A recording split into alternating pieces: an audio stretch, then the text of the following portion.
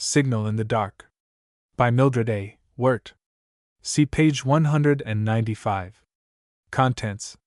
Chapter 1. Help Wanted. 2. Explosion.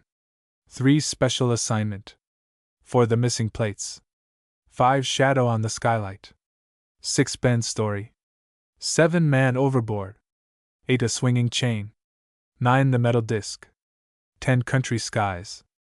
11. A Familiar Car. 12. The Professor's Helper. 13. Behind Office Doors. 14. A Note from Ben. 15. The Demonstration. 16. Suspicion. 17. Major Bryan. 18. A Second Test. 19. The Lantern Signal. 20. A Crook Exposed. 21. In Search of Webb. 22. Salt's Missing Camera. 23. Escape by Night. 24. A Raid on Thesnark. 25. Picture Proof. Chapter 1. The situation is getting worse instead of better, Penny. 3 of our reporters are sick, and we're trying to run the paper with only a third of our normal editorial staff. Anthony Parker, publisher of the Riverview Star, whirled around in the swivel chair to face his daughter, who sat opposite him in the private office of the newspaper. Frankly, I'm up against it, he added gloomily. Penny, a slim girl with deep, intelligent blue eyes, uncurled herself from the window ledge. Carefully, she dusted her brown wool skirt, which had picked up a cobweb and streaks of dirt. You could use a janitor around here too, she hinted teasingly. How about hiring me? As queen of the dust mop brigade? As a reporter, Penny corrected. I'm serious, Dad.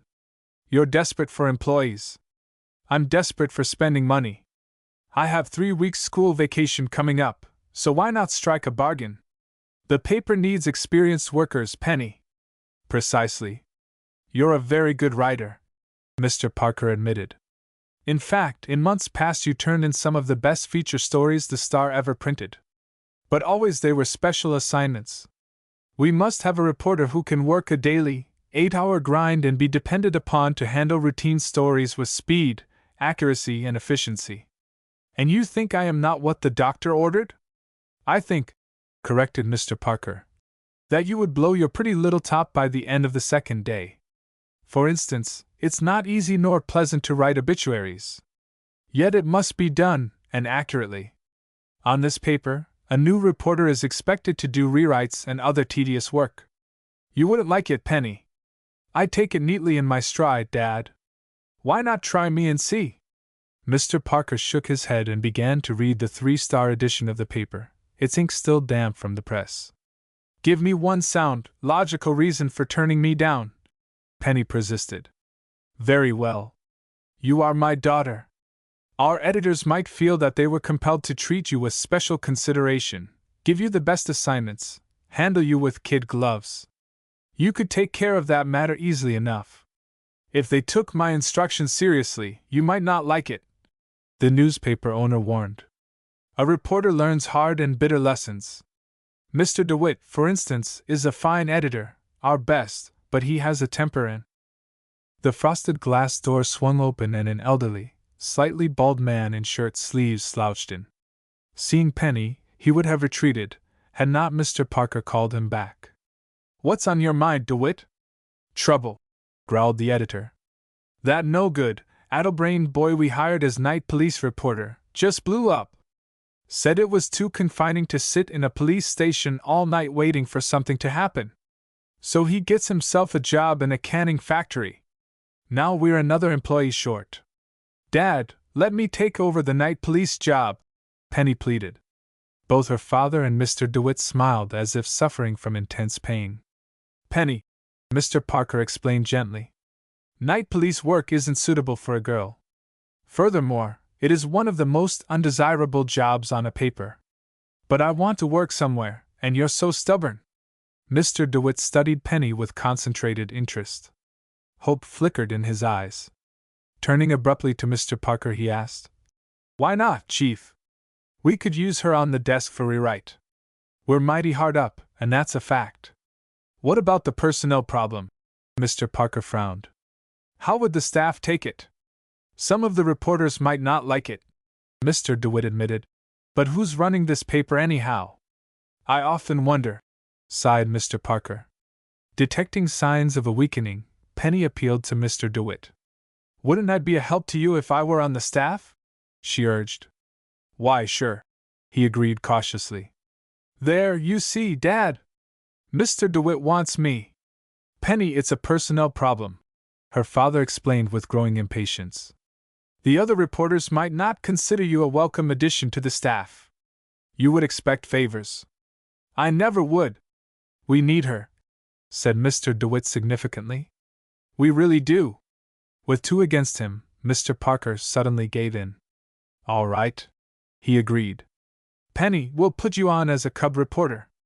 That means you'll start as a beginner with a beginner's salary and do routine work until you've proved your merit. You'll expect no special consideration. Is that understood? Perfectly. Grinning from ear to ear, Penny would have agreed to anything. Furthermore, if the work gets you down, I won't have you coming to me asking for a change. I'll never darken your office door, Dad. Just one question. How much money does a beginner get? $25. Penny's face was a blank. It will be more than you are worth the first few weeks, Mr. Parker said. I'll take it, Penny declared hastily. When do I start? Right now, decided her father. DeWitt, introduce her to the staff, and put her to work. Feeling highly elated but a trifle self-conscious, Penny followed Editor DeWitt past the photography studio and the AP wire room to the main newsroom where reporters were tapping at their typewriters. Gang, said Mr. DeWitt in an all-inclusive introduction. This is Penny Parker. She'll be working here for a few weeks. Heads lifted and appraising eyes focused upon her. Nearly everyone nodded and smiled, but one girl who sat at the far end of a long typewriter table regarded her with an intent, almost hostile stare. And as luck would have it, Mr. DeWitt assigned Penny to the typewriter adjoining hers. This is Elda Hunt, he introduced her. Show Penny the ropes, will you? The girl, a blonde, with heavily rouged cheeks, patted the rigid rolls of her hair into place. Staring at Mr. DeWitt, she answered not a word. I'll have a lot to learn, Penny said, trying to make friendly conversation. Elda shrugged. You're the publisher's daughter, aren't you? She inquired. Yes. Then I don't think you'll have too hard a time, the girl drawled. Penny started to reply, but thought better of it. Seating herself beside Elda, she unhooked the typewriter, rolled a sheet of copy paper into it, and experimented with the keys. The main newsroom was a confusion of sound. Although work was being handled with dispatch, there was an air of tension, for press time on the 5-star edition was drawing close. Telephones were ringing, and Editor DeWitt, who sat at the head of the big rectangular desk, tersely assigned reporters to take the incoming calls. Not far from Penny's ear, the police shortwave radio blared. Copy boys ran to and fro. Benny Jewell, the assistant editor, tossed her a handful of typewritten sheets. Take these handouts and make 'em into shorts, he instructed briefly. Handouts? Penny asked in bewilderment. Shorts? Cut the stories to a paragraph or two each. Oh, said Penny, catching on. You want me to rewrite them? At her elbow, Elda openly snickered. Color stained Penny's cheeks, but she quietly read the first sheet, which was an account of a meeting to be held the following week. Picking out the most important facts, she boiled the story down to 2 short paragraphs, and dropped the finished copy into the editor's wire basket. Only then did Elda speak. You're supposed to make 2 carbons of every story you write, she said pityingly. The girl might have told her sooner, Penny thought. However, she thanked her politely, and finding carbon paper, rewrote the story. In her nervousness, she inserted one of the carbons upside down, ruining the impression. As she removed the sheets from the machine, she saw what she had done. Elda saw too, and smiled in a superior way. She dislikes me intensely, Penny thought. I wonder why. I've not done a thing to her. Aware that she had wasted paper and valuable time, Penny recopied the story a 3rd time and turned it in to the editor. After that, she rewrote the additional stories with fairly good speed. By watching other reporters, she learned that the carbon copies were speared on spindles, which at intervals a copy boy collected and carried away. A telephone rang, and this time Mr. DeWitt, looking straight at Penny, said, "An obituary. Will you take it?" She went to the phone and copied down the facts carefully, knowing that while death notices were routine, they were of vital interest to readers of the paper. Any mistake of fact could prove serious. Returning to her typewriter, she wrote the item. But after she had turned it in, Mr. DeWitt called her to his desk. He was pleasant but firm. "What day are services to be held?" he asked. "Who are the survivors? Where did the woman die? Furthermore, we never use the word funeral home. Instead, we say mortuary.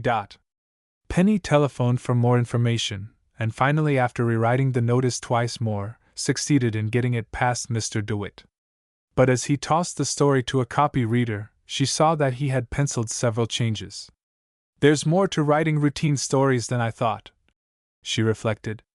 "I'll really have to dig in unless I want to disgrace Dad." Penny was given another obituary to write, which proved nearly as difficult as the first. Hopelessly discouraged, she started for the restroom to get a drink and wash her hands.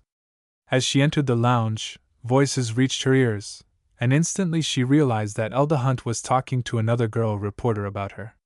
"The publisher's daughter," she heard her say scathingly. "As if we aren't having a hard enough time here, without having to coddle her along." "I didn't think she seemed so bad," the other replied.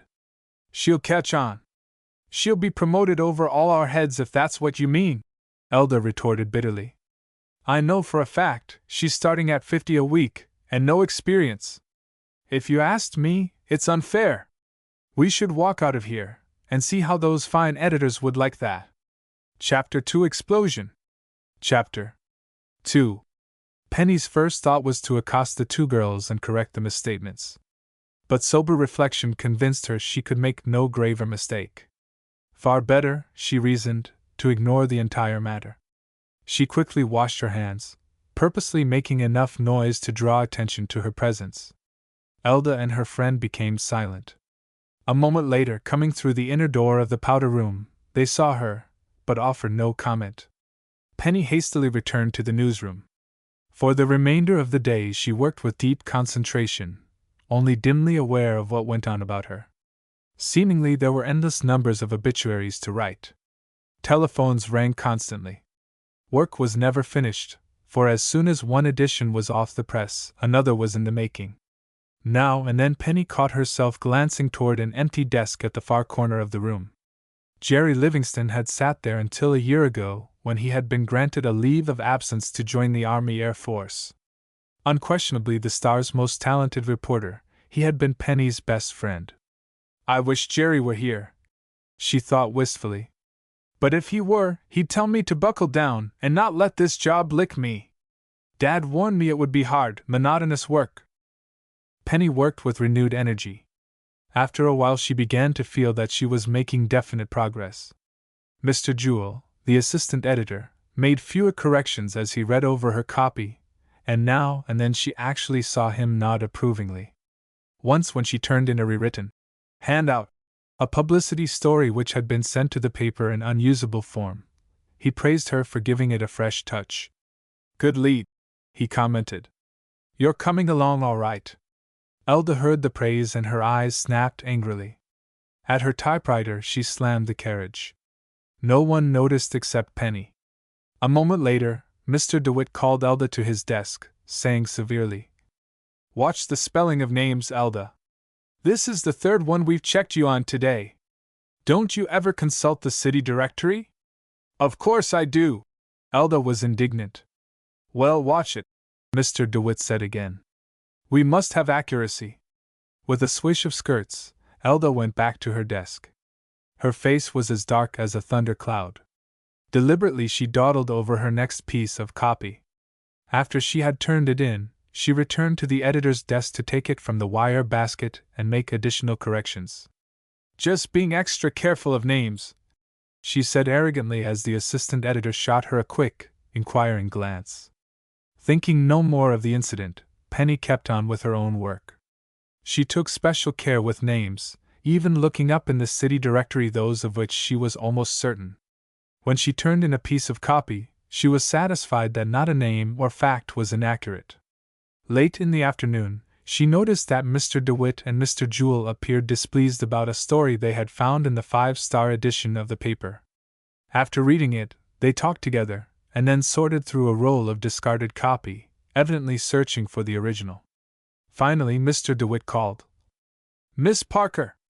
Wondering what she had done wrong, Penny went quickly to his desk. "You wrote this story?" he asked, jabbing a pencil at one of the printed obituaries. "Why, yes," Penny acknowledged. "Is anything wrong with it?" "Only that you've buried the wrong man," DeWitt said sarcastically. "Where did you get that name?" Penny felt actually sick, and her skin prickled with heat. She stared at the story in print. It said that John Gorman had died that morning in Mercy Hospital. "The man who died was John Borman," DeWitt said grimly. "It happens that John Gorman is one of the city's most prominent industrialists. We've made the correction, but it was too late to catch 2/3 of the papers." Penny stared again at the name, her mind working slowly. "But Mr. DeWitt," she protested, "I don't think I wrote it that way. I knew the correct name was Borman. I'm sure that was how I turned it in." "Maybe you hit a wrong letter on the typewriter," the editor said less severely. "That's why one always should read over a story after it's written." "But I did that too," Penny said, and then bit her lip, because she realized she was arguing about the matter. "We'll look at the carbons," decided Mr. DeWitt. They had been taken from the spindles by copy boys, but the editor ordered the entire day's work returned to his desk. Pawing through the sheets, he came to the one Penny had written. Swiftly he compared it with the original copy. "You're right!" he exclaimed in amazement. "The carbons show you wrote the name John Borman, not Gorman." "I knew I did. But the copy that was turned into the basket said John Gorman. Didn't you change it on the first sheet?" "Indeed I didn't, Mr. DeWitt." Scowling, the editor compared the two copies. Obviously on the original sheet, a neat erasure had been made, and a typewritten letter G had been substituted for B. "There's something funny about this," Mr. DeWitt said. "Mighty funny." His gaze roved about the typewriter table, focusing for an instant upon Elda, who had been listening intently to the conversation. "Never mind," he added to Penny. "We'll look into this." Later, she saw him showing the copy sheets to the assistant editor. Seemingly, the two men were deeply puzzled as to how the error had been made. Penny had her own opinion. "Elda did it," she thought resentfully. "I'll wager she removed the sheet from the wire basket when she pretended to be making a correction on her own story." Having no proof, Penny wisely kept her thoughts to herself.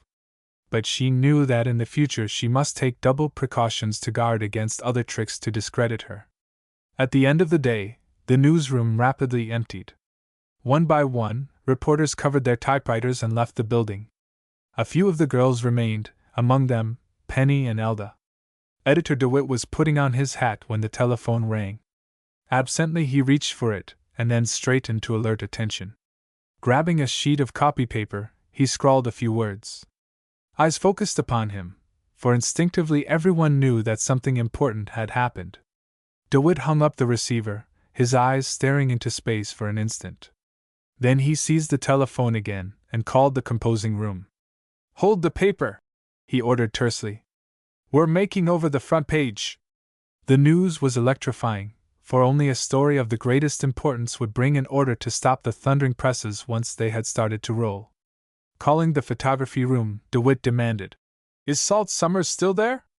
Tell him to grab his camera and get over to the Conway Steel plant in double-quick time. There's been a big explosion. They think it's sabotage."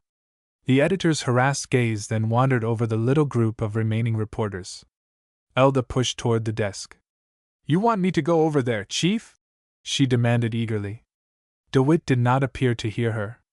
Seizing the telephone once more, he tried without success to get two of the men reporters who had left the office only a few minutes earlier. Slamming down the receiver, his gloomy gaze focused upon Elda for an instant. But he passed her by. "Miss Parker!" Penny was beside him in a flash. "Ride with Salt Summers to the Conway plant," he ordered tersely. "2 men have been reported killed in the explosion. Get everything you can and hold on until relieved." Seizing hat and purse, Penny made a dash for the stairway. No need for DeWitt to tell her that this was a big story. Because all the other reporters except Elda were gone, she had been given the assignment.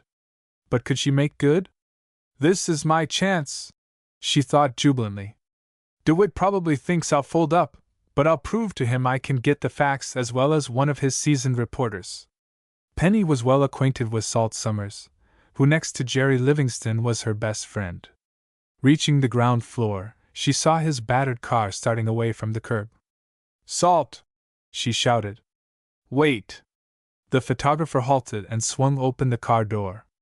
She slid in beside him. "What are you doing here, Penny?" he demanded, shifting gears. "I'm your little assistant." Penny broke the news gently. "I just started to work on the paper." "And DeWitt assigned you to this story?" He couldn't help himself. Nearly everyone else had left the office. The car whirled around a corner and raced through a traffic light just as it turned amber. Suddenly, from far away, there came a dull explosion which rocked the pavement. Salt and Penny stared at each other with alert comprehension. "That was at the Conway plant!" the photographer exclaimed, pushing his foot hard on the gas pedal. "Penny, we've got a real assignment ahead of us." Chapter 3 Special Assignment. Chapter 3. Darkness shrouded the streets as the press car careened toward the outskirts of the city where the Conway steel plant was situated. Rattling over the river bridge, Salt and Penny caught their first glimpse of the factory. Flames were shooting high into the sky from one of the buildings, and employees poured in panic through the main gate. No policemen were yet in evidence, nor had the fire department arrived.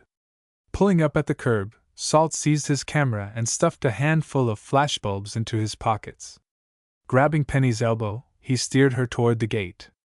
To get through the barrier, they fought their way past the outsurging, panic-stricken tide of fleeing employees. "Scared?" Salt asked as they paused to stare at the shooting flames.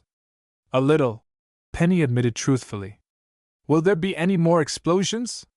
"That's the chance we're taking. DeWitt shouldn't have sent you on this assignment. He couldn't know there would be other explosions," Penny replied. "Besides, someone had to cover the story, and no one else was there. I can handle it." "I think you can too," said Salt quietly. "But you'll have to work alone. My job is to take pictures.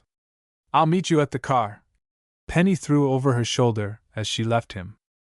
Scarcely knowing how or where to begin, she ran toward the burning building. One of the smaller storage structures of the factory, it was not connected with the main office. The larger building remained intact.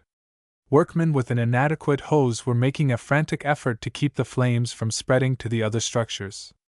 Penny ran up to one of the men, plucking at his sleeve to command attention. "What set off the explosion?" she shouted in his ear. "Don't know," he replied above the roar of the flames. "Anyone killed?" "2 workmen. They're over there." The man waved his hand vaguely toward another building. Unable to gain more information, Penny ran toward the nearby structure. The wind, she noted, was carrying flames in the opposite direction.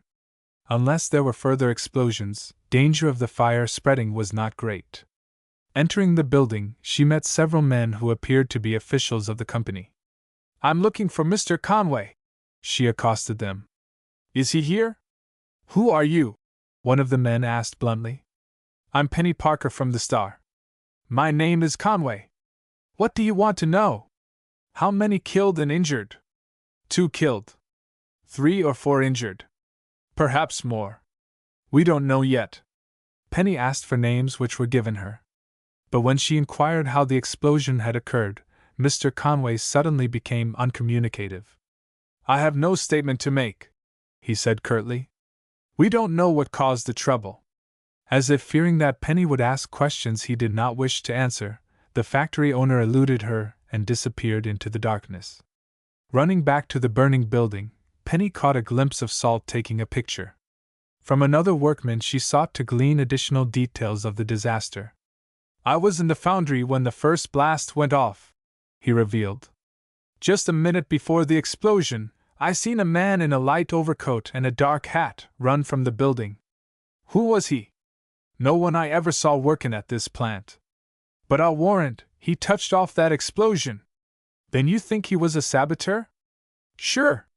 Penny did not place too much stock in the story, but as she wandered about among the excited employees, she heard others saying that they too had seen the strange man running from the building.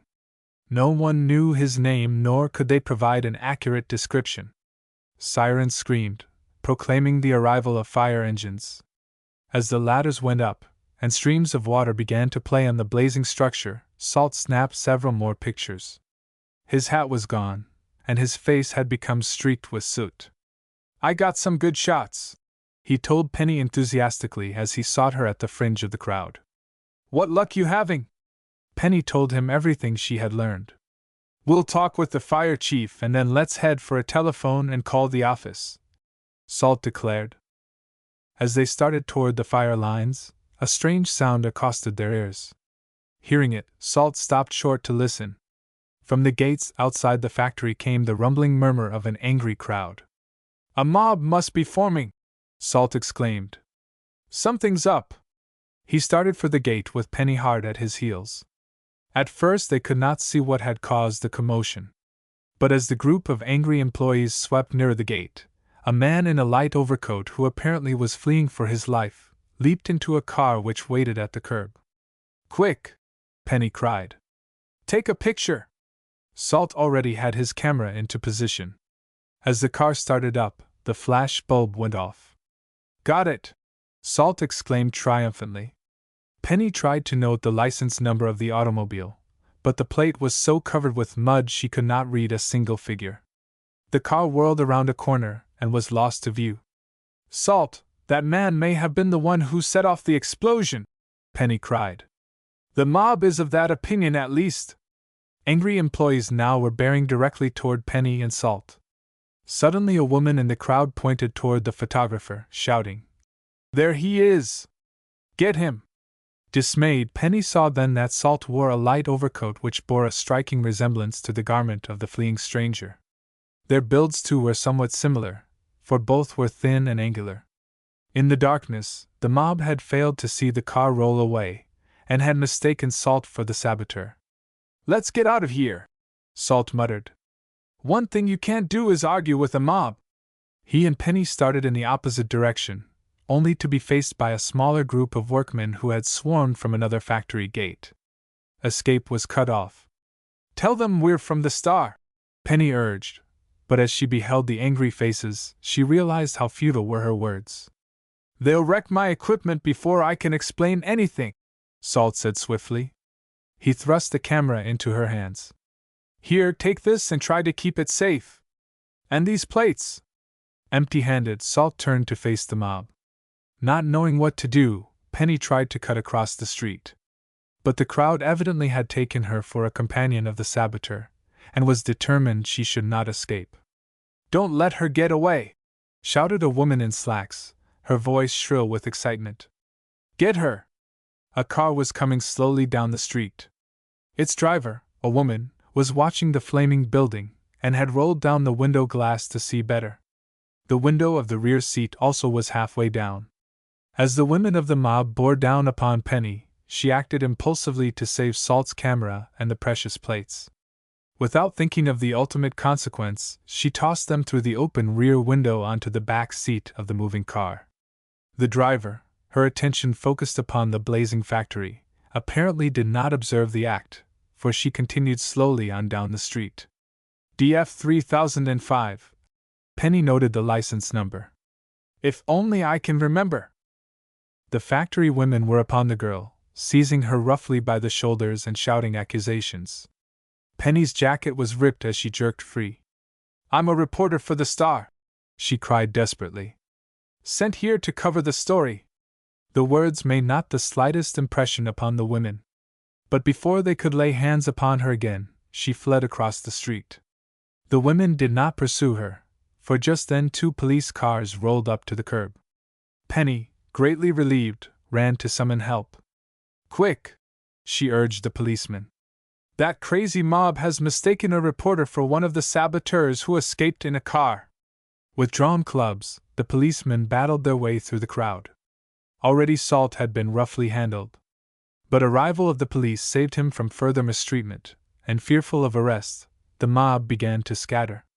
In another moment the photographer was free, although a bit battered. His coat had been torn to shreds, one eye had been blackened, and blood trickled from a cut on his lower lip. "Are you all right?" he asked anxiously as Penny rushed to him. "Oh, yes. But you're a sight, Salt. They have killed you." "I'm okay," Salt insisted. "The important thing is we've got a whale of a story, and we saved the camera and pictures." A stricken look came over Penny's face. "Salt," she stammered. "Your camera. It was smashed?" "No, I tossed it into a car, but the car went on down the street. How we'll ever find it again I don't know." Chapter 4: The Missing Plates. Chapter 4. Salt did not criticize Penny when he learned exactly what had happened. "I'd rather lose a dozen pictures than have my camera smashed," he declared to cheer her. "Anyway, we may be able to trace the car and get everything back. Remember the license number? DF 3005, Penny said promptly, and wrote it down lest she forget. "Let's call the license bureau and get the owner's name," the photographer proposed, steering her toward a corner drugstore. "Gosh, it's late," he added, noticing a clock in a store window. "And they're holding the paper for our story and pictures. I certainly messed everything up," Penny said dismally. "At the moment, it seemed the thing to do. When those women started for me, I thought it was the only way to save the camera." "Don't worry about it," Salt comforted. "I'll get the camera back. But how will we catch the edition with your pictures?" "That's a horse of a different color," Salt admitted ruefully. "Anyway, it's my funeral. I'll tell DeWitt something." "I'll tell him myself," Penny said firmly. "I lost the pictures, and I expect to take responsibility for it. Let's not worry ahead. Maybe we can trace that car if we have luck." Entering the drugstore, Penny immediately telephoned Editor DeWitt at the Star, reporting all the facts she had picked up. "Okay, that's fine," he praised. "One of our men reporters, Art Bailey, is on his way out there now. He'll take over. Tell Salt Summers to get in here fast with his pictures." "He'll call you in just a minute or two," Penny said weakly. From another phone, Salt had been in touch with the license bureau. As Penny left the booth to join him, she saw by the look of his face that he had had no luck. "Couldn't you get the name of the owner?" she asked. "It's worse than that, Penny. The license was made out to a man by the name of A.B. Bettenridge. He lives at Silbus City." "Silbus City? At the far end of the state? That's the size of it. But how did the car happen to be in Riverview? The man or his wife probably is visiting relatives here, or possibly just passing through the city. And there's no way to trace them," Penny said, aghast. "Oh, Salt, I've not only lost your pictures, but your camera as well." "Cheer up," Salt said brusquely. "It's not that bad. We're sunk on the pictures, that's sure. But unless the people are dishonest, I'll get the camera again. I'll write a letter to Silbus City, or if necessary, go there myself." Penny had little to say as she rode back to the Star office with the photographer. Editor DeWitt was not in the newsroom when they returned, but they found him in the composing room, shouting at the printers who were making up the paper to include the explosion story. Seeing Penny and Salt, he whirled around to face them. "Get any good pictures?" he demanded. "We lost all of them," Salt confessed, his face long. "You what?" "Lost the pictures. The mob tore into us, and we were lucky to get back alive." DeWitt's stony gaze fastened briefly upon Salt's scratched face and torn clothing. "One of the biggest stories of the year, and you lose the pictures," he commented. "It was my fault," Penny broke in. "I tossed the camera and plates into a passing car. I was trying to save them, but it didn't work out that way." DeWitt's eyebrows jerked upward and he listened without comment as Penny told the story. Then he said grimly, "That's fine. That's just dandy. and stalked out of the composing room. Penny gazed despairingly at Salt. If you hadn't told him it was your fault, he'd have taken it okay. Salt sighed. Oh, well, it was the only thing to do. Anyway, there's one consolation. He can't fire you. I wish he would. Salt, I feel worse than a worm. Oh, buck up, Penny. Things like this happen. One has to learn to take the breaks. Nothing like this ever happened before, I'm sure of that, Penny said dismally. What ought I to do, Salt? Not a thing, he assured her. Just show up for work tomorrow the same as ever and don't think any more about it. I'll get the camera back, and by tomorrow DeWitt will have forgotten everything. You're very optimistic, Penny returned. Very optimistic indeed. Not wishing to return through the newsroom, she slipped down the back stairs and took a bus home. The Parker house stood on a knoll high above the winding river and was situated in a lovely district of Riverview. Only a few blocks away lived Louise Seidel, who was Penny's closest friend. Reluctant to face her father, Penny lingered for a while in the dark garden, snipping a few roses. But presently a kitchen window flew up, and Mrs. Maud Weems, the family housekeeper, called impatiently. Penny Parker, is that you prowling around out there? We had our dinner 3 hours ago. Will you please come in and explain what kept you so long? Penny drew a deep sigh and went in out of the night. Mrs. Weems stared at her in dismay as she entered the kitchen. Why, what have you done to yourself? She exclaimed. Nothing. You look dreadful. Your hair isn't combed, your face is dirty, and your clothes. Why, they smell of smoke. Didn't Dad tell you I started to work for the Star today? Penny inquired innocently. The very idea of you coming home 3 hours late, and looking as if you had gone through the rollers of my washing machine. I'll tell your father a thing or two. Mrs. Weems had cared for Penny since the death of Mrs. Parker many years before. Although employed as a housekeeper, salary was no consideration, and she loved the girl as her own child. Penny and Mr. Parker regarded Mrs. Weems almost as a member of the family. Where is Dad? Penny asked uneasily. In the study.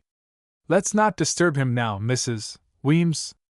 I'll just have a bite to eat and slip off to bed. So you don't want to see your father? The housekeeper demanded alertly. Why, may I ask? Is there more to this little escapade than meets the eye? Maybe, Penny admitted. Then she added earnestly. Believe me, Mrs. Weems, I've had a wretched day. Tomorrow I'll tell you everything. Tonight I just want to get a hot bath and go to bed. Mrs. Weems instantly became solicitous. You poor thing, she murmured sympathetically. I'll get you some hot food right away. Without asking another question, the housekeeper scurried about the kitchen, preparing supper. When it was set before her, Penny discovered she was not as hungry as she had thought. But because Mrs. Weems was watching her anxiously, she ate as much as she could. After she had finished, she started upstairs.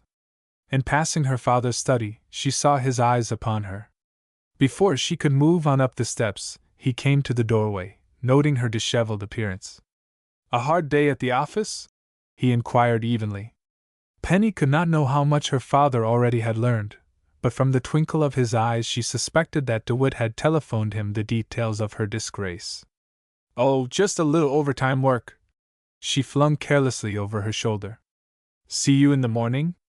Penny took a hot bath and climbed into bed.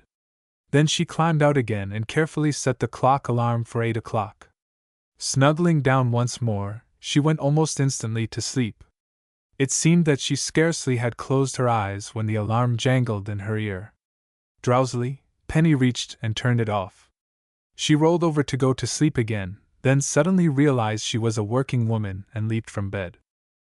She dressed hurriedly and joined her father at the breakfast table. He had 2 papers spread before him, the Star, and its rival, the Daily Times.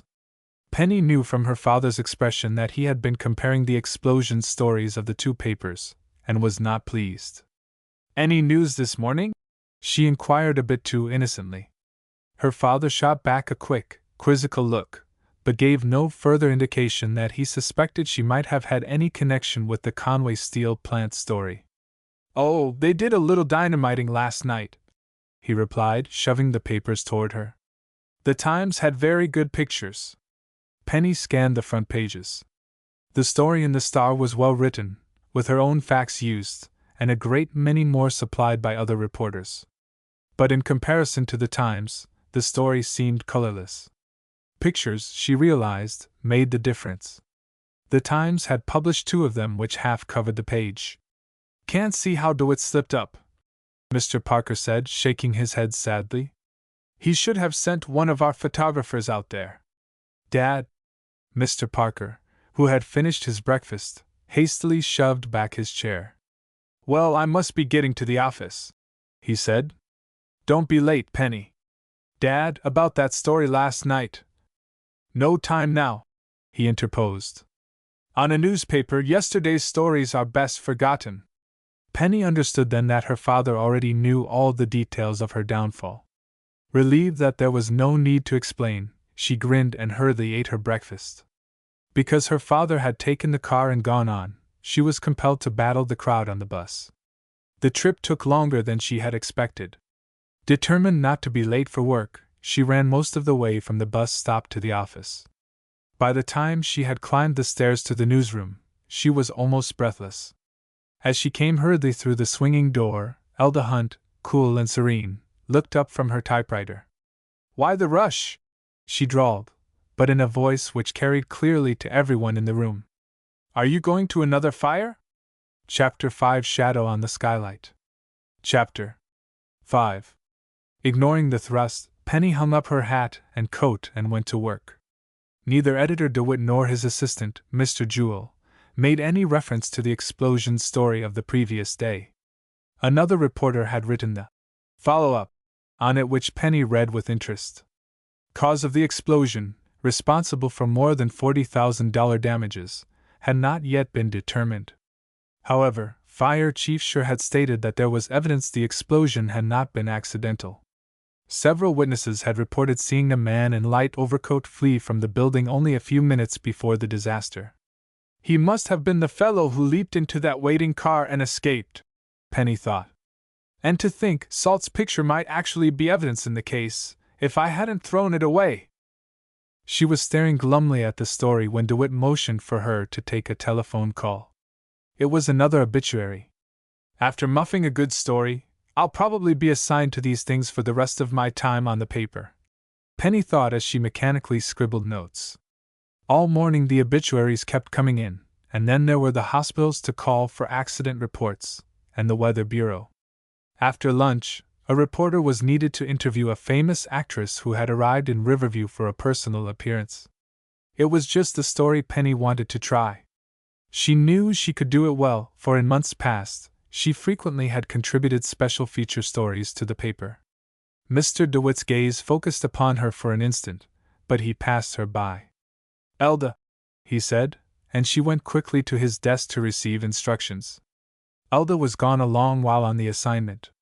When she returned in the afternoon, she spent nearly 2 hours typing the interview.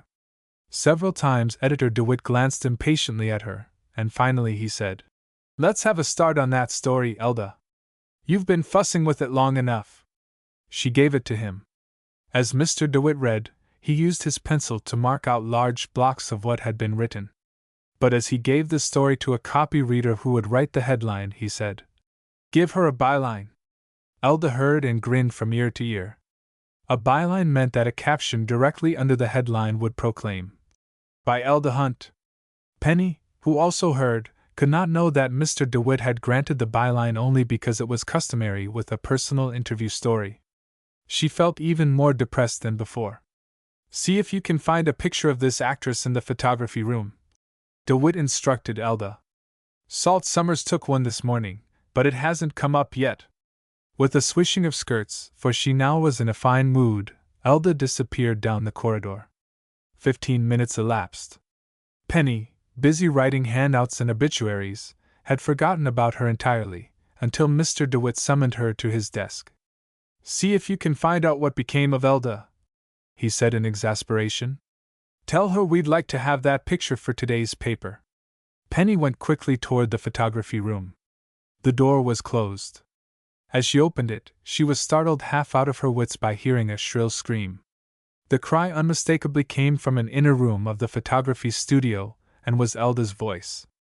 At the same instant, a gust of cool air struck Penny's face. "Elda!" she called in alarm. "Here!" came the girl's muffled voice from the inner room. Fearing the worst, Penny darted through the doorway. Elda had collapsed in a chair, her face white with terror. Wordlessly, she pointed toward the ceiling. Penny gazed up but could see nothing amiss. Warm sunshine was pouring through the closed skylight which covered half the ceiling area. "What ails you, Elda?" she asked. "Why did you scream?" "The skylight." "What about the skylight?" Penny demanded with increasing impatience. "I can't see anything wrong with it. Only a moment ago I saw a shadow there," Elda whispered in awe. "A shadow!" Penny was tempted to laugh. "What sort of shadow?" I can't describe it. But it must have been a human shadow. I think a man was crouching there." "Nonsense, you must have imagined it." "But I didn't," Elda insisted indignantly. "I saw it just before you opened the door." "Did the skylight open?" "Not that I saw." Recalling the cool gust of wind that had struck her face, Penny took thought. Was it possible that Elda actually had seen someone crouching on the skylight? However, the idea seemed fantastic.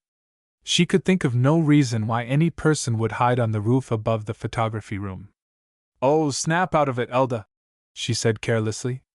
"Even if you did see a shadow, what of it? It was a man, I tell you. A workman, perhaps. Mr. DeWitt sent me to tell you he was in a hurry for that picture." "Oh, tell Mr. DeWitt to jump in an inkwell," Elda retorted angrily. "He's always in a hurry." "You haven't been watching a shadow all this time, I judge," Penny commented.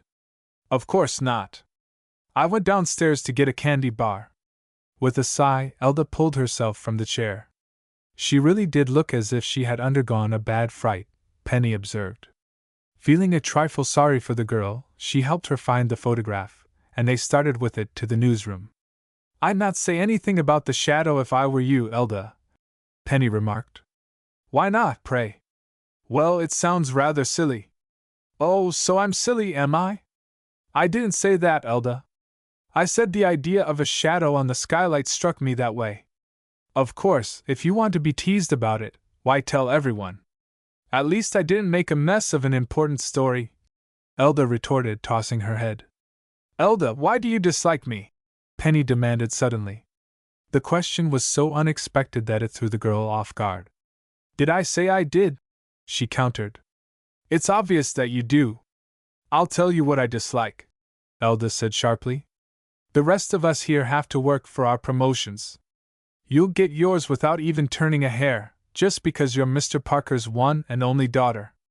But that's not true, Elda. I'm expected to earn my way the same as you. I'm working at a beginner's salary. You can't expect me to believe that. Was it because you thought I was making more money than you that you changed the name on the Borman obituary?" Elda stopped short. She tried to register indignation, but instead, only looked frightened. Penny was certain of her guilt. "I haven't told Mr. DeWitt, and I don't intend to," she said quietly. "But I'm warning you. If anything like that happens again, you'll answer for it." "Well, of all the nerve!" Elda exploded, but her voice lacked fire. "Of all the nerve!" Penny deliberately walked away from her. The day dragged on. At 5:30 Penny covered her typewriter and telephoned Mrs. Weems. "I'll be late coming home tonight," she said apologetically. "I thought I might get dinner downtown and perhaps go to a show." "Another hard day?" the housekeeper asked sympathetically. "Much easier than yesterday," Penny said, making her voice sound cheerful. "Don't worry about me. I'll be home no later than 9. Though she would not have confessed it even to herself, Penny was reluctant to meet her father at dinner time. He might not ask questions, but his all-knowing, all-seeing eyes would read her secrets. At a glance he could tell that newspaper work was not going well for her, and that she disliked it. "I certainly won't give him an opportunity to even think I told you so," she reflected. "Even if it kills me, I'll stick here, And I'll pretend to like it too. Because it was too early to dine, Penny walked aimlessly toward the river. She paused at a dock to watch two boys fishing, and then sauntered on toward the passenger wharves. A young man in an unpressed suit, and shoes badly in need of a shine, leaned against one of the freight buildings. Seeing Penny, he pulled his hat low over his eyes, and became engrossed in lighting a cigarette. She would have passed him by without a second glance, save that he deliberately turned his back to shield his face. The hunch of his shoulders struck her as strangely familiar. Involuntarily, she exclaimed, "Ben! Ben Bartell!" He turned then, and she saw that she had not been mistaken. The young man indeed was a former reporter for the Riverview Mirror, a news magazine published weekly. Ben had not shaved that day, and he looked years older than when she last had seen him. "Hello, Penny," he said uncomfortably. "Ben, what has happened to you?" she asked. "Why were you trying to avoid me?" Ben did not reply for a moment. Then he said quietly, "Why should I want to see any of my old friends now? Just look at me and you have your answer." "Why, Ben? You were one of the best reporters the Mirror ever had." "Were is right," returned Ben with a grim smile. "Haven't worked there for 6 months now. The truth is, I'm down and out." "Why, that's ridiculous, Ben. Nearly every paper in town needs a good man." "They don't need me." "Ben, you sound so bitter. What has happened to you?"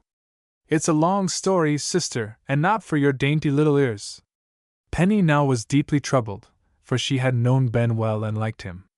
"Ben, you must tell me," she urged, taking his arm. "We're going into a restaurant, and while we have dinner together, you must explain why you left the Mirror." Chapter 6 Ben's Story. Chapter 6. Ben held back. "Thanks," he said uncomfortably, "but I think I ought to be moving on." "Have you had your dinner?" Penny asked. "Not yet." "Then do come with me, Ben. Or don't you want to tell me what happened at the Mirror?" "It's not that, Penny. The truth is, well, you haven't the price of a dinner?" Penny supplied. "Is that it, Ben?" "I'm practically broke," he acknowledged ruefully. "Sounds screwy in a day and age like this, but I'm not strong enough for factory work. Was rejected from the army on account of my health. Tomorrow I guess I'll take a desk job somewhere, but I've held off, not wanting to get stuck on it." "You're a newspaper man, Ben. Reporting is all you've ever done, isn't it?" "Yes, but I'm finished now. Can't get a job anywhere." The young man started to move away, but Penny caught his arm again. "Ben, you are having dinner with me," she insisted. "I have plenty of money, and this is my treat. I really want to talk to you." "I can't let you pay for my dinner," Ben protested, though with less vigor. "Silly! You can take me somewhere as soon as you get your job." "Well, if you put it that way," Ben agreed, falling willingly into step. "There's a place here on the waterfront that serves good meals, but it's not stylish." "All the better. Lead on, Ben." He took her to a small, crowded little restaurant only a block away. In the front window, a revolving spit upon which were impaled several roasting chickens, captured all eyes. Ben's glands began to work as he watched the birds browning over the charcoal. "Ben, how long has it been since you've had a real meal?" Penny asked, picking up the menu. "Oh, a week. I've mostly kept going on pancakes. But it's my own funeral.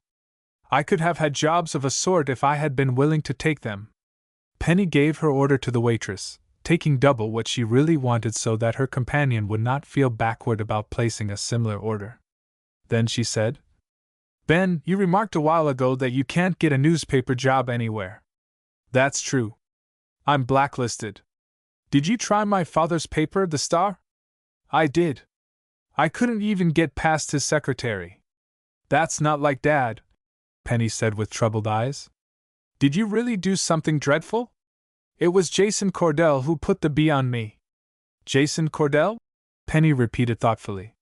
"He's the editor of the Mirror, and has an office in the building adjoining the Star." "Right. Well, he fired me. Lots of reporters are discharged, Ben, but they aren't necessarily blacklisted." Ben squirmed uncomfortably in his chair. "You needn't tell me if you don't wish," Penny said kindly. I don't mean to pry into your personal affairs. I only thought that I might be able to help you. I want to tell you, Penny. I really do. But I don't dare reveal some of the facts, because I haven't sufficient proof. I'll tell you this much. I stumbled into a story, a big one, and it discredited Jason Cordell. You didn't publish it? Naturally not. Ben laughed shortly. I doubt if any newspaper would touch it with a 10-foot pole. Cordell is supposed to be one of our substantial, respectable citizens. Actually, he's as dishonorable as they come. Knowing that Ben was bitter because of his discharge, Penny discredited some of the remarks, but she waited expectantly for him to continue. A waitress brought the dinner, and for a while, as the reporter ate ravenously, he had little to say. You'll have to excuse me, he finally apologized. I haven't tasted such fine food in a year. Now what is it you want to know, Penny? I'm in a mood to tell almost anything. What was this scandal you uncovered about Mr. Cordell? That's the one thing I can't reveal, but it concerned the owner of the Conway steel plant. They're bitter enemies, you know. Penny had not known, and the information interested her greatly. Did you talk it over with Mr. Cordell? She asked. That was the mistake I made. Ben slowly stirred his coffee. Cordell didn't have much to say, but the next thing I knew, I was out of a job and on the street. Are you sure that was why he discharged you? What else? Penny hesitated, not wishing to hurt Ben's feelings. There were several things she had heard about him, that he was undependable and that he drank heavily. Most of the things you've been told about me aren't true, Ben said quietly, reading her thoughts. Jason Cordell started a lot of stories intended to discredit me. He told editors that I had walked off a job and left an important story uncovered. He pictured me as a drunkard and a troublemaker. I'll talk to my father, Penny promised. As short as the star is of employees, I'm sure there must be a place for you. You're swell, Ben said feelingly. But I'm not asking for charity. I'll get along. Refusing to talk longer about himself, he told Penny of amusing happenings along the waterfront. After dessert had been finished, she slipped a bill into his hand, and they left the restaurant. Outside, the streets were dark, for in this section of the city, lights were few and far between. Ben offered to escort Penny back to the Star office or wherever she wished to go. This isn't too safe a part of the city for a girl, he declared. Especially after night. All the same, to me the waterfront is the most fascinating part of Riverview, Penny declared. You seem to know this part of town well, Ben. I should. I've lived here for the past 6 months. You have a room? I'll show you where I live, Ben offered. Wait until we reach the next corner. They walked on along the river docks, passing warehouses and vessels tied up at the wharves. Twice they passed guards who gazed at them with intense scrutiny. However, Ben was recognized, and with a friendly salute, the men allowed him to pass unchallenged. The waterfront is strictly guarded now, the reporter told Penny. Even so, plenty goes on here that shouldn't. Meaning? Ben did not answer, for they had reached the corner. Beyond, on a vacant lot which Penny suspected might also be a dumping ground, stood 3 or 4 dilapidated shacks. See the third one, Ben indicated. Well, that's my little mansion. Oh, Ben! It's not bad inside. A little cold when the wind blows through the chinks, but otherwise, fairly comfortable. Ben, haven't you any friends or relatives? Not here. I thought I had a few friends, but they dropped me like a hot potato when I ran into trouble. This is no life for you, Ben. I'll certainly talk to my father tomorrow. Ben smiled and said nothing. From his silence, Penny gathered that he had no faith she would be able to do anything for him. They walked on, and as they approached a small freighter tied up at the wharf, Ben pointed it out. That's the Snark, he informed her. The name meant nothing to Penny. Who owns her? She inquired carelessly. I wish I knew, Penny. There's plenty goes on aboard that vessel, but it's strictly hush-hush. I have my suspicions that. Ben suddenly broke off, for several men had appeared on the deck of the Snark. The vessel was some distance away, and in the darkness only shadowy forms were visible. Seizing Penny's arm, Ben pulled her flat against the warehouse. Amazed by his action, she started to protest. Then she understood. Aboard the Snark there was some sort of disturbance or disagreement. The men, although speaking in low, almost inaudible tones, were arguing. Penny caught only one phrase. "Heave him overboard." "Ben, what's happening there?" she whispered anxiously. "Don't know," he answered. "But nothing good." "Where are the guards?" "Probably at the far end of their beats." Aboard the Snark, there was a brief scuffle, as someone was dragged across the deck to the rail. "That'll teach you," they heard one of the men mutter. Then the helpless victim was raised and dropped over the rail. Shrieking in terror, he fell with a great splash into the inky waters. Frantically, he began to struggle. "Those fiends!" Penny cried. "They deliberately threw the man overboard, and he can't swim!" Chapter 7 Man Overboard. Chapter 7. Penny and Ben ran to the edge of the dock, peering into the dark, oily waters. On the deck of the Snark there was a murmur of voices, then silence. Casting a quick glance upward, Penny was angered to see that the men who had been standing there had vanished into a cabin or companionway. Obviously, they had no intention of trying to aid the unfortunate man. "There he is!" Ben exclaimed, suddenly catching another glimpse of the bobbing head. "About done in two!" Kicking off his shoes and stripping off his coat, the reporter dived from the dock. He struck the water with an awkward splash, but Penny was relieved to see that he really could swim well. He struck out for the drowning man, but before he could reach him, the fellow slipped quietly beneath the surface.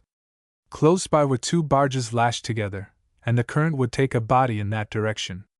Ben jackknifed and went down into the inky waters in a surface dive.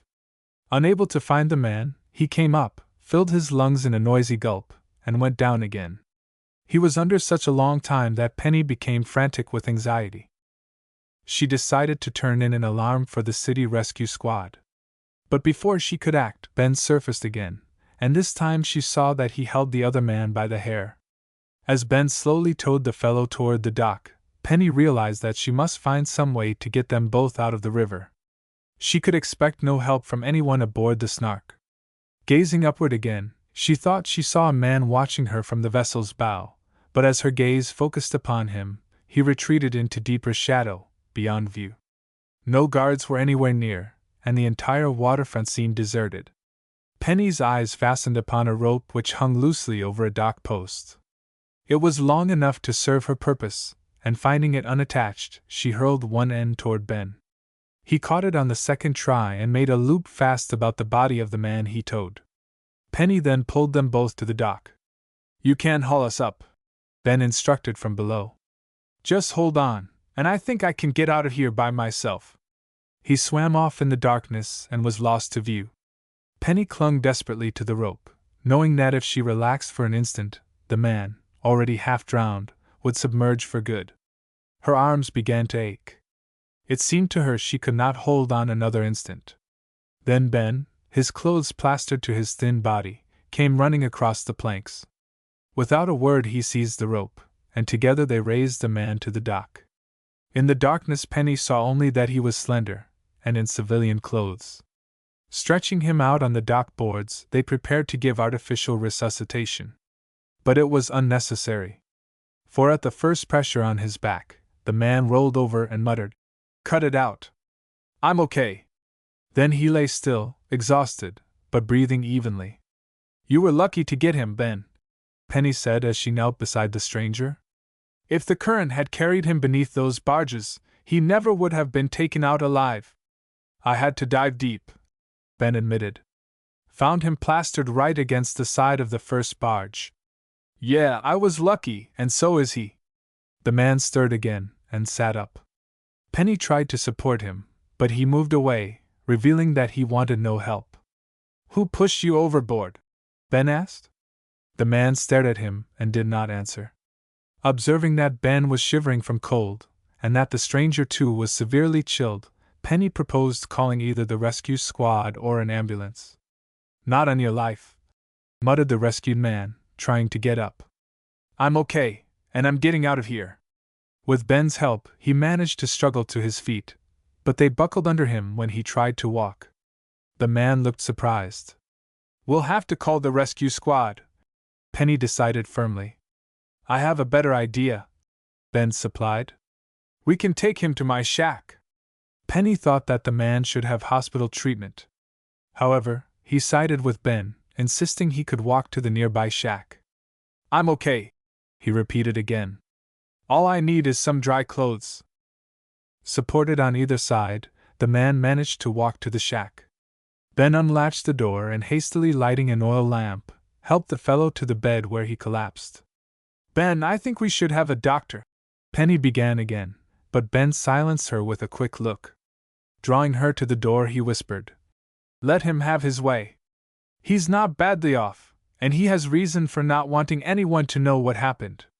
If we call the rescue squad or a doctor, he'll have to answer to a lot of questions. There are some things I'd like to know myself. We'll get the answers if we're patient. Now stay outside for a minute or two until I can get his clothes changed, and into dry ones myself." Penny stepped outside the shack.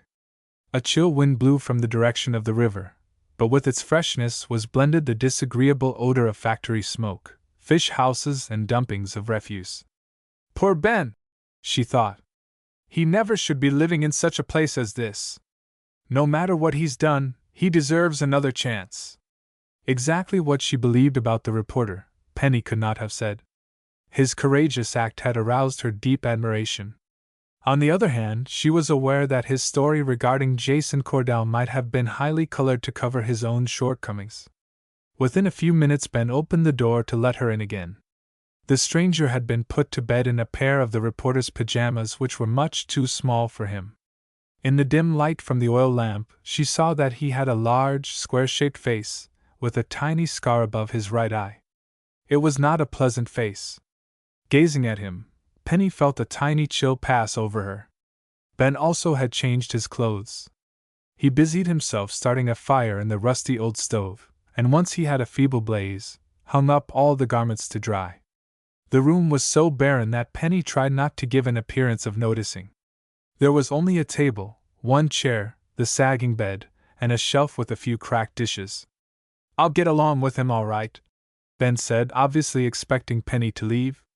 She refused to take the hint. Instead, she said, "This man will either have to go to a hospital or stay here all night. He's in no condition to walk anywhere." "He can have my bed tonight," Ben said. "I'll manage." The stranger's intent eyes fastened first upon Penny and then Ben. But not a word of gratitude did he speak. "You'll need more blankets and food," Penny said, thinking aloud. "I can get them from Mrs. Weems." "Please don't bother," Ben said stiffly. "We'll get along." Though rebuffed, Penny went over to the bedside. Instantly she saw a bruise on the stranger's forehead and a sizable swollen place. "Why, he must have struck his head!" she exclaimed, then corrected herself. "But he didn't strike anything that we saw. Ben, he must have been slugged while aboard the Snark." The stranger turned so that he looked directly into the girl's clear blue eyes. "Nuts!" he said emphatically. "Our guest doesn't seem to care to discuss the little affair," Ben commented dryly. "I wonder why.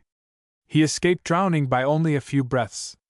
"Listen," said the stranger, hitching up on an elbow. "You fished me out of the water, but that don't give you no right to put me through the 3rd degree. My business is my business, see?" "Who are you?" demanded Penny. She thought he would refuse to answer, but after a moment he said curtly, "James Webster." Both Penny and Ben were certain that the man had given a fictitious name. "You work aboard the Snark?" Ben resumed the questioning. "No." "Then what were you doing there? And why were you pushed overboard?" Penny demanded as the man failed to answer the first question.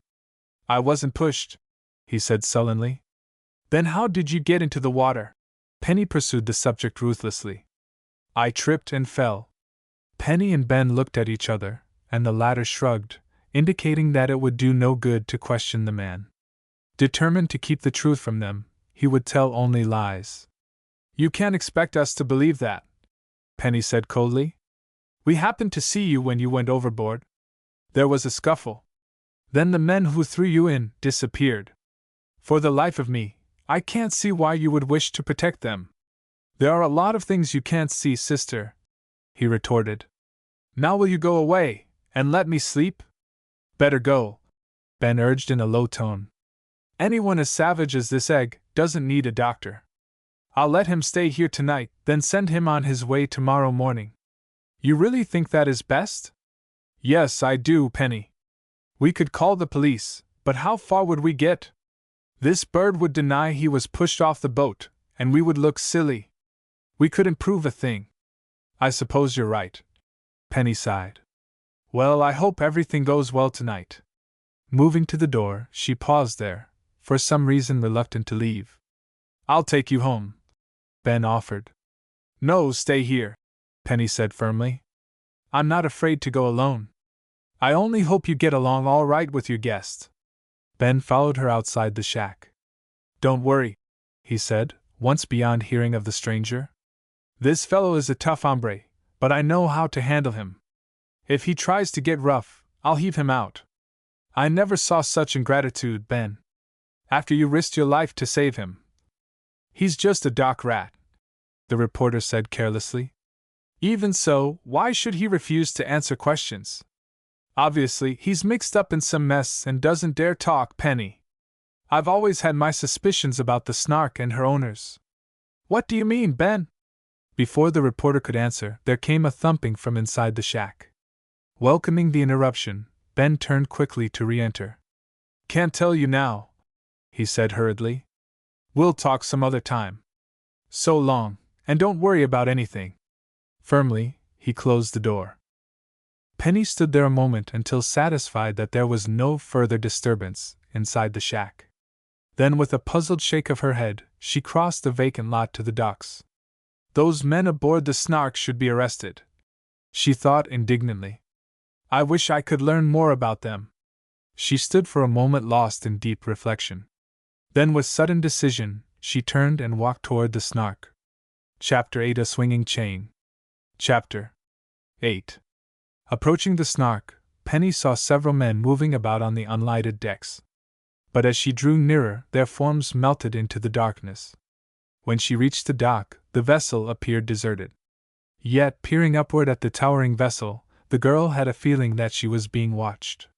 She was satisfied that the rescue of the man who called himself James Webster had been observed. She was equally certain that those aboard the Snark were aware of her presence now. Ahoy, the Snark! She called impulsively. There was no answer from aboard the tied-up vessel, but footsteps pounded down the dock.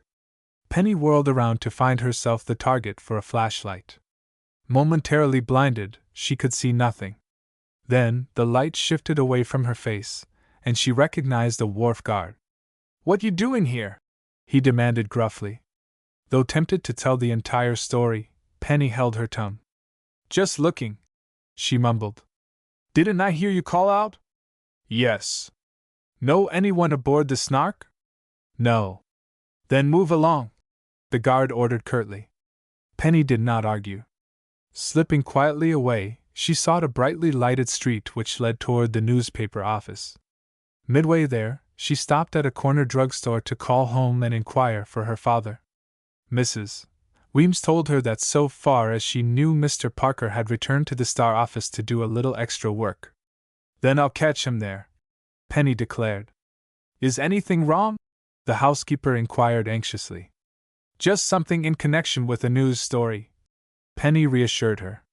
I'll be home soon. Hanging up the receiver before the housekeeper could ask any more questions, she walked swiftly on to the Star building. The front door was locked, but Penny had her own key. Letting herself in through the darkened advertising room, she climbed the stairs to the news floor. A few members of the Sunday staff were working at their desks, but otherwise the room was deserted. Typewriters, like hooded ghosts, stood in rigid ranks. Pausing to chat for a moment with the Sunday editor, Penny asked if her father were in the building. He was in his office a few minutes ago, the man replied. I don't know if he left or not. Going on through the long newsroom, Penny saw that her father's office was dark. The door remained locked. Disappointed, she started to turn back when she noticed a light burning in the photography room. At this hour she knew no one would be working there, unless Salt Summers or one of the other photographers had decided to develop and print a few of his own pictures. "Dad, are you there?" she called. No one answered, but Penny heard a scurry of footsteps. "Salt!" she called, thinking it must be one of the photographers.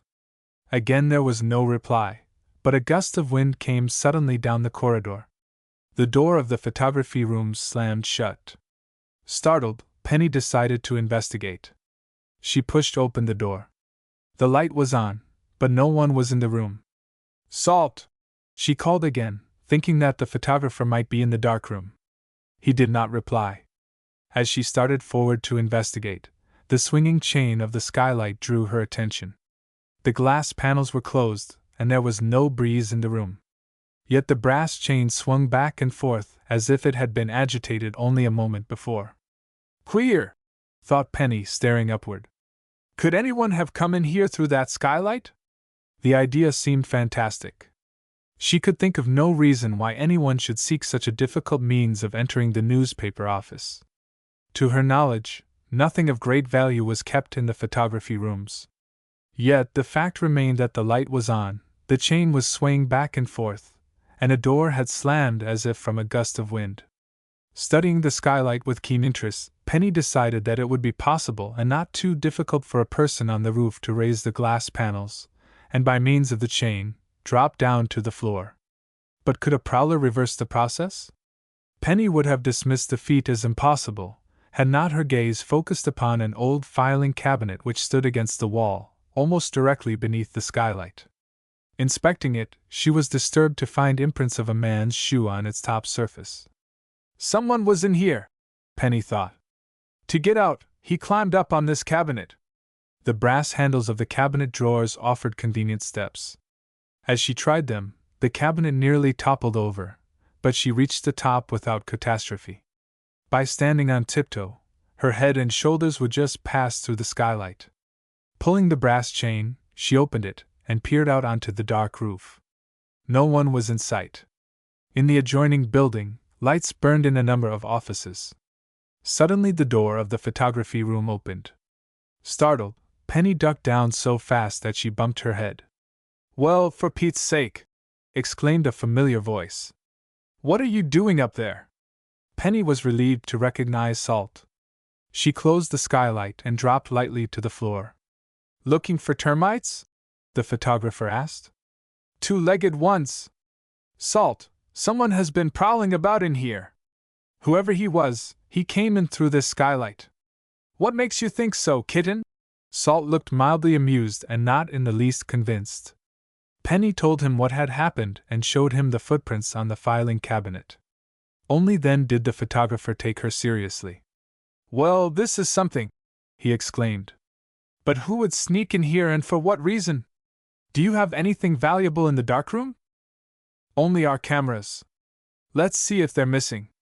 Striding across the room, Salt flung open the door of the inner darkroom and snapped on a light. One glance assured him that the cameras remained untouched. But several old films were scattered on the floor. Picking them up, he examined them briefly and tossed them into a paper basket. "Someone has been here all right," he said softly. "But what was the fellow after? Films, perhaps. We haven't anything of value here, Penny. If we get a good picture, we use it right away." Methodically, Salt examined the room, but could find nothing missing. "Perhaps the person, whoever he was, didn't get what he was after," Penny speculated. "I'm inclined to think this isn't his first visit here." Questioned by Salt, she revealed Elda Hunt's recent experience in the photography room. "That dizzy dame!" He dismissed the subject. "She wouldn't know whether she saw anything or not." "Something frightened her," Penny insisted. "It may have been this same man trying to get in. Can't the skylight be locked?" "Why, I suppose so," Salt agreed. "The only trouble is that this room gets pretty stuffy in the daytime. We need the fresh air. At least it should be locked when no one is here." "I'll see that it is," Salt promised. "But it's not likely the prowler will come back again, especially as you nearly caught him." It was growing late. Convinced that her father had left the Star Building, Penny decided to take a bus home. As she turned to leave, she asked Salt carelessly, "By the way, did you know Ben Bartell?" "Fairly well," he returned. "Why?" "Oh, I met him tonight. He's had a run of hard luck." "So I hear." "Salt, what did Ben do that caused him to be blacklisted with all the newspapers?" "Well, for one thing, he socked an editor on the jaw." "Jason Cordell of the Mirror?" "Yes, they got into a fight of some sort. Ben was discharged, and he didn't take it very well." "Was he a hard drinker?" "Ben? Not that I ever heard. I used to think he was a pretty fair reporter, but he made enemies." Penny nodded, and without explaining why the information interested her, bade Salt good night. Leaving the Star Building by the back stairway, she walked slowly toward the bus stop. As she reached the corner, she heard the scream of a police car siren. Down the street came the ambulance, pulling up only a short distance away. Observing that a crowd had gathered, Penny quickened her step to see who had been injured. Pushing her way through the throng of curious pedestrians, she saw a heavy-set man lying unconscious on the pavement. Policemen were lifting him onto a stretcher. "What happened?" Penny asked the man nearest her. "Just a drunk," he said with a shrug. "The fellow was raving all over the street, and finally collapsed. A storekeeper called the ambulance crew." Penny nodded and started to move away. Just then, the ambulance men pushed past her, and she caught a clear glimpse of the man on the stretcher. She recognized him as Edward McCluskey, a deep-water diver for the Everett Salvage Company. She knew, too, that under no circumstances did he ever touch intoxicating liquors. "Wait!" she exclaimed to the startled ambulance crew. "I know that man! Where are you taking him?" Chapter 9: The Metal Disc. Chapter 9. "We're taking this man to the lockup," the policeman told Penny. "He'll be okay as soon as he sobers up." "But he's not drunk," she protested earnestly. "Edward McCluskey is a diver for the Everett Salvage Company. Whatever ails him must be serious." The policeman stared at Penny and then down at the unconscious man on the stretcher. "A deep-sea diver!" he exclaimed. "Well, that's different."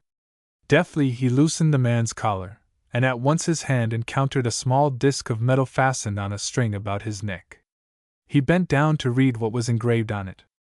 "Edward McCluskey, 125 West Newell Street," he repeated aloud. "In case of illness or unconsciousness, rush this man with all speed to the nearest decompression lock." "You see," cried Penny, "he's had an attack of the bends." "You're right!" exclaimed the policeman. He consulted his companions. "Where is the nearest decompression chamber?" "Aboard the Yarmouth in the harbor." "Then we'll rush him there." The policeman turned again to Penny. "You say you know this man and his family?" "Not well, but they live only a few blocks from us." "Then ride along in the ambulance," the policeman suggested. Penny rode in front with the driver, who during the speedy dash to the river, questioned her regarding her knowledge of the unconscious man. "I don't know much about him," she confessed.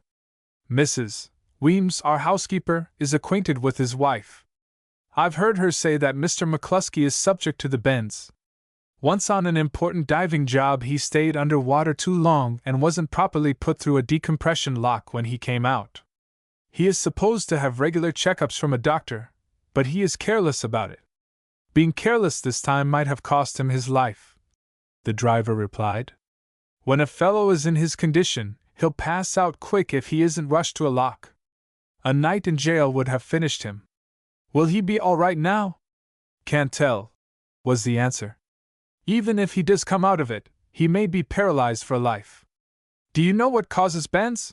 Penny inquired curiously. "Nitrogen forms in bubbles in the bloodstream," the driver answered, and drew up at the waterfront. Penny followed the stretcher aboard the Yarmouth. In the emergency of offering quick treatment to McCluskey, no one heeded her. The man was rushed into the airlock and placed on a long wooden bench. A doctor went into the chamber with him, signaling for the pressure to be turned on. Bends could be cured, Penny knew, only by reproducing the deep water conditions under which the man previously had worked. Pressure would be raised, and then reduced by stages. "How long will it take?" she asked the man who controlled the pressure gauges. "Ordinarily only about 20 minutes," he replied. "But it will take at least 2 hours with this fellow." "Will he come out of it all right?" "Probably," was the answer. "Too soon to tell yet." To wait 2 hours was out of the question for Penny. After discussing the matter with police, she agreed to notify Mrs. McCluskey of her husband's difficulty. Glad to be rid of the duty, they dropped her off at the house on West Newell Street. Mrs. McCluskey, a stout, red-faced woman with 2 small children clinging to her skirts, seemed stunned by the news. "Oh, I knew this would happen!" she cried. "Ed has been so careless lately. Thank heavens, he was taken to the decompression chamber instead of the police station. A good friend of Ed's lost his life because no one understood what was wrong with him." Penny called a taxicab for Mrs. McCluskey while she excitedly bundled up the children. "Bless you, for letting me know and for helping Ed," the woman murmured gratefully as she climbed into the cab. "Will you tell me your name?" "Oh, I'm just a reporter at the Star," Penny returned carelessly. "I do hope your husband suffers no ill effects." The taxi rattled away. With a tired sigh, Penny hastened on home. Lights burned downstairs, and both her father and Mrs. Weems had waited up for her. "Now don't ask me where I've been," the girl pleaded, as she tossed her hat into a chair and collapsed on the sofa. "What a night! I've had enough adventures to fill a book." Despite her admonition, both Mrs. Weems and her father plied her with questions. Penny told them about the deep-sea diver and then worked back to the story of what had happened in the photography room. "Are you certain anyone came through the skylight?" her father asked dubiously. "It doesn't sound convincing to me."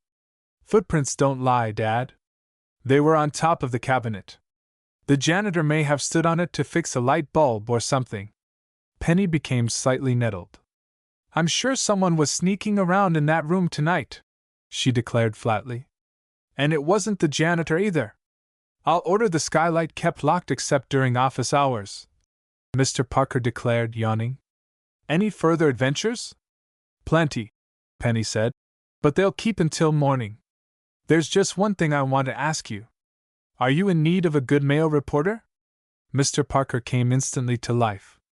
"Just lead me to him," he said. "I'm desperate." "Then why not hire Ben Bartell?" Mr. Parker's face lost all animation. "I couldn't do that," he commented. "Why not?" "He's not the type of reporter I want on my paper." "Exactly what do you mean?" "Oh, Penny, I don't like to go into all this with you. Ben has a bad reputation. He's hot-tempered and unreliable." "Because he got into a fist fight with Jason Cordell?" "Yes, and he foments trouble among employees. I have enough problems without adding him to the list." "Ben didn't strike me as a troublemaker." "Who told you about him?" "Why, I don't remember. Jason Cordell, I suppose." "That's just the point," Penny cried.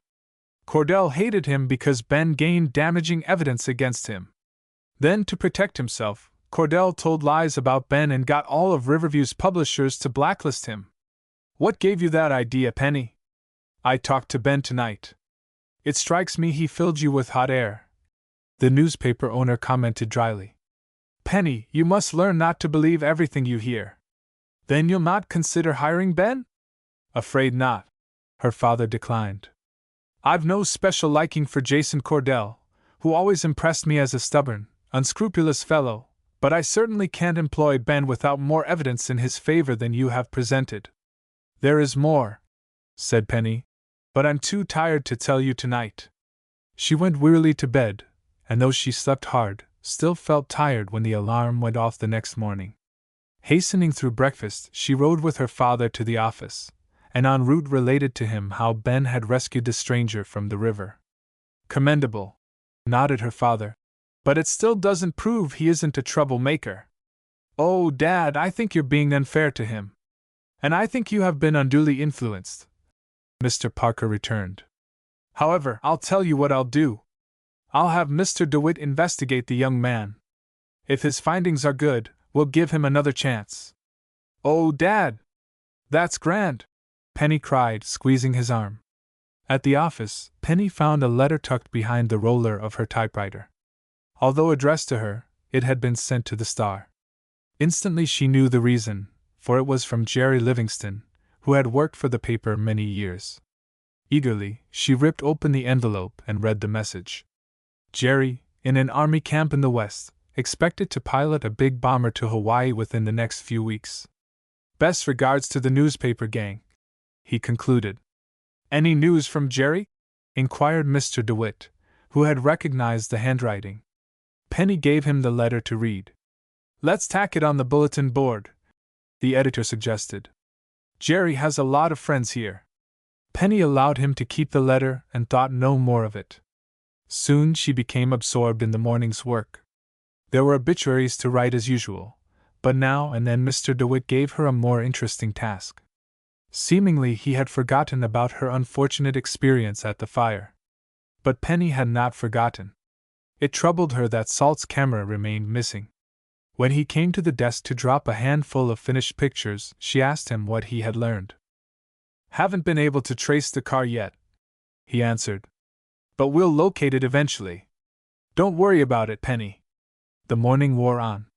She saw Elda Hunt read Jerry's letter on the bulletin board, and later giggle and laugh as she talked with other girls in the office. That little witch said something uncomplimentary about me, Penny thought. If I weren't the publisher's daughter, I certainly would tangle with her.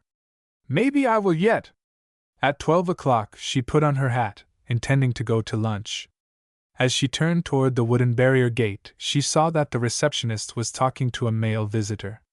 I don't know the name of the girl, she heard him say distinctly. But she saved my life. I know she works on the Star and I want to thank her. He turned then and saw her. Why, she looks like the one my wife described, he exclaimed. Mr. McCluskey, Penny greeted him, extending her hand. I'm so glad you're up and around today. How do you feel? Fine, he boomed in a voice which carried to every desk in the room. Thanks to you? Aren't you the girl who saved my life? I asked the police to take you to the Yarmouth if that's what you mean, Penny said self-consciously. As for saving your life, you certainly did, and the doc will say the same thing. Another 10 minutes and I'd have been too far gone to have pulled out of it. Now I'll be okay, at least unless I have another attack of bends. I'm very glad you're feeling better, Penny said, edging away. She was painfully conscious that all of the reporters were listening to the conversation. All noise in the office had ceased. If there's anything I can do for you, just let me know, the diver offered heartily. Sometime when I need a good waterfront story, I may call on you, Penny said jokingly. If I can give you a tip on anything, I sure will, he promised. I know every inch of the river, and most of the folks that live along. Have you heard of a boat called the Snark? Penny asked impulsively. McCluskey's expression changed. He lowered his voice. Sure, I know the Snark. He nodded soberly. And here's a little tip.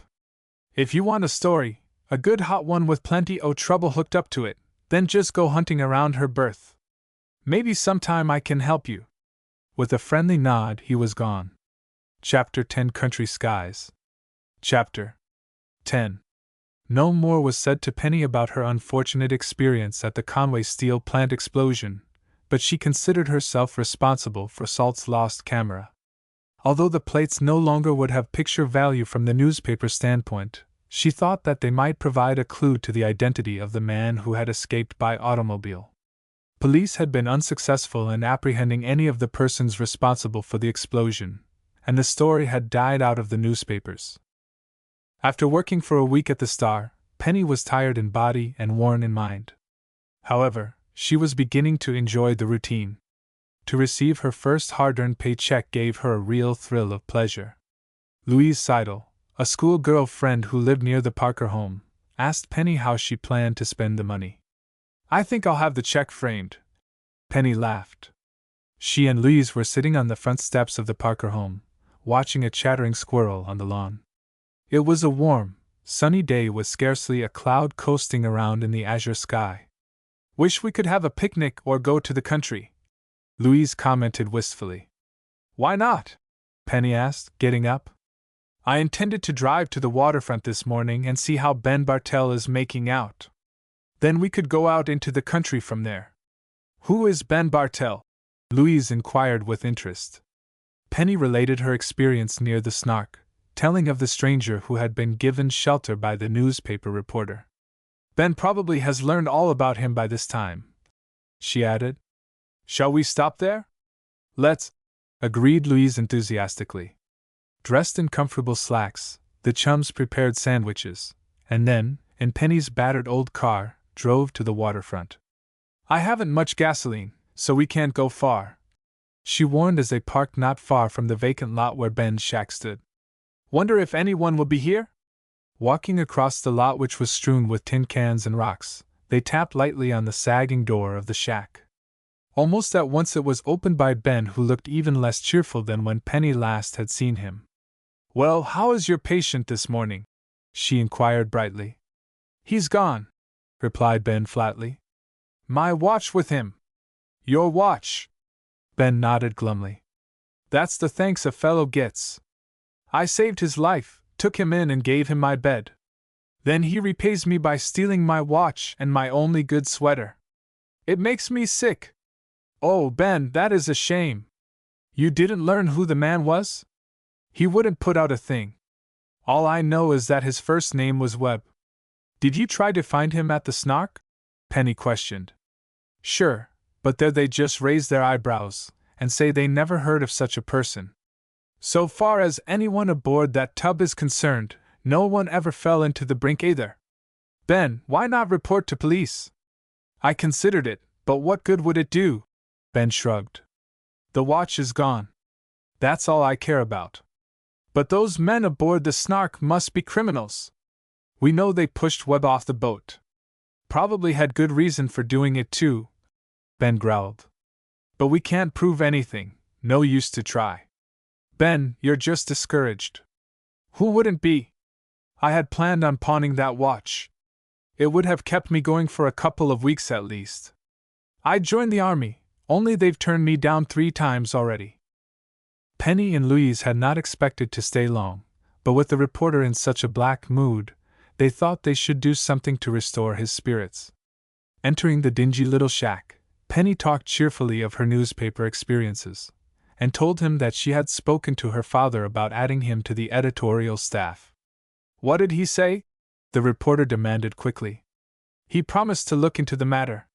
Which means he doesn't want me. Not necessarily. My father takes his time in arriving at a decision. But it always is a just one. Well, thanks anyhow, Ben said gloomily. I appreciate how you've tried to help, Penny.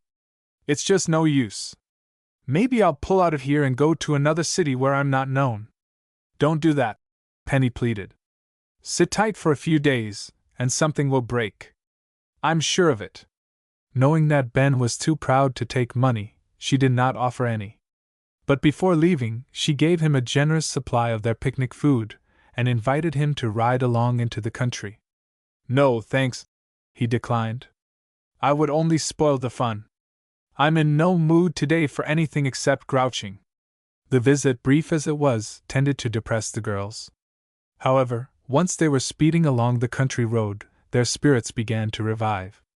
By the time they had reached a little town just beyond the state line, they had forgotten Ben and his troubles.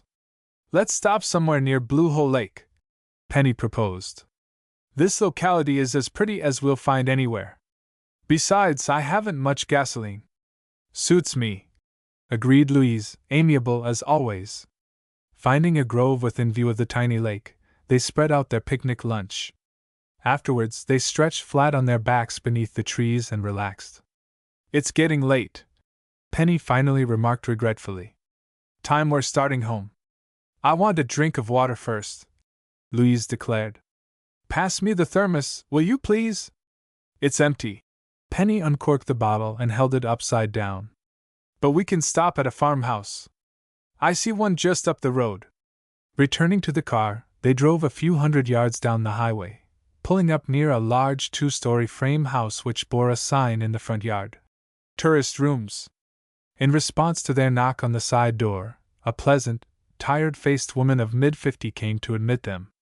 I'm full up, she said, assuming that they wished to rent a room. My last suite was taken by the professor and his wife. Penny explained that all they wanted was a drink of water. Goodness, just help yourselves at the well, the woman exclaimed. Wait, I'll fetch a clean glass. The deep well, which operated with a chain and a crank, was situated in a vine-covered summer house only a few yards away. The farm woman, who said her name was Mrs. Herman Leonard, showed them how to operate it. The water, coming from deep in the earth, was cool and sweet. It must keep you quite busy, running a tourist home, Penny said to make conversation. Indeed it does, sighed the woman. Most of my roomers aren't so bad, but this last couple runs me ragged. They seem to expect hotel service. The professor and his wife? Yes, Professor and Mrs. Bettenridge. Bettenridge, Penny repeated alertly. I've heard that name before. Does the professor come from Silbus City? He never said. But he's an inventor, and he brought his invention with him. What sort of invention is it? A light ray machine which explodes mines on land or sea. The affair is very complicated. At Penny's expression of doubt, Mrs. Leonard added, It really works too. The first night the professor came here, he exploded a mine out in the lake. Such a splash as it made! I saw it with my own eyes. The professor expects to sell it to the army or navy for a lot of money. If it will do all he claims, why hasn't the government taken it over before this? Oh, it takes a long while to complete negotiations, Mrs. Leonard replied. The professor is expecting an officer here tomorrow to witness another demonstration. Where is the machine kept? In your house? Oh dear no! The professor has it in a little shack down by the lake. You can see the place from here. Mrs. Leonard led the girls a short distance from the summer house, pointing through the trees to a knoll at the edge of Blue Hole Lake. The professor and his wife went down there a few minutes ago, she revealed. Why don't you ask them to show you the invention? They might do it. I doubt if we have time. Oh, let's take time, Louise urged. It sounds so interesting, Penny. Thus urged, Penny agreed, and with her chum, walked down the hill toward the lake. It sounds fishy to me, she declared skeptically. Probably this professor is just a crackpot who thinks he has a wonderful invention, but hasn't. Mrs. Leonard said she saw a successful demonstration. I know, Lou. But how could a light ray machine explode mines that were underwater? Why, if it could be done, military warfare would be revolutionized. Unbelievable changes are coming every day. This one certainly is unbelievable. I'll take no stock in it unless I see the machine work with my own eyes. Approaching the shack, the girls saw no one. The door was closed. And it was locked, Penny discovered upon testing it. No one here, she said in disappointment. They must be around somewhere, Louise declared, unwilling to give up. Maybe that car belongs to them. A sedan stood in a weed-grown lane not far away. Penny, turning to gaze carelessly at it, suddenly became excited. Lou, this trip has been worthwhile, she cried. Look at the license number of that auto. It's DF 3005. Chapter 11. A familiar car. Chapter 11. Louise gazed again at the automobile parked in the lane and at its mud-splattered license number. DF 3005. She read aloud. What about it, Penny? Why, that is the number of the car that went off with Salt Summers' camera and plates the night of the big explosion, her chum explained excitedly. You're sure it's the same auto? It certainly looks like it. Now I remember. Salt traced the license to an owner named Bettenridge. Hopeful of recovering the lost property, Penny, with Louise close at her side, tramped through the high grass to the deserted lane. Apparently the car owner had not gone far, for the doors had not been locked. Penny climbed boldly in. A glance assured her that the camera or plates were not on the back seat where they had been tossed. As Penny ran her hands beneath the cushions, Louise plucked nervously at her skirt. Someone is coming, Penny! A man and a woman! They're heading straight toward this car. All the better, declared Penny, undisturbed. If they own the car, we may be able to learn what became of Salt's property. The man, middle-aged, was tall and thin and wore rimless glasses. He walked with a very slight limp. His wife, a striking brunette, who appeared many years his junior, might have been attractive had she not resorted to exaggerated makeup. Good afternoon, the professor said, eyeing the girls sharply. My car seems to interest you. I was searching for something I thought might be on the back seat, Penny explained. Indeed? I'm afraid I don't understand. I was looking for a camera and plates. I regret I still failed to follow you, the man said stiffly. Why should our car contain a camera? My wife and I take no interest in photography. Aren't you Professor Bettenridge? I am. Penny gazed again at the car. This must be the automobile, she said, deeply troubled. On the night of the Conway steel plant explosion, I tossed a camera and photographic plates into the back seat to prevent them being destroyed by a mob. Not this car, said the professor with quiet finality. I have not been in Riverview for nearly a month. A woman who resembled your wife was driving the car. Are you accusing me of stealing a camera? The woman demanded angrily. Oh, no! Certainly not. I just thought. Penny became confused and finished. The camera was expensive and didn't belong to me. I know nothing about the matter. You certainly have your nerve accusing me. Come, said the professor, giving his wife a significant, warning glance. There is no need for disagreement. The young ladies are quite welcome to search the car. We've already looked, Penny admitted. The camera isn't there. Isn't it possible you were mistaken in the automobile? I may have jotted down a wrong license number, Penny acknowledged reluctantly. I'm sorry. She turned to leave. That's quite all right, the professor assured her, his tone now becoming more friendly. Do you girls live near here? In Riverview, Louise supplied eagerly. We drove over for a picnic. Mrs. Leonard told us about your light ray machine. Indeed. Professor Bettenridge looked none too pleased. She said you might be willing to show it to us. Mrs. Leonard displays a remarkable interest in our affairs, Mrs. Bettenridge commented sarcastically. Again her husband shot her a warning glance. My dear, it is only natural that she should be interested in such an amazing machine as ours, he said. I see no reason why the young ladies should not view it. Oh, may we? Louise cried eagerly. Although his wife scowled with displeasure, the professor bade the girls follow him to the nearby shack. The door was padlocked, and he opened it with a key. Inside, the room was bare of furniture. There were a few boxes and a large table upon which rested a sizable object covered with canvas. My secret ray machine is expected to revolutionize warfare, the professor said proudly. Behold the product of 15 years of faithful work. Dramatically he jerked aside the canvas cover, revealing a complicated mechanism of convex and concave mirrors which rotated on their bases. In the center of the machine was a small crystal ball. How does it operate? Louise asked, deeply impressed. I am afraid a technical explanation would be too involved for you to understand.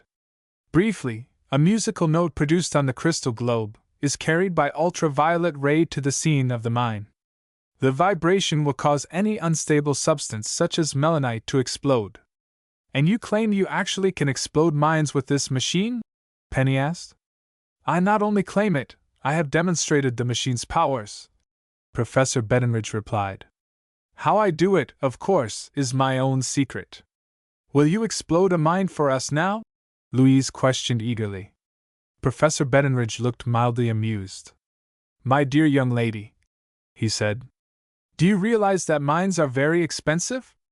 I have been able to obtain only a few, and naturally I must save them for official tests. Of course, stammered Louise. I hadn't thought of that. Besides, the demonstrations have a certain element of danger, the professor resumed. I never give one without my assistant. Penny, who had been studying the machine with increasing interest, remarked that a story about it might make an interesting feature for the Star. To her surprise, the professor did not seem to favor the idea. "You are employed by a newspaper?" he inquired. "Yes, the Star." "I must ask you to say nothing about this matter," the professor directed. "Under no circumstance could I permit a story to be written about my work." "But why?" "Publicity at this time might rob me of an opportunity to sell the machine. A very prominent man, James Johnson, is now considering its purchase." "But I thought you were expecting to sell your invention to the government," Penny said, puzzled. Professor Bettenridge bit his lip. Obviously, he was beginning to share his wife's annoyance at the girls. "I regret I can't tell you all the details of my negotiations," he said. "My wife and I are very tired, so if you will excuse us." "Certainly," said Penny, taking the hint. "Louise and I must be on our way to Riverview."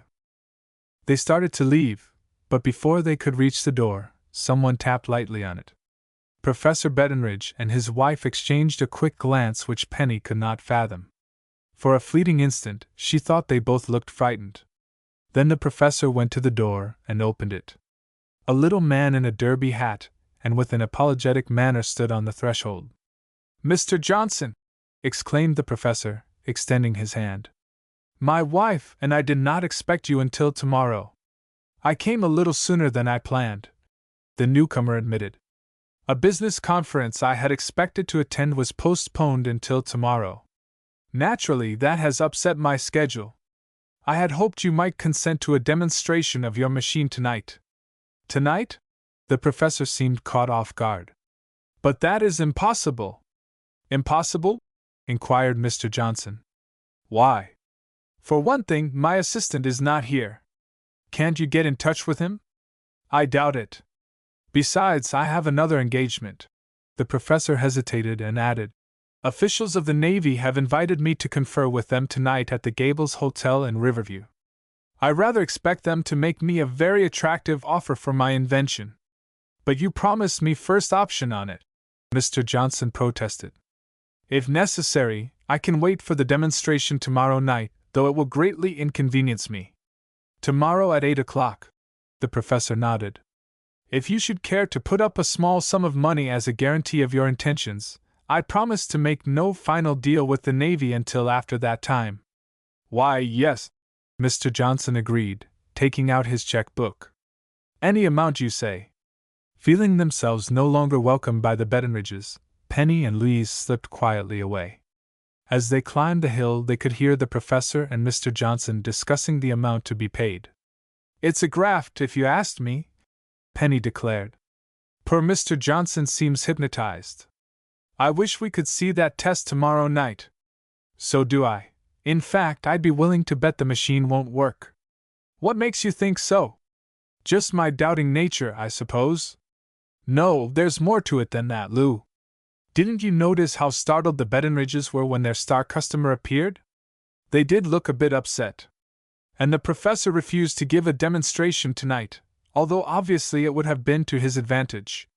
He explained he had an engagement with Navy men, which I suspect was all a made-up story."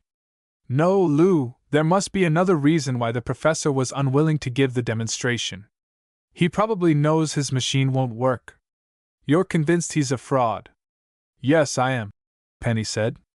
"Furthermore, I believe he knows what became of Salt's camera." "We can't prove anything." "No, but if he would steal a camera, he might also take to swindle in a big way. There's nothing we can do unless we want to report him to the police."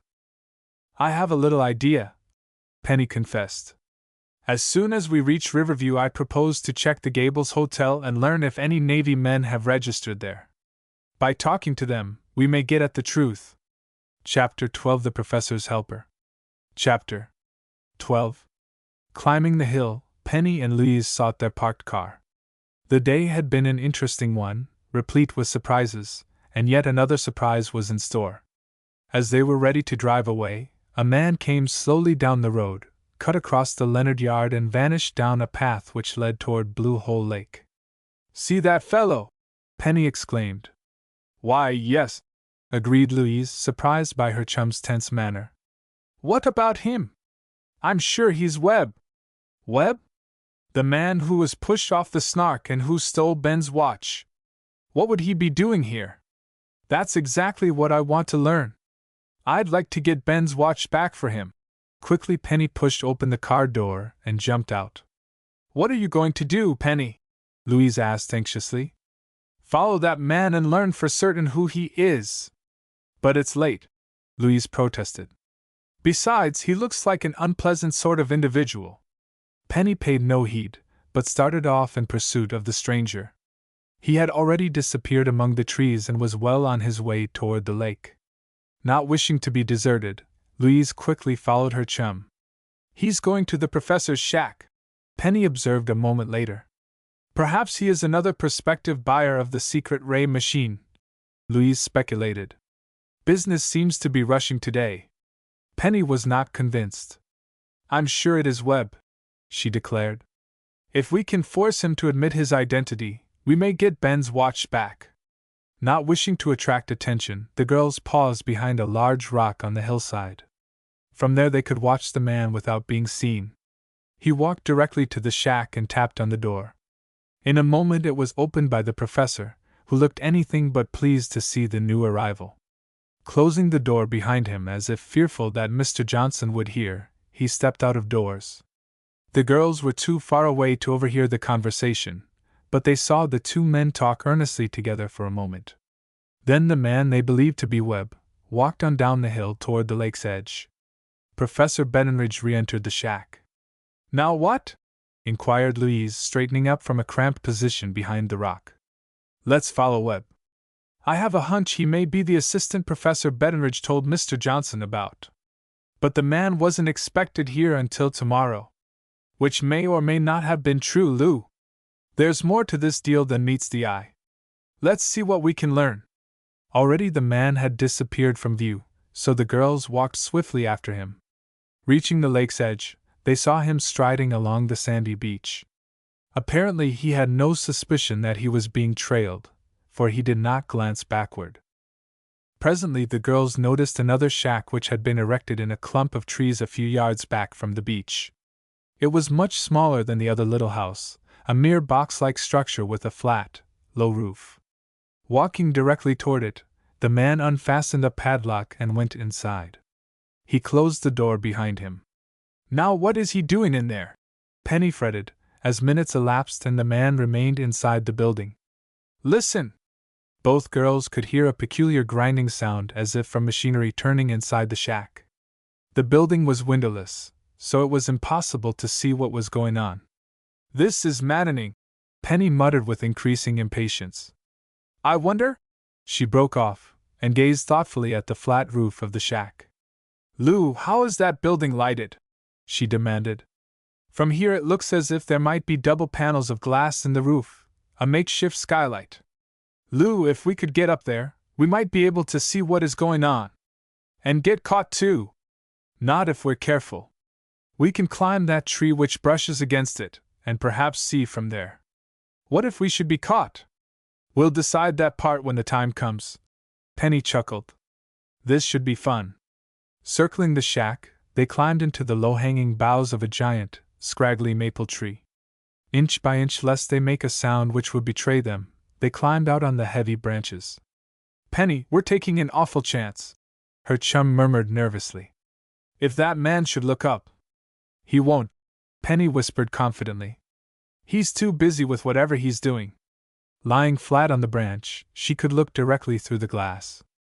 In the room below she saw at least 4 large, oval-shaped mines without detonators, made of steel. Evidently the man had finished whatever work had brought him to the shack, for he laid aside a tool, and then went out the door, carefully locking it behind him again. We were too late, Penny whispered in disgust after the man was a safe distance down the beach. I wish I knew why he came here. One thing is certain, he's mixed up with Professor Bettenridge on this secret ray invention. Do you still believe the man is the one who was pushed off the Snark? Yes, I do, and that part we can learn. Realizing that much valuable time was being wasted, Penny slid down from the tree, snagging a stocking in the process. She helped Louise to reach the ground. What's the plan now? Her chum asked. Webb evidently is returning either to Professor Bettenridge's shack or to town. Let's overtake him and I'll ask a few questions. After helping fish him out of the river, I certainly have the right." The man walked directly toward the shack which contained the secret ray apparatus, but when he drew close, paused and whistled twice as if in signal. No response came from within the cabin.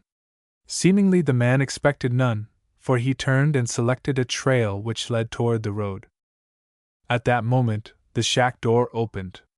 Professor Bettenridge, his wife, and Mr. Johnson came out together, chatting pleasantly. Without paying the slightest heed to Webb, they walked toward the farmhouse. "What do you make of all that?" Louise asked in perplexity. "I'm not sure," Penny admitted. "But I have a suspicion the professor doesn't want Mr. Johnson to know Webb is here today. He might insist on a test of the secret ray machine. Why all the mystery? Professor Bettenridge certainly can't expect to sell the invention unless he can give a successful demonstration. I suspect that may be the point, Lou. Things aren't properly set for a successful test today. Tomorrow night may be a different story. But if the machine is as good as the professor claims, it should explode minds as well one time as another." "It should," Penny agreed. "But whether or not it does is a horse of a different color. My guess is that the professor is a fraud, and that Webb helps him in his scheme." The man believed to be Webb walked so rapidly that the girls realized they would lose sight of him unless they hastened on. Cutting across a field, they were able to get ahead of him. "Yes, it's Webb," Penny whispered as they waited for the man to approach. "I'm certain." Not until he was quite close did the man see the girls. Momentarily startled at recognizing Penny, he ignored her, and would have passed without a word. "Webb!" she exclaimed. "Don't you remember me?" The man halted, gazing at her with ice-cold, unfriendly eyes. "Webb ain't my name," he said gruffly. "I never saw you before. You may not remember. I helped pull you out of the river after you had fallen from the deck of the Snark." "Are you cuckoo?" the man demanded. "I don't know what you're talking about." "I think you do," Penny said, losing patience. "You stayed with Ben Bartell at his shack by the river. For saving your life, you repaid him by stealing his watch. Say, young lady, better be careful what you're saying," the man snapped. "No one can accuse me of being a thief. I want Ben's watch." The man started on down the road, but Louise and Penny stood their ground, blocking his way. "I want the watch," Penny repeated firmly. "If you won't give it up, I'll report you to the police."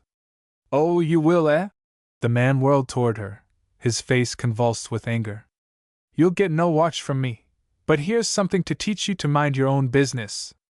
With a cruel laugh, he pushed her so hard that she sprawled backwards into the ditch. Chapter 13 Behind Office Doors. Chapter 13. "Are you hurt, Penny?" Rushing to her chum, Louise helped her out of the ditch where she had fallen. "No!"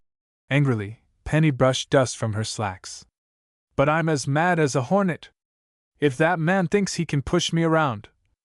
Already Webb was well down the road, walking at a leisurely but arrogant pace. Forget it," Louise soothed. "We'd get no place picking a quarrel with a man like that. Anyway, you more or less accused him of thievery." "And a thief is exactly what he is," Penny retorted. "There isn't a doubt in my mind that he's the one who stole Ben's watch. Then the thing for us to do is report him to the police. We'll get nowhere talking to him ourselves. We'll stop in town, I think the place is called Newhall, and notify the sheriff," Penny decided.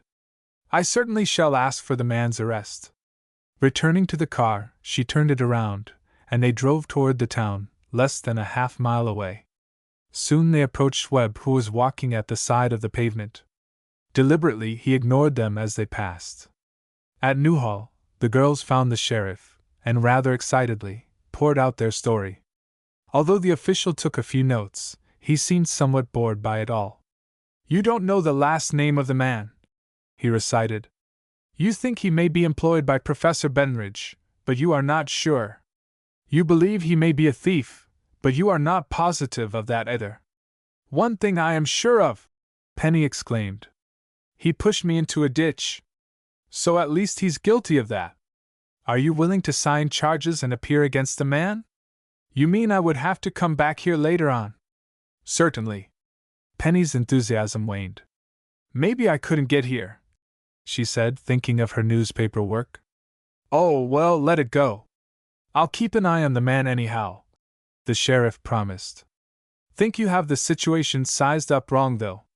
We've already investigated Professor Bettenridge. He has fine credentials, and his invention seems to have merit. You believe it actually will explode mines? Penny asked incredulously. I saw it done. Fact is, Professor Bettenridge invited me to the first demonstration he gave at the lake. What happened? Louise questioned eagerly. A mine was dumped into the lake. Then the professor exploded it with his machine. I didn't understand how it was done, but I saw the flames shoot up when it went off. It was the real thing. Decidedly let down, Penny and Louise took leave of the sheriff and drove to Riverview. But as they passed through the downtown section, Penny suddenly stopped in front of the Gables Hotel. I suppose I'm silly, she acknowledged, but I still doubt the honesty of Professor Bettenridge. Just for the fun of it, I intend to run in here and learn if those Navy officials are registered. Leaving her chum in the car, Penny was gone nearly 15 minutes. When she returned, her face had taken on animation, so Louise knew she had interesting news.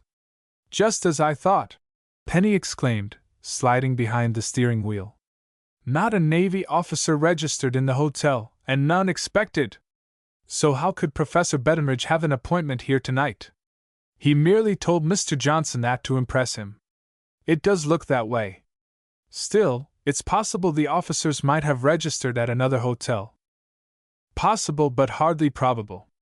Lou, I believe Professor Bettenridge is a crook. I wish we could witness that demonstration of his tomorrow night. I'll never be able to go, Louise said regretfully. I'm playing in a recital, worse luck. I might get Salt to ride over with me. Penny thought aloud. Well, we'll see.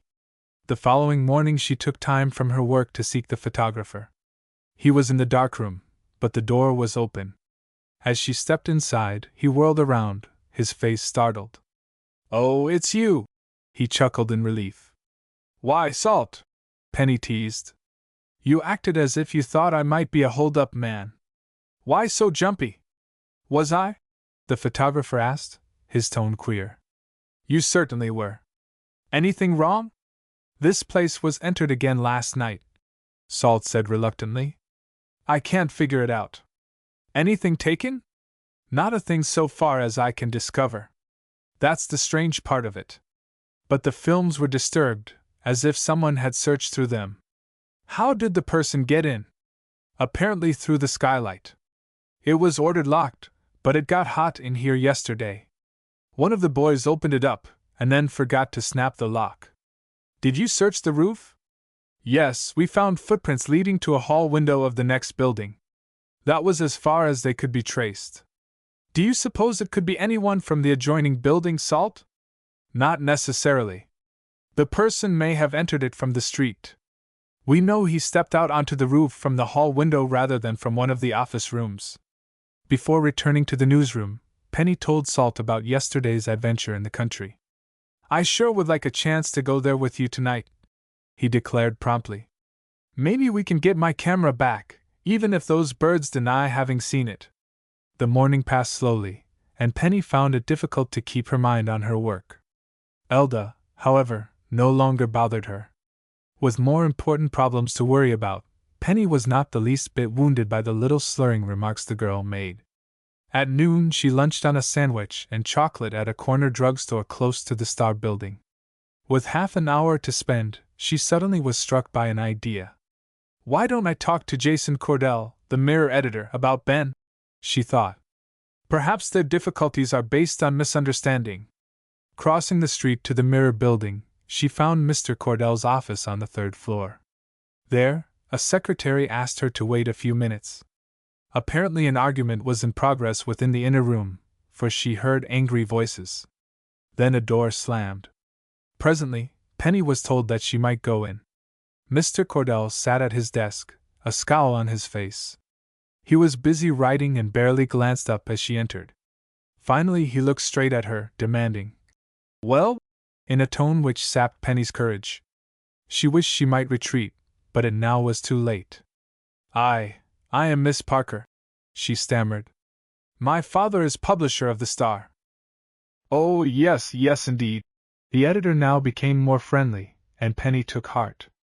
"I came to talk to you about one of your former employees, Ben Bartell." A mask-like expression came over Mr. Cordell's face. He waited for Penny to continue. "You discharged Ben, I believe. He's had a very hard time ever since." "Indeed? Is he a friend of yours?" "In a way. I feel sorry for him and I want to find newspaper work for him." "Then why doesn't your father give him a job on the Star?" Penny was prepared for the question. "I think my father would if he were assured that Ben had done nothing so very dishonorable. That's why I came to you." "Why was he discharged?" "Unfortunately, I can't reply to that question. Nor can I assure you that Ben was discharged on a trivial offense. The opposite is true." "But what did he do?" Mr. Cordell arose. "I am sorry I can't discuss it, Miss Parker. If you will excuse me for saying so, I think the matter really is not your concern. My advice would be to leave Ben Bartell entirely alone. He sent you here, I suppose?" "Indeed, he didn't." "Where is Ben now?" "Living in a shack on the waterfront. Because you blacklisted him, he has been unable to get a newspaper job anywhere." Mr. Cordell's smile was hard and triumphant. Penny knew then that she had made a grave error in thinking she might appeal to the man's sympathies. Obviously, he was highly pleased to learn of Ben's difficulties. "I am sorry I can't help you," the editor said coldly. "Do drop in again sometime." He opened the door for her, a pointed hint that she was to go. As she stepped out into the outer waiting room, a man who evidently expected to see the editor arose. He had entered the outer office only a few minutes before, and this was the first time that Penny had seen him. Upon recognizing him, she stopped short, for it was Webb. "You can go in now, Mr. Nelson," the secretary told Webb. Bestowing a sneering smile upon her, he entered the private office. Then the door closed. Chapter 14. A note from Ben. Chapter 14. After Webb had gone into Mr. Cordell's office, Penny debated her next action. Could Webb and Cordell be friends? Or was this merely a business call? In any case, the two men were obviously of such different type and personality that she failed to understand what basis there might be for a friendship. Deciding she could accomplish nothing by waiting and questioning Mr. Cordell, she left the office. As she passed down the corridor, an open window at its far end drew her attention. Pausing for an instant, she glanced out upon the rooftop of the Riverview Star building. The tin flooring, only a few feet below the level of the sill, easily could be reached by anyone climbing through the window. Tempted to take a short cut to the office, Penny impulsively stepped through the opening. From the rooftop she could see the city spread out below in rigid pattern, and to the eastward, the winding river. Crossing the dusty floor to the skylight above the Star photography room, Penny peered curiously down. No one was visible below. "I wonder if a person really could get through that skylight," she speculated. "It would be quite a feat, but I believe it could be done." A Star athlete in high school, Penny felt a challenge. Giving no thought to her clothes, she squeezed through the narrow opening and snagged her sweater. As she freed herself, she noticed a tiny bit of blue cloth that had impaled itself on the nail. The cloth was not from Penny's garments, and looked as if it might have been torn from a man's wool suit. Freeing it from the nail, she slipped it into her pocket for later examination. Now, with her feet dangling into space, she considered how she was to get down into the room below. No longer was it possible to swing from the opening to the top of a filing cabinet, for Salt had carefully moved the heavy case to the far side of the room. Seizing the skylight chain, Penny swung downward. The tiny brass rings cut into her hands, and halfway down, she was forced to let go, dropping to the floor with a loud thump. From the inner photography room came a terrified scream. Elda Hunt, her face white with fear, appeared in the doorway. "You!" she exclaimed, recovering from the shock of Penny's unexpected entry. "Now take it easy, Elda," Penny advised, brushing dirt from her sweater. I was only experimenting. Experimenting! I wanted to see if it would be possible for a person to get into this room through the skylight. It is possible. You don't say, Elda commented sarcastically. I'll bet you were the one who pulled that stunt in the first place. How ridiculous! Penny was irritated. Not wishing to discuss the matter, she turned and walked out of the photography room. In the corridor, she met Salt Summers, who stopped her to ask when they were to visit Professor Bettenridge in the country. 8 o'clock tonight, if you're willing to go, Penny said eagerly. I very much want to see the professor demonstrate his ray machine for Mr. Johnson. And I want to find out what became of my camera, Salt added grimly. Is it a date? Penny nodded. Then suppose we start right after dinner. Can you meet me here at 7 o'clock? Let's make it a little earlier, Penny suggested. I have a hunch that by getting there before the start of the demonstration we may learn more. Okay, agreed Salt. Make it 6:30. Having overstayed her lunch hour, Penny quickly washed her grimy hands and returned to her desk. As she sat down at the typewriter, she noticed a sealed letter thrust behind the roller. Addressed to her, the writing was in a bold scrawl she did not recognize.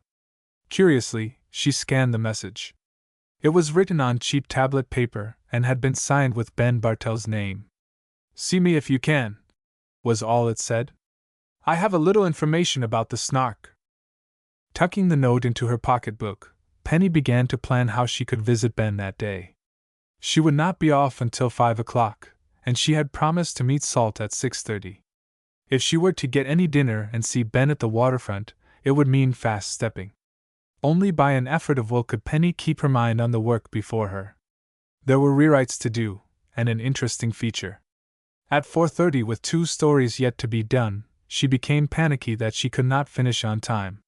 But by really digging in, she completed the stories exactly on the dot of 5, and with a tired sigh of relief, dropped them into Editor DeWitt's wire copy basket.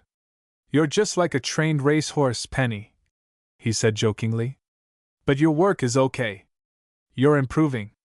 Penny brightened at the praise, for Editor DeWitt was not given to complimentary words as a rule. Hurriedly washing carbon paper stains from her hands, she caught a bus which took her within a block of Ben's shack. Smoke curled from the chimney, and as she thumped on the sagging door, she detected the odor of cooking bacon. Come in, come in, Ben greeted her heartily. You're just in time to share my supper. You got my note? Yes, I did, Ben. What's up? Without answering, the former reporter stepped aside for her to enter. The room was much cleaner than when Penny last had visited it. Ben looked better too. Although his clothes remained unpressed, his hair had been cut, and there was a brightness to his eyes which she instantly noted. You've found work? She surmised. Odd jobs, Ben answered briefly. After talking to you, I made up my mind I'd better snap out of it. If I can't find newspaper work, I'll try something else. I was thinking. Penny sat down in a rickety chair. Couldn't you do freelance work? Write stories for newspapers out of town? Without a typewriter? I put mine in hock months ago, and it finally was sold for charges. I have a typewriter at home, Ben. I'll lend it to you. Ben's face brightened, but he hesitated. I've sure been lost without a machine, he declared. But I hate to take yours. You know what happened to my watch. This shack isn't safe. Anyone might come in here and steal it. It's only an old typewriter, Ben. I'm willing to take a chance. I'll see that you get the machine within a day or so. The former reporter stepped to the stove to turn the bacon. He kept his face averted as he said, Penny, you've been a real friend, the only one. That day when you met me, well, I didn't give a darn. I was only one step from walking off a dock. Don't say such things, Ben, Penny warned. You've had a run of hard luck, but it's changing now. Suppose you tell me what you learned about the Snark. Nothing too startling, so don't get your hopes up. Ben grinned. He set out 2 cracked plates on the battered table, 2 cups for coffee, and then dished up the bacon and a few fried potatoes. It was a meager supper, but not for the world would Penny have offended Ben by refusing to share it.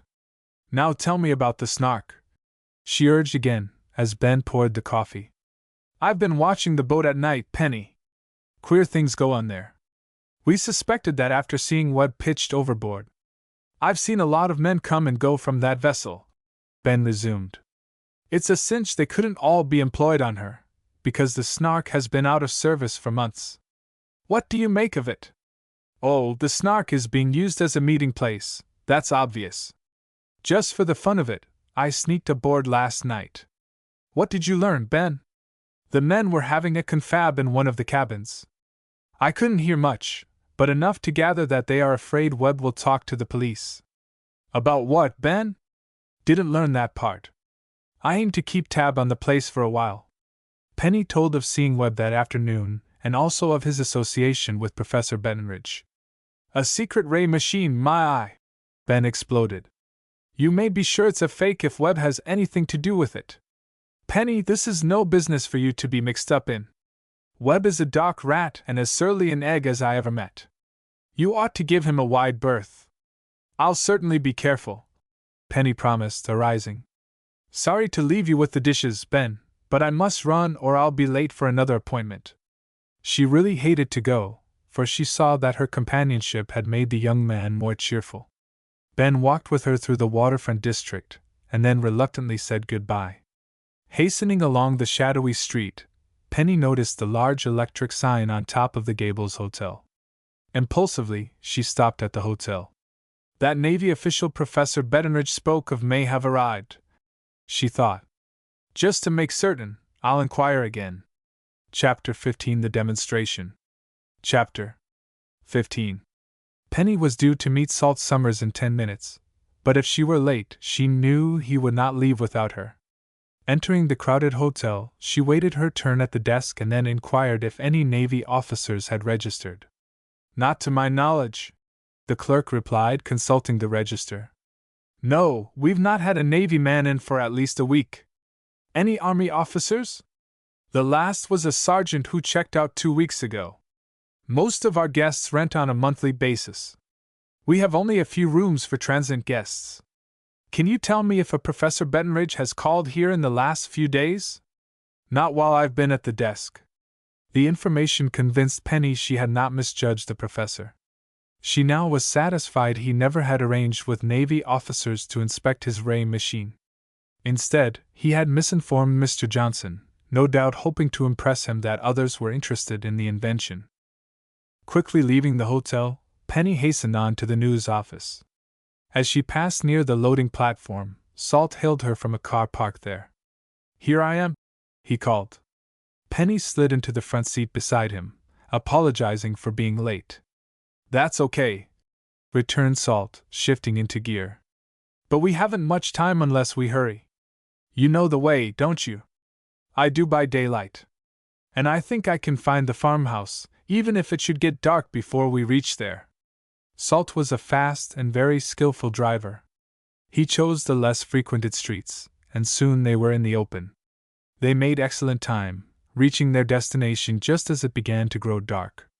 "How shall we explain to the professor?" Penny inquired dubiously as the photographer parked the car under an oak tree along the highway. "He may think it strange that I returned." "Let him," said Salt, unconcerned. "I'm here to get my camera." "Don't go at him too hard," Penny pleaded. "After all, there is a chance I was mistaken about the license number. In my excitement the night of the explosion, I may have remembered a wrong figure." "That's so," Salt acknowledged gloomily. "Well, we'll see. Why not pretend we're here to get a feature story for the Star?" Penny suggested impulsively. "That way, I could ask him all the questions I like about the secret ray machine." "Any way you want to do it," Salt agreed amiably. He locked the car and they walked to the farmhouse. Learning that the professor and his wife were at the lake, they trudged down the lane. "Wait!" Penny suddenly warned in a whisper. Clutching Salt's arm, she drew him into the shadow of a tree. At first he could not understand the need for caution. Then, as Penny pointed, he saw a hunched figure with a lighted lantern, walking along the lake shore away from the cabin where Professor Bettenridge's ray machine was kept. "There goes Webb now," Penny whispered. "He's evidently going to the shack where the mines are stored." "What's he carrying?" Salt inquired. Although too far away to see plainly, they thought that he had a small satchel tucked under his arm. As he drew closer, they discerned that it was leather, and apparently used as a container for a long cylinder-shaped object. Passing a short distance away, the man did not see Salt or Penny. They watched until they saw the red glow of his lantern vanish over a hillock. "That's the footpath to the shack where the mines are stored," Penny commented. "I wonder what's inside the satchel. Shall we try to find out?" "Let's talk to Professor Benridge first," Penny proposed, going down the lane. The door of the cabin stood slightly ajar. Inside the lighted room were the professor, his wife, Mr. Johnson, and several other persons Penny had never seen before. However, she took them to be town residents who had heard of the test and were eager to see it. "Well, Professor," they heard Mr. Johnson say jovially, "we're all here, so why not go ahead? Show us what the machine will do." "All in good time, all in good time," the professor rejoined. "You must give my assistant an opportunity to drop the mine into the lake. He will signal us by lantern when he is ready." Penny tapped on the door. The professor whirled around, decidedly startled. Then, observing Salt and Penny, he abruptly came over to speak to them. "Well?" he asked in a tone which was not friendly. "We came to see the demonstration," Penny said brightly. "Glad to have you," the professor replied, though without cordiality. "We want to write a feature story about your machine too," Penny continued. "For the newspaper." The request displeased the professor.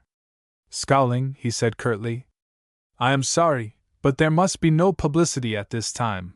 Orders of the Navy, you know." "The Navy is interested in buying your machine?" Penny asked, hoping to lead him on. "The deal is concluded except for my signature," the professor said, darting a quick glance at Mr. Johnson. "I should have signed at once, but I promised Mr. Johnson first chance to buy the machine." "I suppose the Navy men are in town now?" Penny inquired. "In Riverview. At the Gables Hotel?" Penny pursued the subject. The professor looked at her sharply, for the first time suspecting that she was inducing him to reveal far too much. Without answering, he turned his back and began to talk to Mr. Johnson about technical details of the machine. "I am convinced it is a wonderful invention," the latter declared. "But before I invest $200,000, I must be absolutely certain that it will do everything you claim." "You shall not be disappointed," reassured the professor. "Only be patient for a few minutes, and you will witness a demonstration that will convince you beyond a shadow of a doubt." Ignored by the professor and his wife, Penny and Salt did not enter the cabin. Instead, they walked a short distance away to discuss their next move. "The demonstration won't start for a few minutes," the photographer said.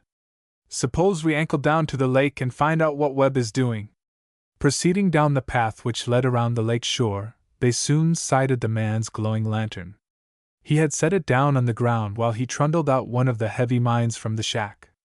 As they watched from a distance, he loaded it into a boat, picked up the lantern, and slowly rowed out into the lake. "Apparently he's going to drop it overboard for the test," Salt said. "While he's out there, let's take a look in the shack." He tried the door. It was locked. "I don't know how it's done, but I'm sure those mines are doctored in some way," Penny declared. "Louise and I saw Webb working on one when we were here yesterday, but what he did I couldn't guess." "We'll learn nothing here," Salt said. "Let's go back to the cabin and see how the professor pulls off the demonstration. Apparently he has Mr. Johnson 2/3 convinced already. Whatever you do, don't get into an argument with the professor about your camera until after the test," Penny pleaded as they started up the slope again. "I want to watch the demonstration. If you accuse him of deliberately keeping the camera, he may throw us out." "Okay, I'll wait," Salt promised. Reaching the cabin, the pair became instantly aware of a tenseness in the attitude of the professor and his wife. Although they did not tell the newcomers they were unwelcome, it was evident by their expressions that they distrusted Penny and Salt. Professor Benridge stood behind his machine, explaining its many parts to the awed spectators. Penny could make nothing of the technical jargon. "The demonstration will soon start," the professor declared, looking at his watch. I will turn on the motors now, as they must heat for several minutes. He turned several switches and the room was filled with a low humming sound. 2 tiny lights buried deep in the complicated mechanism began to glow a cherry red. The professor bent low over the machine, frowning thoughtfully. He adjusted 3 of the concave mirrors, and switched on another motor. Despite a dubious attitude, Penny found herself becoming deeply impressed. Was it possible, she wondered, that she had misjudged the professor and his machine? She dismissed the thought. The mine never would explode unless it had been tampered with, she was certain of that. Watch closely now, the professor directed. At any moment my assistant will signal with his lantern that he has dropped the mine and is safely away from the area. The professor's wife had gone to the doorway. Tensely she watched the lake. Minutes passed. Then from out on the water, there came a moving circle of red, the signal from Webb. Now! Exclaimed the professor's wife. Everyone in the little cabin held his breath. Dramatically, Professor Benridge took a metal tuning fork and struck it sharply against the crystal ball in the center of his machine. It will take a moment for the sound to reach the lake, he said softly. But only a moment. Watch closely. All persons in the room crowded to the door and the windows. Suddenly a huge burst of flame appeared on the lake, fanning out on the surface of the water. A moment later came the dull boom of a terrific explosion. Chapter 16 Suspicion. Chapter 16. Everyone who witnessed the spectacular demonstration was awed by the sight of the flames rising above the lake. As they died away, Professor Benridge, strutting a bit, walked back to his machine and covered it with the canvas hood. Now are you satisfied? He inquired triumphantly. Is there anyone here who doubts the remarkable possibilities of my invention? It was a fine demonstration. Magnificent! Approved Mr. Johnson, fairly beside himself with excitement. I am convinced of the machine's worth, and if we can agree upon terms, I will write you a check tonight. Professor Benridge's expression did not change, but the brief glance he flashed his wife was not lost upon Penny or Salt. You understand, of course, he said smoothly, that the Navy probably will insist upon ultimate purchase of the machine even if I relinquish ownership? Certainly, agreed Mr. Johnson. I should expect to make such a sale. The machine would have no practical use except in warfare. Penny was tempted to ask the man if he considered it patriotic to try to obtain control of a machine in the hope of selling it to the government at a high profit to himself. But she wisely remained silent. Salt, however, had a few pointed remarks to offer. How come, he observed, that if this invention is so remarkable, the Navy hasn't already snapped it up? Professor Benridge froze him with a glance. Young man, he said cuttingly, you evidently do not understand how government business is conducted. Negotiations take months to complete. My wife and I need cash, so for that reason, we are willing to sell the machine quickly. Yesterday I understood you to say that Navy men were ready to complete the deal. Penny interposed innocently. Did they change their minds? Certainly not. Professor Benridge's dark eyes flashed, and only by great effort did he maintain control of his temper. You understand that while their recommendation would eventually be acted upon, a sale still would take many months to complete. Will your machine explode mines on land as well as in the water? Salt inquired. Of course. Then why not give us a land demonstration? Us? The professor mocked, his patience at an end. Young man, you were not invited here, and I might add that your presence irritates me. Are you in any way associated with Mr. Johnson? I am not. Then kindly do not inject yourself into our negotiations. The young man raises an interesting point.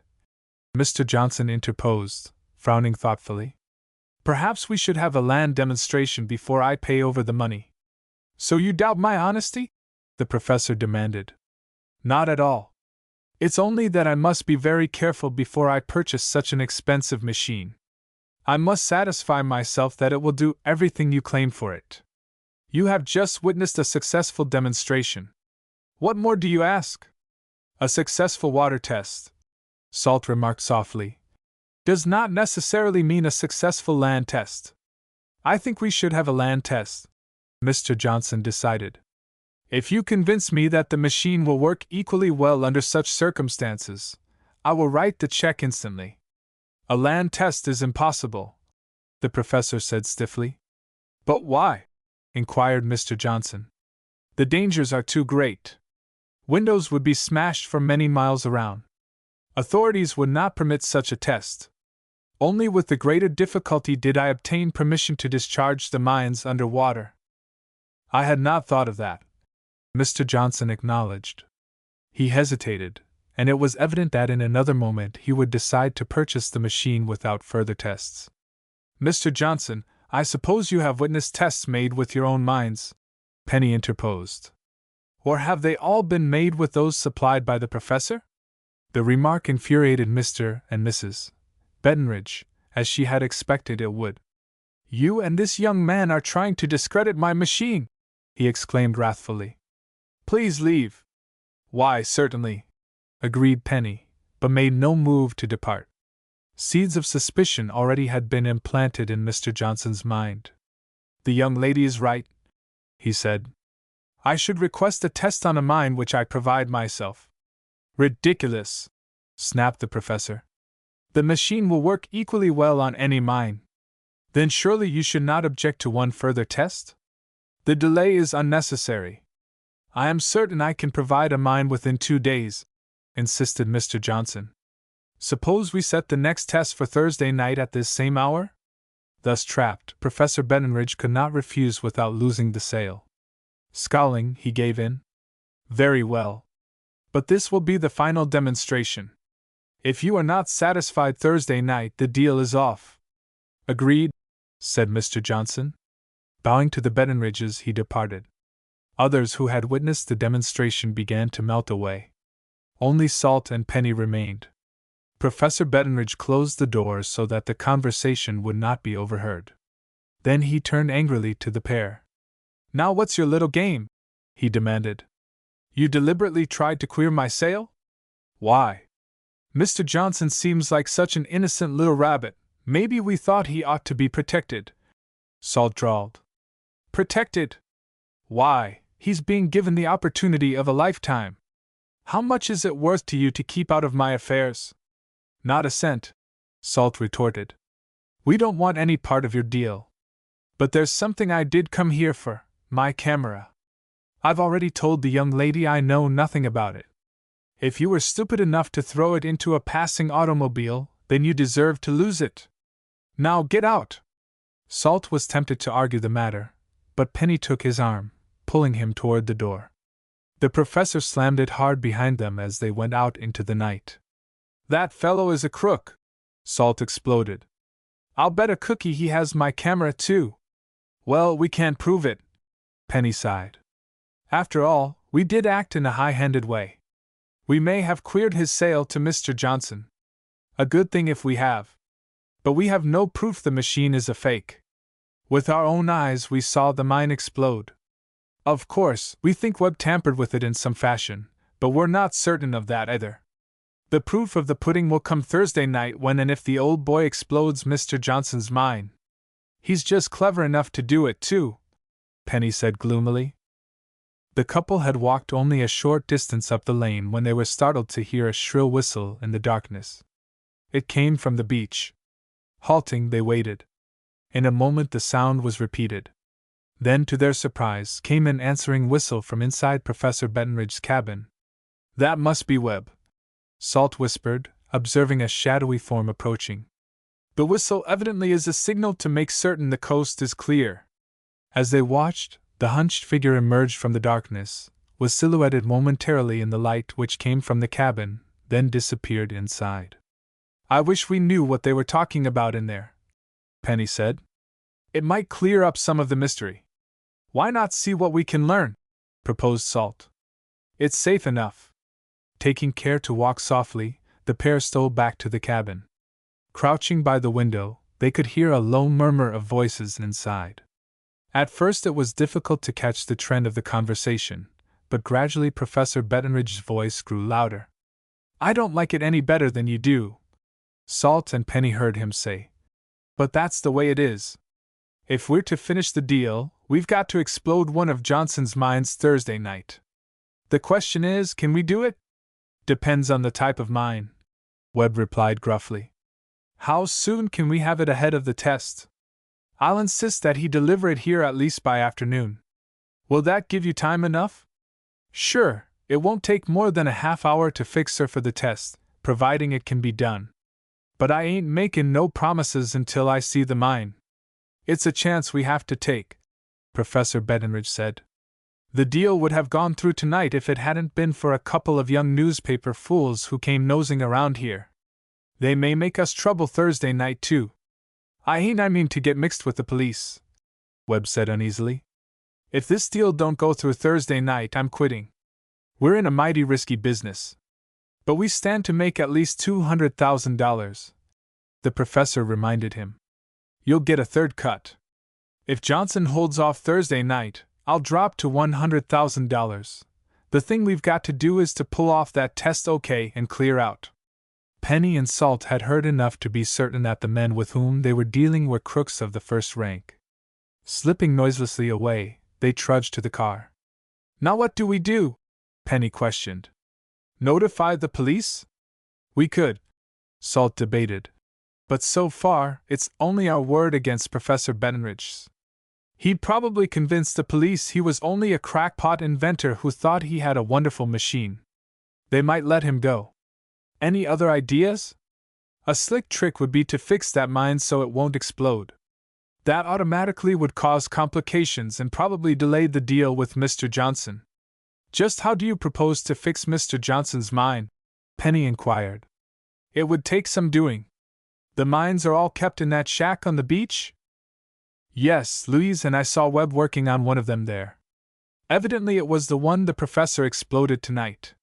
He must have doctored it in some special way. Probably an untampered mine won't explode. He'll fix Mr. Johnson's mine the same way, and then the test will appear successful. Salt nodded gloomily. He was lost in thought for several minutes, and then he grinned. Maybe I have an idea. What is it, Salt? The photographer switched on the car ignition. Wait until Thursday night, he replied. Can you get away from the office early? Well, I really shouldn't. I'll take care of that part, Salt said briskly. Just sit tight, Penny. You and I will have some fun out of this affair yet, and maybe we'll save Mr. Johnson a tidy sum of money. Chapter 17 Major Bryan. Chapter 17. It was nearly midnight by the time Penny reached home. Mrs. Weems had gone to bed, but a light still burned in the study where Mr. Parker was working on a speech he expected to deliver the following day before the Chamber of Commerce. Well, I'm glad you finally decided to come home, he remarked severely. Since my little daughter became Tilly the Twaller, she seems to have developed independent hours. Wait until you hear where I've been, Penny said, sinking into an easy chair beside his desk. Dad, you won't blame me for staying out late when I tell you what I saw and heard. Eagerly she related all that had occurred, and was pleased to note that the story interested her father. Tell me more about Professor Bettenridge, he urged. Describe him. He looks very scholarly, but his language doesn't fit the part, Penny recalled. He's tall and thin and his nose is very pointed. Middle-aged, which might mean 45 or maybe 50. That's about all I noticed except that he has a quick way of darting his eyes about. And he wears glasses. From your description, he sounds like the same person I heard about this afternoon, Mr. Parker commented. Someone told you of his experiments at the lake? Quite the contrary. An Army officer, Major Alfred Bryan, called at my office this afternoon, seeking information about a man who may be Professor Bettenridge. Was he interested in buying the machine for the Army, Dad? Mr. Parker dipped his pen in ink, wrote a few lines, and then looked up again. No, Major Bryan was sent here to trace a man who has several charges against him. At one time he impersonated an officer, and in recent months has been swindling persons by various schemes. He pretends to sell Army or Navy surplus war goods. That doesn't sound like Professor Bettenridge, Dad. Perhaps not, but from your description it could be the same man. This secret ray machine business sounds phony to me. Most crooks try more than one game. The mine-exploding trick may be his latest scheme to fleece gullible victims. Do you think we should report the professor to the police, Dad? It might be a better idea to send Major Bryan to see him, Mr. Parker returned thoughtfully.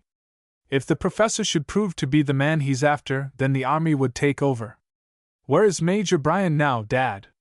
He didn't mention the name of his hotel, because at the time he called at my office, I had no thought I could assist him in any way. However, he expected to stay in Riverview several days. It shouldn't be so hard to trace him. I'll get busy tomorrow. Tired from her adventures of the night, Penny soon went to bed. The next day Mr. DeWitt gave her several interesting assignments, and when one of the stories appeared in the final edition of the Star, it bore a neat little "By Penny Parker" under the headline. "Getting on in the world, I see," Elda Hunt observed sarcastically. Not even the unkind remark could dull Penny's pleasure. She had earned her way on the newspaper by hard, routine work. The byline meant that she had turned in an excellent, well-written story. Elda, whose writing lacked crispness and originality, only once had seen her own name appear in the Star. Penny felt a trifle sorry for her. "There's no fairness around here," Elda complained in a whine. "I've worked over a year. What do I have to show for it? Not even a raise." Penny did not try to tell the girl it was her own fault, that her attitude toward her work was entirely wrong. Elda must learn for herself. Not until Wednesday did Penny have a chance to ask her father if he had traced Major Bryan. "To tell you the truth, the matter slipped my mind," he confessed ruefully. "I've had one conference after another all day long. Tomorrow I'll certainly try to find him." Penny reminded him of his promise on the following day. Mr. Parker, after telephoning several places, found the Major registered at the St. Regis Hotel, not far from the Parker home. However, the army officer had left for the day, and was not expected to return before nightfall. "Oh dear," fretted Penny. "That may be too late. If Professor Betteridge is successful in his demonstration tonight, he may rake in Mr. Johnson's money and skip town before the Major even sees him. It's unlikely the professor will leave without cashing the check, Penny. And banks will not be open until 9 o'clock tomorrow. I'd feel safer to have police take over." Penny sighed. "If only we could prove charges against Betteridge. He hasn't swindled anyone yet," her father reminded her. "Learn what you can tonight, and if the sale goes through, we'll then turn him over to the police." "It may be too late then." "I think not," smiled her father. "You always were a little impatient, Penny." Eagerly Penny awaited the arrival of evening and another adventure at Blue Hole Lake. She and Salt arranged to leave the office at 4 o'clock, hoping to reach the farmhouse early enough to observe what preparations Webb made for exploding Mr. Johnson's mine. But at 3, Salt was sent on an important assignment. "I'll get back as soon as I can," he promised Penny, pausing beside her desk. "I may be a little late, but we'll still make it." "I'll be right here waiting," Penny grinned. At 10 minutes past 4 Salt returned. Thinking he might have pictures to develop before he would be free to leave, Penny did not rush him by going back to the photography room right away.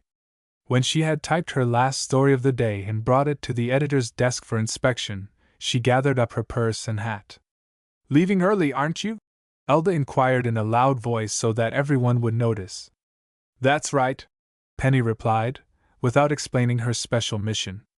Not wishing to leave the city without ample funds, she first went downstairs to cash a paycheck at the company treasurer's window.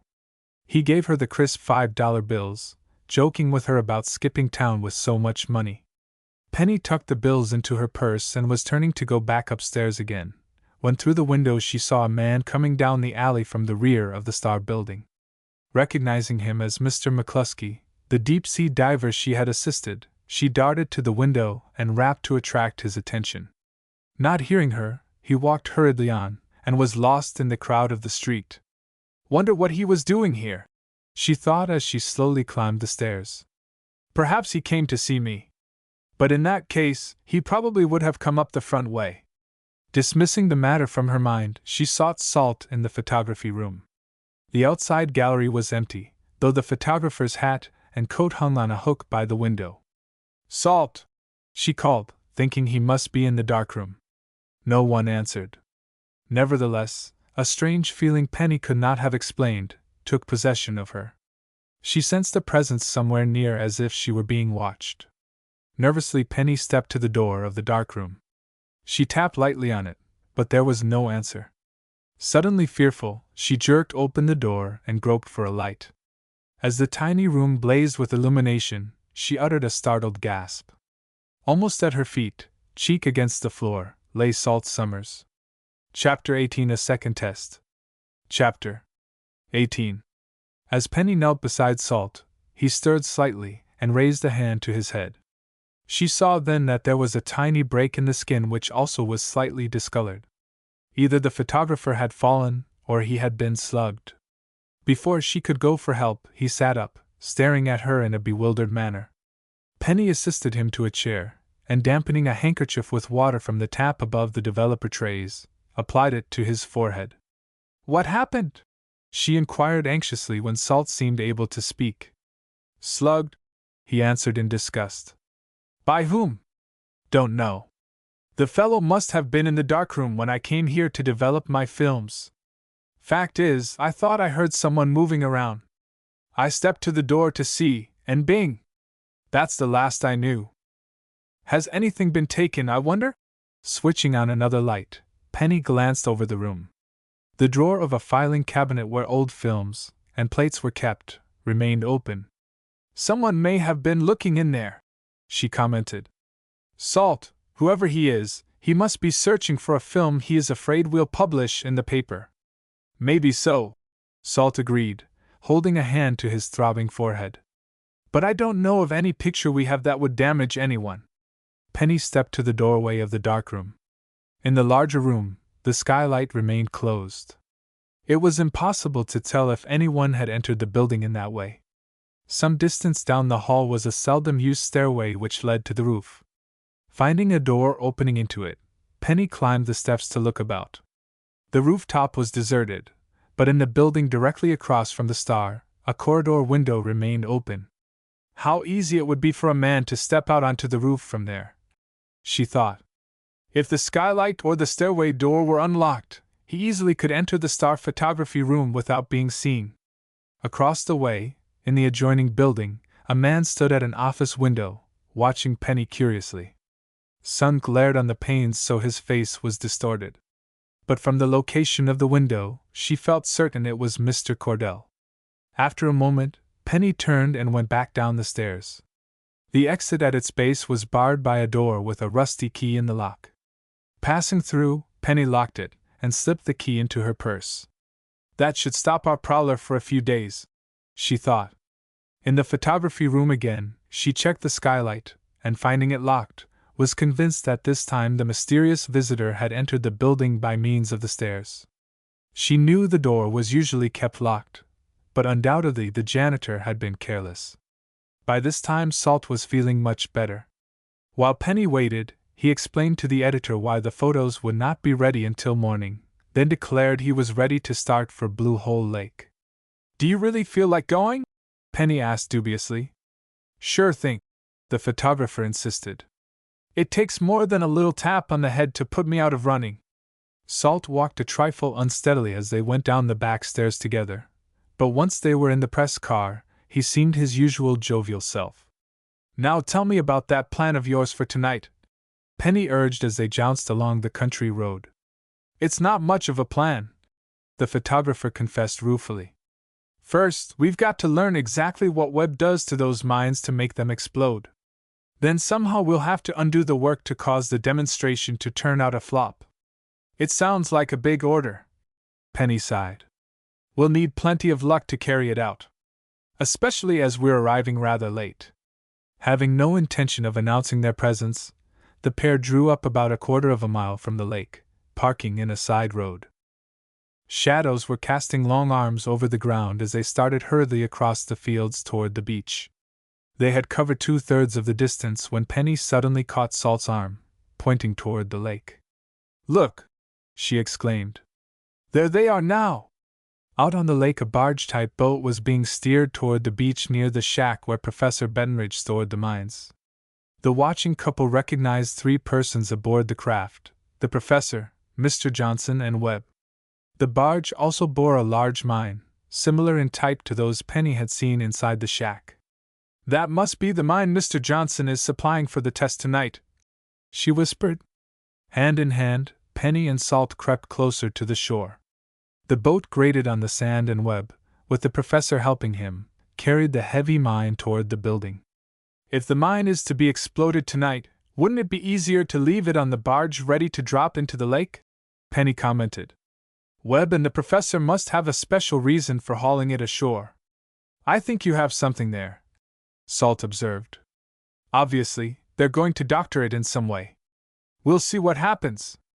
Webb unlocked the door of the shack and the 2 men carried the mine inside. Creeping still closer to the building, Salt and Penny heard Mr. Johnson say, "Just a minute. I see you have other mines stored here. How am I to be sure that the one exploded will be the mine I have provided?" "You may mark it if you wish," the professor replied. "In fact, we prefer that you do, so there can be no possible doubt in your mind. Take this pocket knife and scratch your initials on the covering of the mine. Then tonight, before it is dumped in the lake, you may check again to see there has been no substitution. You understand I don't distrust you," Mr. Johnson said, ill at ease. "But so much money is at stake." "I understand your attitude perfectly," the professor replied. "Certainly you are entitled to take every precaution." A silence ensued, and Penny and Salt assumed that Mr. Johnson was scratching his initials on the mine. "Now suppose we have dinner at the village inn," the professor presently suggested. "Then we will have the demonstration." "Must we wait so long before setting off the mine?" Mr. Johnson inquired. "Yes, village authorities gave permission for the test to be held at 9 o'clock, the professor explained. "My own preference would be to get it over immediately, but I dare not disobey their orders." Mr. Johnson made no reply, and a few minutes later, the 3 men walked away. No sooner had they disappeared up the lake than Penny and Salt came out of hiding from among the trees. "You have to hand it to Professor Bettenridge," commented the photographer with grudging praise. "He's a smooth talker. I'll bet a frosted cookie the test could be held at one time as well as another so far as the village authorities are concerned. He has a special reason for wanting it at 9 o'clock. Probably to give Webb time enough to work on the mine or exchange them," Penny said, and then frowned thoughtfully. "But what if the machine actually should work? After all, the professor agreed to explode Mr. Johnson's mine, and apparently he's marked it with his initials. It won't be easy to substitute another one now. All the same, if I'm any good at guessing, it will be done. Now what shall we do until 9 o'clock? Grab ourselves something to eat." Penny was about to suggest that they drive to a village cafe, when she noticed Webb returning alone from up the beach. Barely did the pair have time to duck out of sight behind a boulder before he approached. Walking directly to the shack, he unlocked the door and entered. "Now this must be where the hocus-pocus begins," Salt whispered. "We've got to find out what he does to that mine. Louise and I climbed up in that tree the other day and looked through the glass in the top. Then that's the trick for us. Come on." Making no sound, the pair climbed the tree close beside the shack. Noiselessly, they inched their way toward the skylight, and lying flat, peered down into the dark interior. Webb had lighted a lantern which he hung on a wall nail. Unaware that he was being watched, he squatted in front of the mine which bore Mr. Johnson's initials, studying it thoughtfully.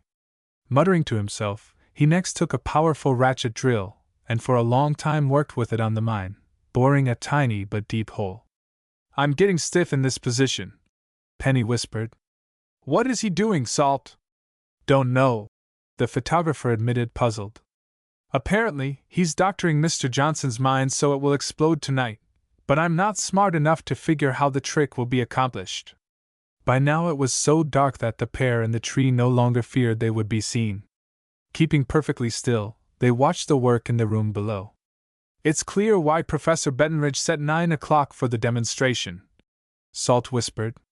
"Webb needed all this time to get the mine ready. And that's why they brought it here instead of dumping it into the lake," Penny added. "But how can they make the mine explode at exactly the right moment?" After Webb had worked for a while longer, he arose and stretched his cramped muscles. Going to a cupboard, he removed a white powder from a glass tube, and carefully inserted it in the hole he had just made in the mine. As a final act, he sealed the tiny hole with another material, and polished the surface so that the place did not show. "Slick work," Salt commented. "By the time he's through, no one ever could tell the mine has been touched. Certainly not that thick-skulled Johnson." Apparently satisfied with his work, Webb put away his tools, made a final inspection of the mine, and then left the shack. After carefully locking the door, he disappeared into the night. "Now what's our move?" Penny asked as she and Salt finally slid down from their uncomfortable perch. "Shall we tell Mr. Johnson what we just saw?" "We could, but he might not believe us." "Penny, I have a better idea. If we can get inside the shack." "But it's locked." "The skylight may be open." Salt climbed up on the roof to investigate, but to his disappointment, the roof window was tightly fastened from inside. "We could smash the glass," Penny suggested dubiously. Salt shook his head. "That would give the whole thing away." "No, I think we can get inside another way, but we'll have to work fast. Now that Webb has the mine ready for the demonstration, the professor and Mr. Johnson may show up here at any minute." Chapter 19: The Lantern Signal. Chapter 19. Salt explained that he intended to pick the lock of the shack door. "When I worked the police beat, a detective taught me this trick," he explained. "You keep watch while I work." Now that Webb had disappeared, no one was to be seen near the beach. To Penny's relief, not a person appeared, and Salt, working swiftly, soon had the door open. To make certain they would not be taken unawares, Salt relocked the door on the inside. Groping about, he found the lantern Webb had left behind, and lighted it. 3 mines lay on the floor. "Which is the right one?" Penny asked. "They all look alike. Mr. Johnson's initials must be on the one Webb tampered with." Salt turned over one of the mines, inspecting it. "That thing might go off any minute," Penny said, edging away. "Do be careful, Salt." Salt chuckled. "If it should go off, we'd never know what hit us," he said. "This is the one Webb tampered with, all right.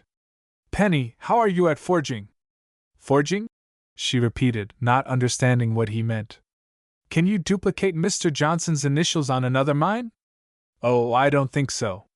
Not so it would look the same." "Sure you can," Salt said, thrusting his pocket knife into her hand. "It will be dark and no one will look too carefully." "But why do you want me to do it? You mean to substitute Mr. Johnson's mine for one of the others?" "That's the ticket," chuckled the photographer. "Maybe my guess is wrong, but I have a sneaking suspicion if we use one of the professor's own mines, it will fail to explode. The mine has to be doctored with that powder we saw Webb use." "That's my theory, Penny. But maybe the other mines have already been treated." "That's a possibility," Salt admitted thoughtfully. "No way of telling that, because the hole would be covered so skillfully. We'll have to take a chance on it."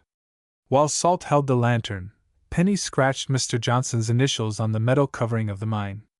Skilled in art, she was able to copy them fairly well. "They don't look exactly the same," Salt said, comparing the two. "But they're good enough to get by unless Mr. Johnson becomes very critical." Quickly they moved the 2 mines, placing Mr. Johnson's well to the back of the room, and leaving the substitute exactly where the other had been. "Well, that job is done," Salt chuckled. "Unless I miss my guess." He broke off, startled to hear a murmur of voices from a short distance down the beach. Quick as a flash he blew out the lantern and hung it in its accustomed place on the wall nail. "Salt! Those men are coming!" Penny whispered fearfully. "We're trapped here." It was too late to slip out the door, for already the men were very close, and unmistakably, one of the voices was that of Professor Bettenridge. The only available hiding place was a storage closet. Barely in time, Salt and Penny squeezed into it, closing the door and flattening themselves against the wall. The door of the shack swung open to admit the professor, Webb, and Mr. Johnson. "Dark as pitch in here," Webb muttered. "Wait, and I'll light the lantern." In a moment the yellow glow illuminated the dingy little room. "Which is my mine?" Mr. Johnson asked. "They all look alike. And for all practical purposes they are exactly alike," said the professor smoothly. "So far as my machine is concerned, it makes not a particle of difference. Webb, which is the mine that Mr. Johnson supplied?" "Here it is," the assistant said, tapping the one Salt and Penny had substituted. "See your initials, Mr. Johnson?" Yes, agreed the man. Inside the closet, Penny and Salt breathed easier. "Let's get on with the demonstration," the professor urged with sudden impatience. "Load the mine onto the boat, Webb. Go out to the center of the lake. Then when you have dropped it, give the usual signal. When everything is okay, I'll wave my lantern 3 times. Webb agreed. The mine was trundled out, and the shack became dark. However, Salt and Penny did not dare come out of hiding until they heard Webb start the motor of the boat. "The coast is clear," the photographer then reported, peering out a crack of the outer door. "Webb has gone, and the professor and Mr. Johnson are walking up to the cabin." From the beach, Penny and Salt watched the boat moving slowly across the water. Presently the craft stopped, and the mine was heaved overboard. The pair waited, but there was no signal from Webb. Nor did his boat move away from the locality where the mine had been dropped. "Why doesn't he wave the lantern?" Penny fretted. "He's waiting deliberately, and for a purpose," Salt declared. "Why not amble up the hill and watch the professor perform?" "Not a bad idea," agreed Penny. Walking rapidly, they arrived at the cabin quite breathless. As they tapped lightly on the door, Professor Bettenridge appeared visibly startled. He stiffened to alert, guarded attention, but relaxed slightly as his wife admitted the pair. "Oh, it's you two again," he said none too pleasantly. "You are just in time to witness my final demonstration. We are waiting now for my assistant's signal." "It seems to take a long while," Mr. Johnson commented, glancing at his watch. "Webb may have had trouble getting the mine overboard," the professor soothed. "Besides, he has to move out of the danger zone." Penny and Salt looked at each other but said nothing. They were certain that Webb had been in no haste to return to shore. "What are you two smirking about?" the professor demanded irritably. "I suppose you think my machine won't work?" "I'll be surprised if it does," Salt agreed, unruffled. Mrs. Bettenridge, who stood at the window, suddenly cried, "There is the signal!" Professor Bettenridge snapped on a switch, and the ray machine began to hum. He turned on another motor, and lights began to glow. Then he struck the crystal ball, producing a musical vibration. Assuming a confident pose, he waited. Nothing happened. As the seconds ticked by and still there was no explosion, the professor began to wilt. He gazed desperately at his wife, who looked as dismayed as he. "My dear, something seems to be wrong. Are you sure you saw the signal? Perhaps Webb has not yet dropped the mine." "I saw the signal. The lantern was waved 3 times. The professor made several adjustments on his machine, and again struck the musical note. But there was no explosion. Enjoying his discomfiture, Salt and Penny grinned from ear to ear. "You did something to the machine," the professor accused them furiously. "You came here and tampered." "We've not been near this place tonight until a moment ago," Penny retorted. "The truth is, you weren't able to explode Mr. Johnson's mine." "That's not so." The professor's face now was red with anger. "Something has gone wrong, but that doesn't prove my machine is a failure. We'll have another test." "I'm not sure that I shall be interested," Mr. Johnson said quietly. "I've been thinking the matter over and there are so many hazards." "I'll make you an especially good offer," the professor declared, flipping the canvas cover over his machine. "Furthermore, we will have the test tonight. I guarantee to explode the mine before you leave here." "But the mine I supplied is at the bottom of the lake and it failed to go off," Mr. Johnson said. "First, we will talk to Webb and learn exactly what happened," the professor said, taking him by the arm. "I know there is a logical explanation for the failure." Glaring at Penny and Salt, he shooed everyone out of the cabin, locking the door. "My dear," he said to his wife, giving her a significant look, Take Mr. Johnson to the house while I find Webb. I'll be with you in just a minute.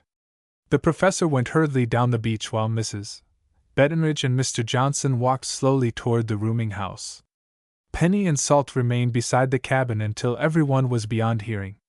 Well, our trick worked. Salt chuckled. But if we aren't careful, the professor will pull off a successful test yet and ruin all our plans. He and Webb are certain to examine the mines and discover the one with Mr. Johnson's initials still in the shack. Then they may convince Mr. Johnson there was a mix-up, and go ahead with another test which will be successful. We've got to do something, Salt muttered. But what? I know, Penny exclaimed. I'll telephone Dad and have him come here right away with Major Bryan. Good, approved Salt. I'll stay here and hold the fort while you telephone. Tell your father to step on the gas, because we've got to move fast to clear Professor Bettenridge's game. Chapter 20 A Crook Exposed. Chapter 20. Eager to carry out Salt Summer's bidding, Penny ran up the hill in search of a telephone. She considered using the one at the house where Professor and Mrs. Bettenridge roomed, but decided against it, fearing that the conversation might be overheard or reported to them by the farm woman. Hastening on, she saw a light farther down the road, and recalled having noticed a house there. 5 minutes later, completely winded, she pounded on the door. A man in shirt-sleeves, the evening newspaper in his hand, answered her knock. Please, may I use your telephone? Penny gasped. Why, sure, he agreed, stepping aside for her to enter. Anything wrong? Penny knew better than to mention what was happening at the lake. I want to telephone my father in Riverview, she explained. The phone is in the other room, the man said, switching on a light. Placing the call, Penny waited impatiently for it to be put through. She was uncertain whether her father would be at home. If she failed to reach him, then the only other thing was to notify the sheriff. Here is your party. Go ahead, please, came the long-distance operator's voice.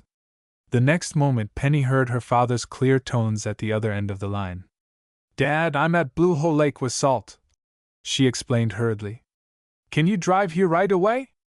I suppose so, he answered, knowing from her voice that something serious was wrong.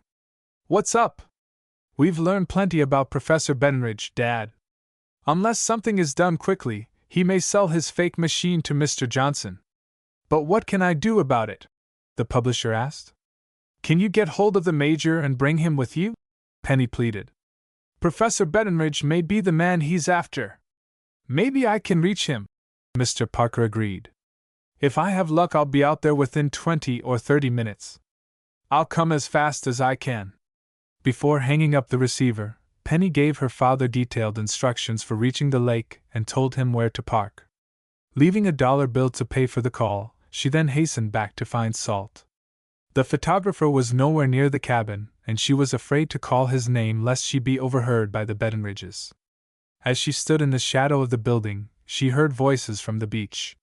Someone with a lighted lantern was coming up the trail, and soon she distinguished two figures, Professor Bettenridge and Webb. That's the story you'll have to tell Johnson, she heard the professor say. Tell him that somehow you got the two mines mixed up as you were loading them onto the boat and dumped one that was never meant to explode. But he saw us load the mine. It was dark and he may not be sure. Anyway, the mine with Johnson's initials is still in the shack. We'll show it to him. What bothers me is how did the mistake happen? Webb muttered. I know the mine I loaded on the boat had Johnson's initials. It should have gone off. Someone is on to our game and tampered with the mines. It may have been a trick of that newspaper pair. In that case, we're in a dangerous spot. We ought to clear out while the clearing is good. If the authorities get on to what we're doing, they won't, at least not tonight, the professor said confidently. The sheriff is as dumb as they come, and is convinced I am a genius second only to Thomas Edison. We'll have to pull off a successful test tonight with Johnson's mine, collect what we can, and clear out. Okay, Webb agreed. But this is my last job. The game is too dangerous. I served one stretch in the pen and I don't look forward to another. If we can explode Johnson's mine tonight, We'll collect the money and be away from here as soon as we cash the check? Can you pull off the job without any blunder? Sure I can, unless someone tampers with the mine. This time I'll make sure they don't. Okay, the professor agreed. Now I want you to talk to Johnson. Put up a good story, and get him to look at the mine that has his initials on it. If he refuses, we're licked, but it's worth a final try. I'd like to find the guy who broke into the shack, Webb muttered. We may have time for that later. Just now our most important job is to convince Johnson we have something to sell. The two men now were very close. Penny flattened herself against the building wall, fearful of being seen. The light from their lantern illuminated her for an instant, but the men were so absorbed in their discussion, they failed to see her. Going on up the hillside path, they vanished into the farmhouse. What had become of Salt, Penny did not know. Thinking he might have gone down to the lake, she walked rapidly in that direction. As she approached the shack where the mines were stored, she heard a low whistle. Is that you, Salt? She called softly. He came from behind a clump of bushes to join her. Quickly they compared notes. Salt had overheard no conversation, but he had watched Professor Bettenridge and Webb as they re-examined the mines in the shack. They're onto our game, and it won't work twice, he said. We've got to delay the test, but how? Maybe we could cut the boat loose. A capital idea, Salt approved, chuckling. Penny, you really have a brain. As they scurried over the stones to the water's edge, Penny suddenly stopped short. Listen, she commanded. I didn't hear anything, Salt said. An automobile stopped by the roadside. I'm sure of it. Maybe it's my father. He couldn't have reached here so soon. You don't know Dad. Penny chuckled. He drives like the wind. It certainly sounded like the engine of our car. Let's have a look before we cut the boat loose, Salt said, slipping a knife back into his pocket. I'll go, Penny offered. You wait here. Before Salt could stop her, she darted away into the darkness. Crawling under a barbed wire fence, she took a short cut to the road. Even before she saw the car, she heard a voice which she recognized as her father's. Dad, she called softly. He was with another man whom Penny hoped was Major Bryan. As the two came toward the fence, she saw that it was indeed the army officer. Dad, how did you get here so quickly? She greeted him. Salt, and I didn't expect you for at least another 20 minutes. I was lucky enough to get hold of Major Bryan right away, Mr. Parker answered, climbing over the fence. Now I hope you haven't brought us on a wild chase, Penny. What's up? Come with me and I'll show you, she offered. That's easier than explaining everything. Major Bryan, a well-built man of early middle age, asked Penny several questions about Professor Bettenridge as the three walked hurriedly toward the lake. From your description, he seems to be the man I'm after, he declared grimly. If he's the same person, his real name is Claude Arkwright and he's wanted for impersonating an officer and on various other charges. He pulled a big job in New York 3 months ago, then vanished. Salt was waiting at the lake. What's our move? He asked, after relating everything that had occurred that night. Shall we cut the boat loose? First, let me examine those mines, the Major requested. Can we get into the shack? I can pick the lock, but it takes time, Salt offered. We'll break it, the Major decided. Those men may return here at any minute, so there's no time to lose. The door was forced open and Penny was placed on guard to watch the hillside for Webb or anyone in the professor's party. There was no light in the shack, but both Mr. Parker and the Major had brought flashlights.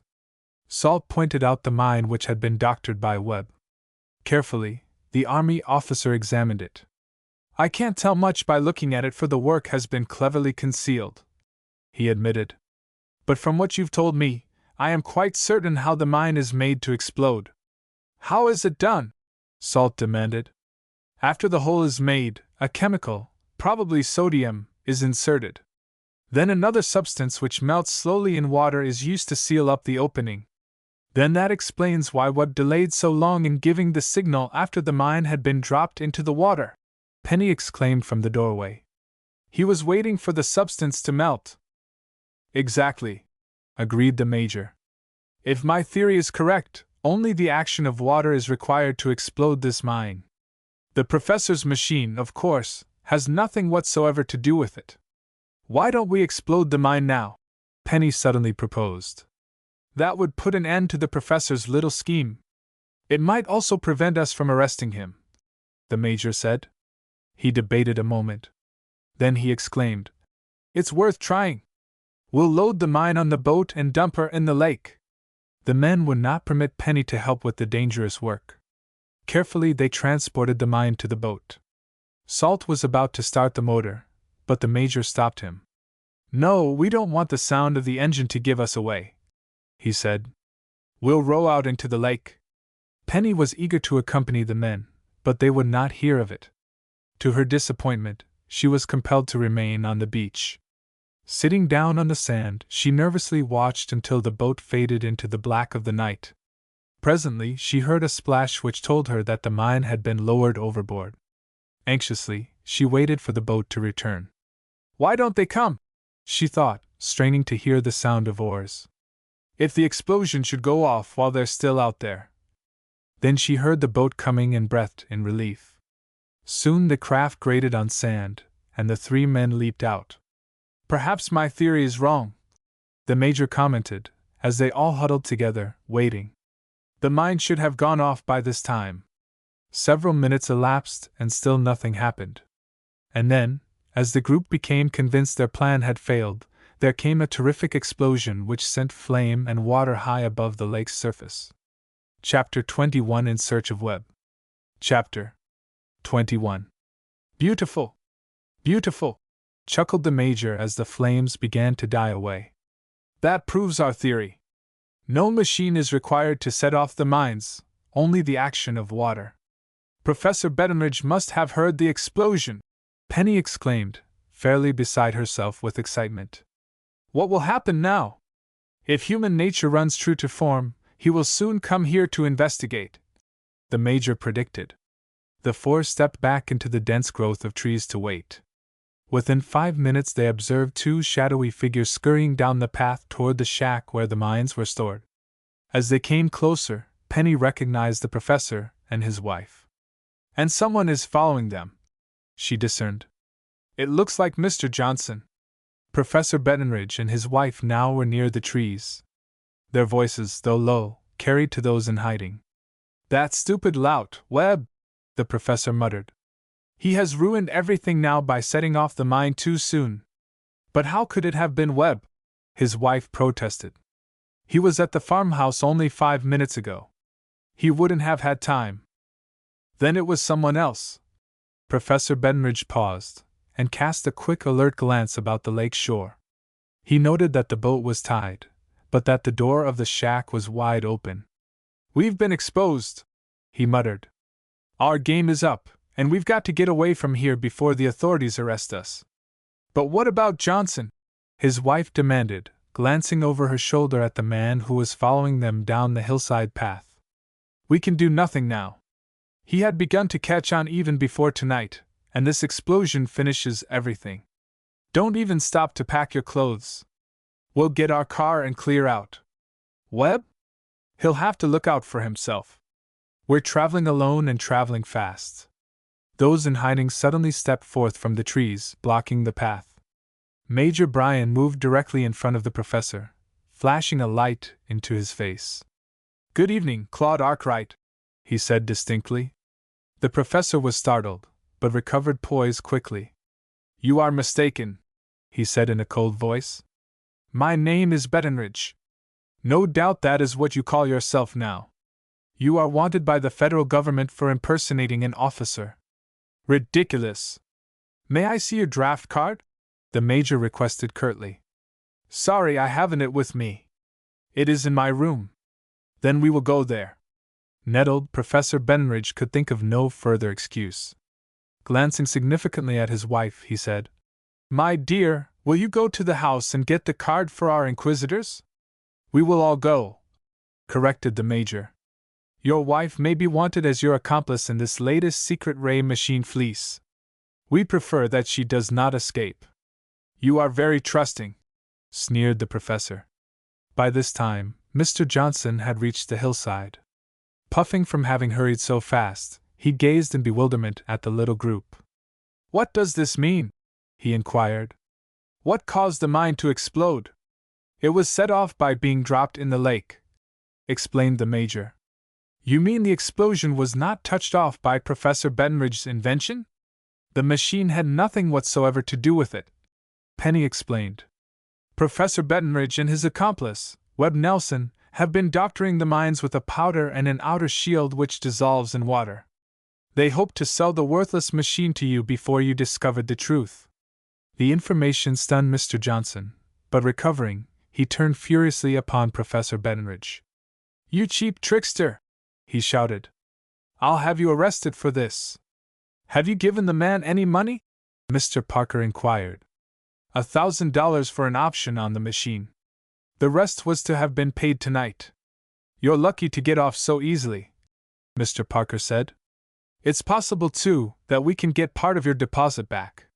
"You can't hold me on any trumped-up charge," Professor Bettenridge said angrily. "You have no warrant." He started away, but was brought up short as he felt the Major's revolver pressing against his ribs. "This will hold you, I think," said the army man coolly. "Now lead the way up the hill to the other cabin. I want to see your remarkable invention." With his wife clinging to his arm, the professor marched stiffly ahead of the group. He unlocked the cabin door and all went inside. Jerking off the canvas which covered the secret ray machine, Major Bryan inspected it briefly. "A worthless contraption," he said contemptuously. "Utterly useless." "Where did you meet Webb Nelson?" Penny asked the professor. "And where is he now?" "You'll have to find him for yourself," sneered the professor. "If he has the sense I think, he's probably miles away from here by now." Determined that the man should not escape, Penny, Salt, and Mr. Parker started for the farmhouse, leaving the Major and Mr. Johnson to question the professor. As they rapped on the screen door, Mrs. Leonard came to let them in. "What is going on here tonight, may I ask?" she demanded irritably. "People banging in and out of the house at all hours. Explosions. I declare, I wish I never had rented a room to that crazy professor and his wife." "Is Webb Nelson here?" Mr. Parker asked. "The professor's helper?" "Why, no, right after the explosion he came, gathered a bag of things from the professor's room, and went off down the road." "In a car?" "He was afoot when he left here." "Is anything wrong?" "Considerable. Professor Bettenridge has just been exposed as an impostor. Webb must have realized the jig was up when he heard the mine go off." "The professor an impostor!" Mrs. Leonard exclaimed. "Well, of all things! Which way did Webb go?" Mr. Parker asked. "Down the road toward town when I last saw him." "Maybe we can catch him," Mr. Parker cried. "If he didn't get a lift," Salt added. All piled into the Parker car which had been left a short distance down the road. But in the drive to Newhall, the man was not sighted. Nor did inquiry in the town reveal anyone who had seen him. Undoubtedly he expected to be followed, and cut across the fields or took a side road, Mr. Parker declared. "We'll have to depend upon the authorities to pick him up now." Stopping at the sheriff's office, warrants for the man's arrest were sworn out, and the party then returned to Mrs. Leonard's. Professor Bettenridge and his wife had been brought to the farmhouse by Major Bryan, who proposed to hold them there pending the arrival of federal authorities from Riverview. "There's one thing I want to know," Penny whispered to her father. "How did Professor Bettenridge meet Webb? Perhaps he can explain the man's connection with the Snark." The question was put to the professor, who replied briefly that he knew nothing whatsoever about Webb Nelson. "I met him only 2 weeks ago," he said. "He claimed to be an expert at handling explosives, so I hired him." No one believed the professor was telling the truth. However, it was useless to question him further. Determined not to implicate himself, his wife, or his helper, he spoke as seldom as possible. "The man has a room here," Mr. Parker suggested. "Suppose we see what we can find." Mrs. Leonard led the way upstairs. The professor's room was locked, but she opened it with a master key. 2 suitcases had been packed as if for a hasty departure, and everything was in disorder. All garments had been removed from the closets. The scrap basket was filled with torn letters which Mr. Parker promptly gathered together and placed in an envelope for future piecing together. In one of the suitcases he found several newspaper clippings. One bore a picture of the professor, but the name beneath it was Claude Arkwright, and the story related that he was wanted in connection with a $10,000 hoax. "Bettenridge is our man all right," the publisher declared. "We made no mistake in holding him for the sheriff." Penny had been searching the larger of the 2 suitcases which seemed to contain only clothing. But as she reached the lower layer, she suddenly gave a jubilant cry. "Salt! Dad!" she exclaimed. "It's here! See what I've found!" Chapter 22 Salt's Missing Camera. Chapter 22. From the suitcase, Penny lifted Salt's camera. With a cry of pleasure, he snatched it from her hand and eagerly examined it. "Is it damaged in any way?" Penny asked. "It doesn't seem to be. So the professor had it all the time just as we thought. And here are the plates I tossed into the car the night of the explosion," Penny added, burrowing deeper into the pile of clothing. "They're probably ruined by now." "Maybe not," said Salt, examining them. "The professor may have thought they were unexposed plates and kept them for use later on. Anyway, it was crooked of him to try to keep the camera," Penny declared. "Though I suppose such a small theft doesn't amount to much in comparison to the trick he nearly played on Mr. Johnson." "It matters to me," the photographer chuckled.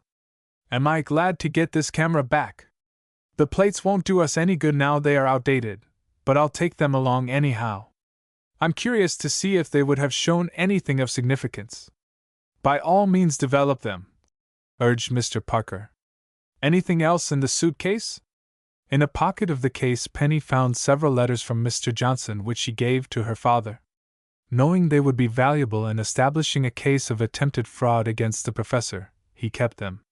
"I wish Webb Nelson hadn't managed to escape," Penny remarked as the trio went downstairs again. "He must have started for Newhall, perhaps to catch a train." "Any due at this time?" her father asked thoughtfully. "I wouldn't know. Tell you what," Mr. Parker proposed. "We can do nothing more here. We may as well drive to the village again and press an inquiry for Webb." Once more the car with Salt as driver careened over the bumpy country road to Newhall. They reached the town without sighting anyone who resembled the professor's helper. "Drive to the station," Mr. Parker instructed Salt. "There's an outside chance Webb went there." The depot was a drab little red building, deserted except for a sleepy-eyed station agent who told them there was no passenger train scheduled to leave Newhall before 6 o'clock the next morning. "Any freight trains?" Mr. Parker inquired. "A couple are overdue," the agent said. "Number 32 from the east, and number 20, also westbound. Number 20's just coming into the block."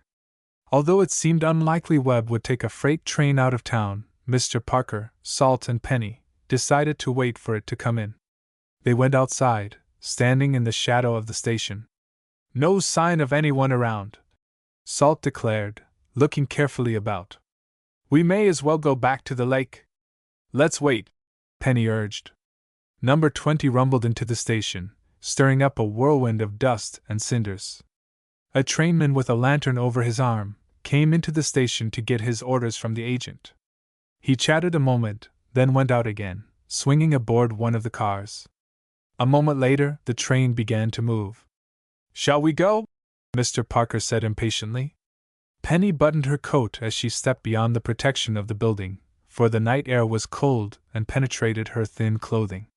Treading along behind her father and Salt to the car, she started to climb in, when her attention riveted upon a lone figure some distance from the railroad station.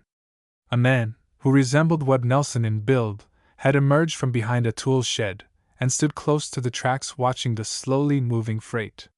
Then he ran along beside the train and suddenly leaped into one of the empty boxcars. "Dad! Salt!" she exclaimed. "I just saw someone leap into one of those cars. I'm sure it was Webb." "Where?"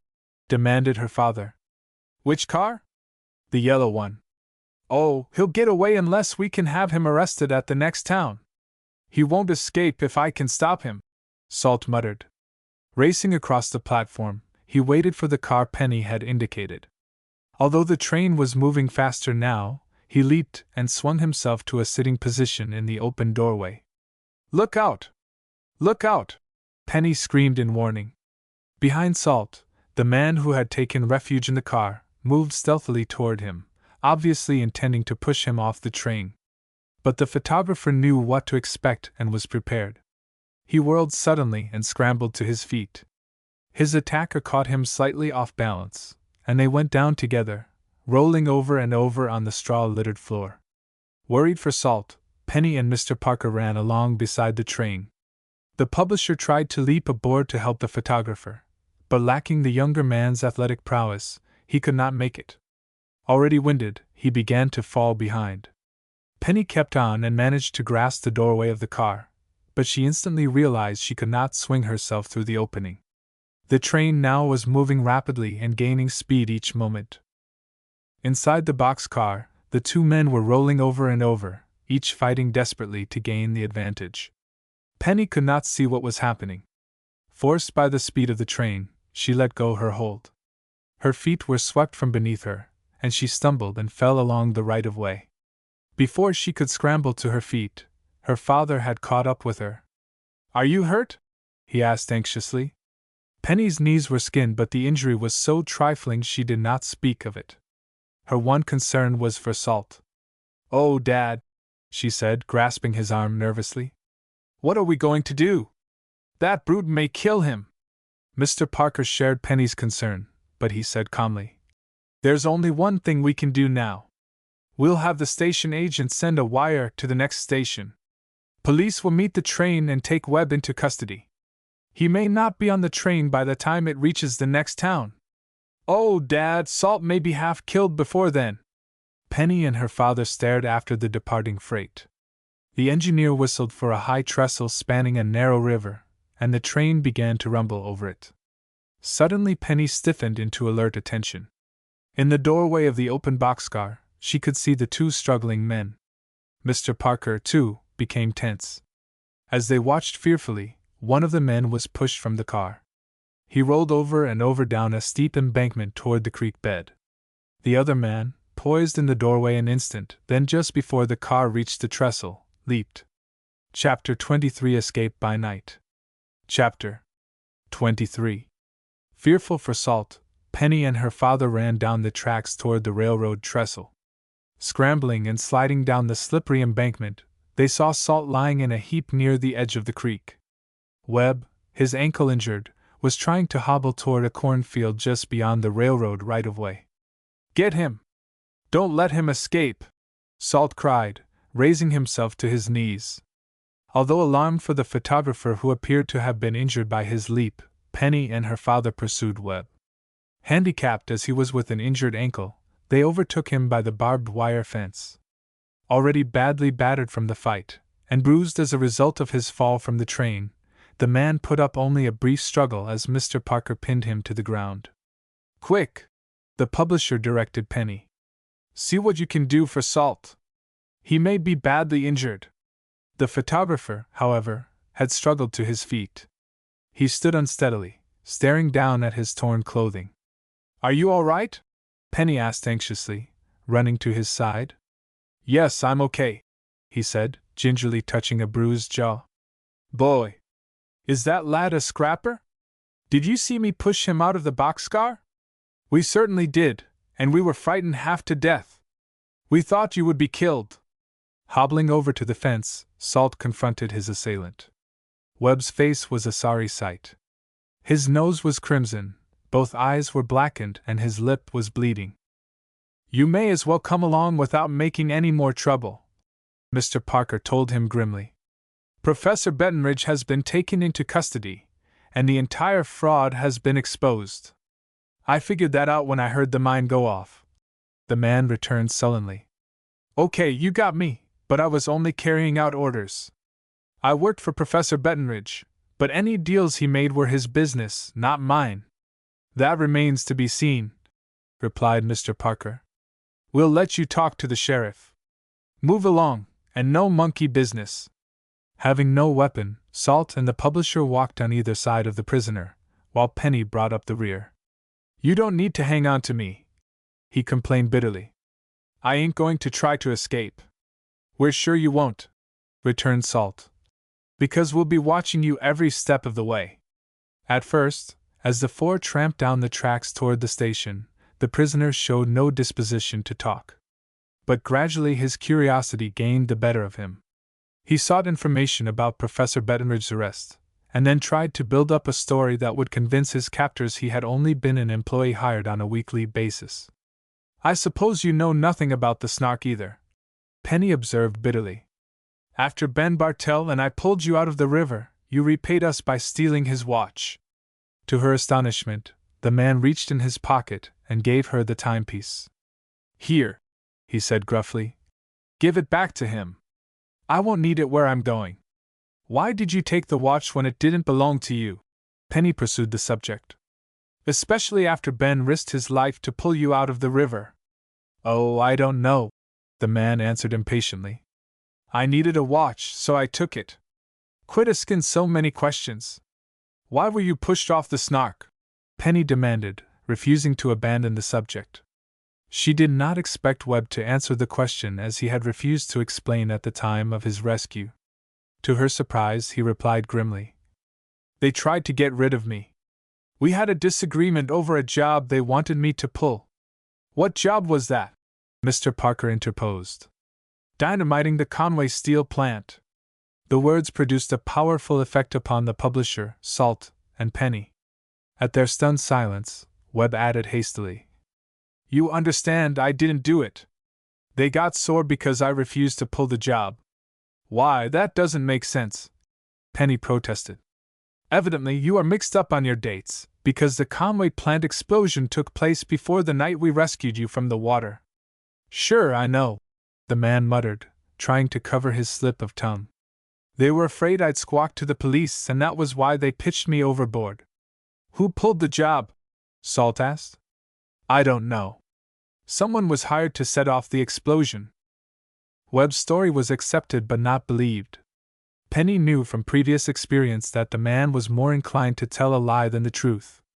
Convinced that he might have been implicated in the explosion, she suddenly recalled his visit to the office of Jason Cordell. Could his call there have any hidden significance? You're a friend of Mr. Cordell's, aren't you? She inquired abruptly. The question caught Webb off guard. He gave her a quick look but answered in an indifferent way. Never heard of him. I'm certain I saw you in his office, Penny insisted. Realizing that his loose talk was building up trouble for himself, Webb would say no more. At the sheriff's office, he repeated practically the same story, insisting that he had been hired by Professor Bettenridge on a wage basis, and that he was in no way implicated in the plot to defraud Mr. Johnson. Your story doesn't hang together, Mr. Parker said severely. Naturally you knew that the professor's machine was worthless? Not at first, Webb whined. He only told me he wanted a mine exploded at a certain time. It was only by chance that I learned he intended to cheat Mr. Johnson. Considering the conversations I overheard between you and the professor, that is a little hard to believe, Penny contributed. It might go a little easier with you, if you come through with the truth, a deputy sheriff in charge of the office added. Anything you want to say before we lock you up? Webb hesitated a long while, and then in a subdued voice said, Okay, I may as well tell you. Sure, I knew the professor and his wife were crooks. They offered me a split on the profits if Johnson bought the secret ray machine. Where did you obtain your mines?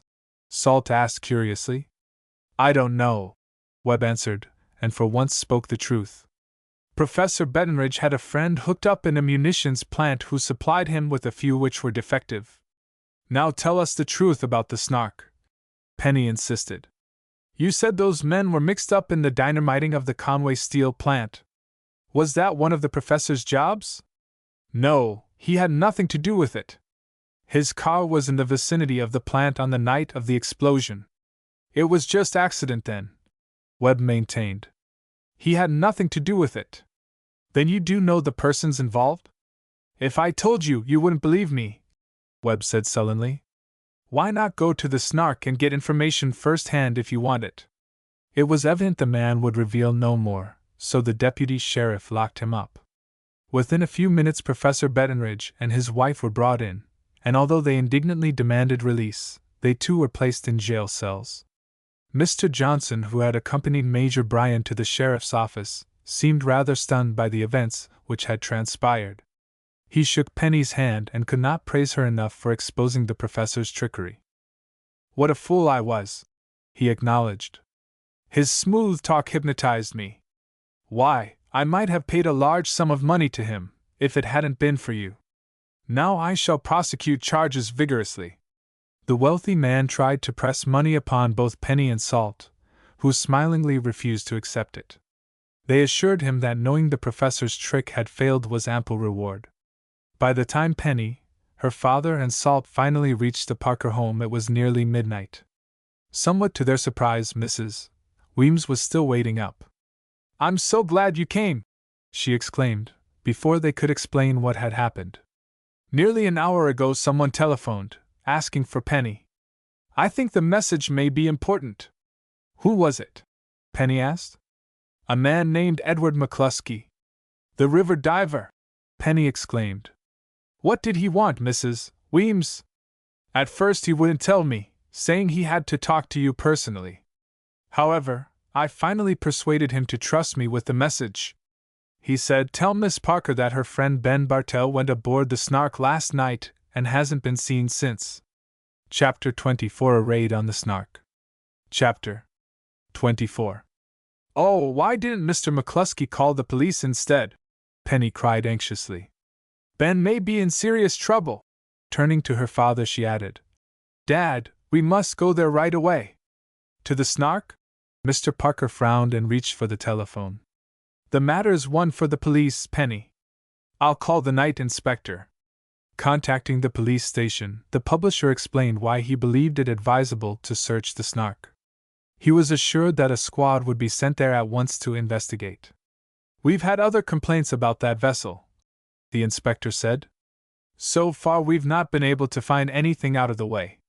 Having notified the police, Mr. Parker felt that his duty was done, but not Penny.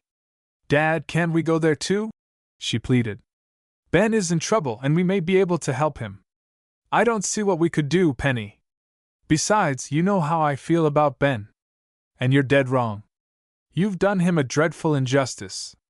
Tonight may prove it. Mr. Parker wavered, then suddenly gave in. All right, get your heavy coat, he instructed. It will be cold along the waterfront.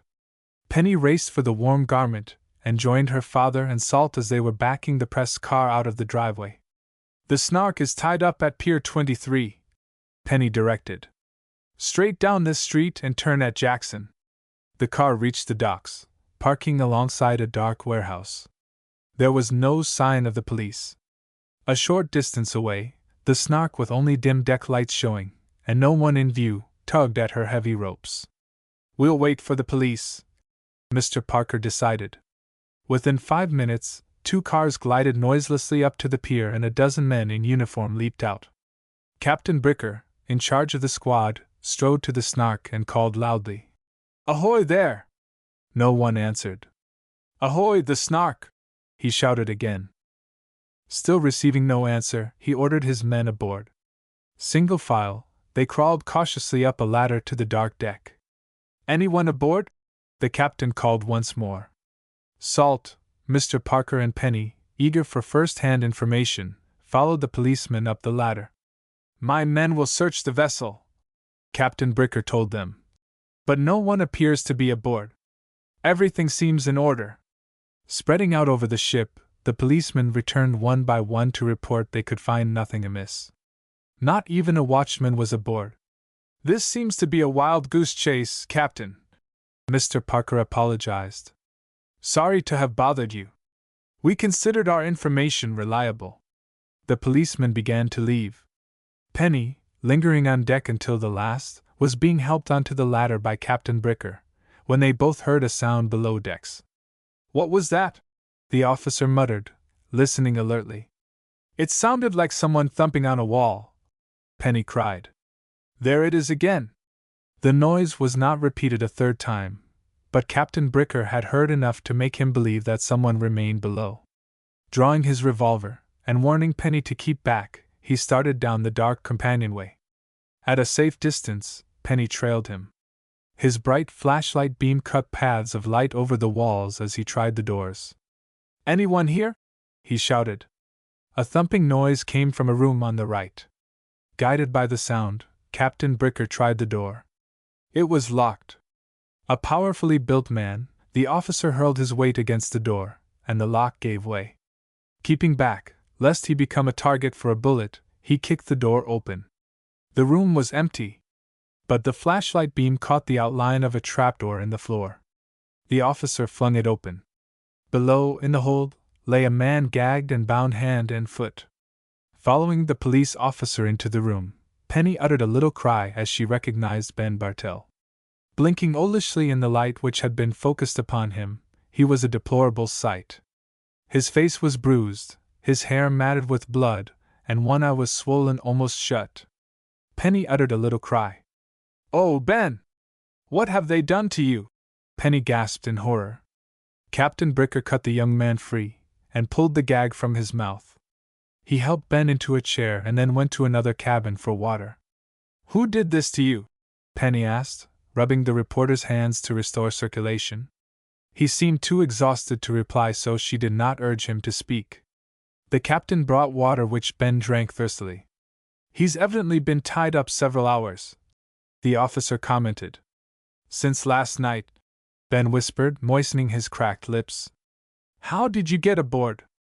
"I sneaked on when no one was looking, wanted to see what I could learn." "Who were the men that tied you up?" "Don't know.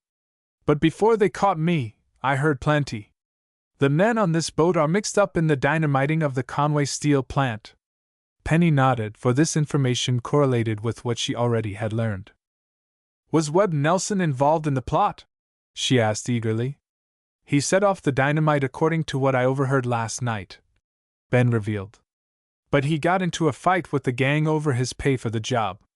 He tried to shake them down for a big sum, threatening to spill everything to the police if they didn't cough up. It ended up in a fight, and Webb was pushed overboard. Then we pulled him out of the river," Penny supplied. "But he refused to tell us a thing. He knew better than to spill the story because he would have implicated himself. And the gang aboard this boat had no fear either, because they figured he was only pulling a bluff." "But who was behind the plot?" Penny asked, puzzled. "What did the men hope to gain by dynamiting the plant?" "They did it on orders from a man higher up, a man who personally hates the owner of the Conway steel plant." "Then it was a grudge matter?" Captain Bricker inquired dubiously. "Not entirely," Ben returned. "Labor troubles are mixed up in it. This man, who represents a minor faction, has been trying to gain control over the employees without much success. By planning a series of accidents similar to the dynamiting, he thought he might bring the management around to his way of thinking." "Who is the leader?" Penny demanded impatiently. Ben hesitated. "I hate to say," he confessed, "because I'm not absolutely certain. In the conversation I overheard before I was caught, he wasn't mentioned by name. But by putting two and two together, I have a fairly good idea." "Guessing won't do in this business," said Captain Bricker. "I know that," admitted Ben. "But here is one bit of fact I gained. The big boss was at the factory on the night of the explosion. In fact, he was nearly caught, and a photographer snapped a picture of him as he fled." "You're sure of that?" Penny demanded excitedly. "Yes, I heard the men talking about it. The boss has been worried for fear that picture will show up and convict him." "Now I'm beginning to understand," Penny murmured. "It explains why the star photography room was broken into several times. Someone was after those plates which weren't there." "What became of the pictures?" Captain Bricker asked. "They'll prove valuable evidence." "Why, Salt Summers has the camera and plates in the press car." "Of course, we don't know what the plates will show until they're developed. We must have them at once," the captain said. He turned again to Ben. Now, did you know any of the men who attacked you? Not a one. But I can give you a fairly good description of most of them. They're waterfront riffraff. In that case, some of them may have their pictures in our files, the captain said. I'll issue orders to round up all loiterers in this neighborhood. You should be able to identify most of them in a police lineup. I'm sure I can. Now about the higher-up, who engineered the scheme. You said you had an idea who he is. That's right, agreed Ben. The men spoke of him as a publisher. I don't like to accuse him outright, because I'll be suspected of trying to get even with a man I hate. Light came swiftly to Penny. Into her mind leaped many facts hitherto puzzling, but which now seemed suddenly clear. The open skylight, the building adjoining the Star, Webb Nelson's call upon the editor of the Mirror. Ben, you don't need to accuse anyone, she cried. I'll do it myself. The man is Jason Cordell, and I think we can prove it too. Chapter 25 Picture Proof. Chapter 25. Yes, Jason Cordell is the man responsible, Ben agreed soberly. I can't prove it, but in my own mind I'm sure.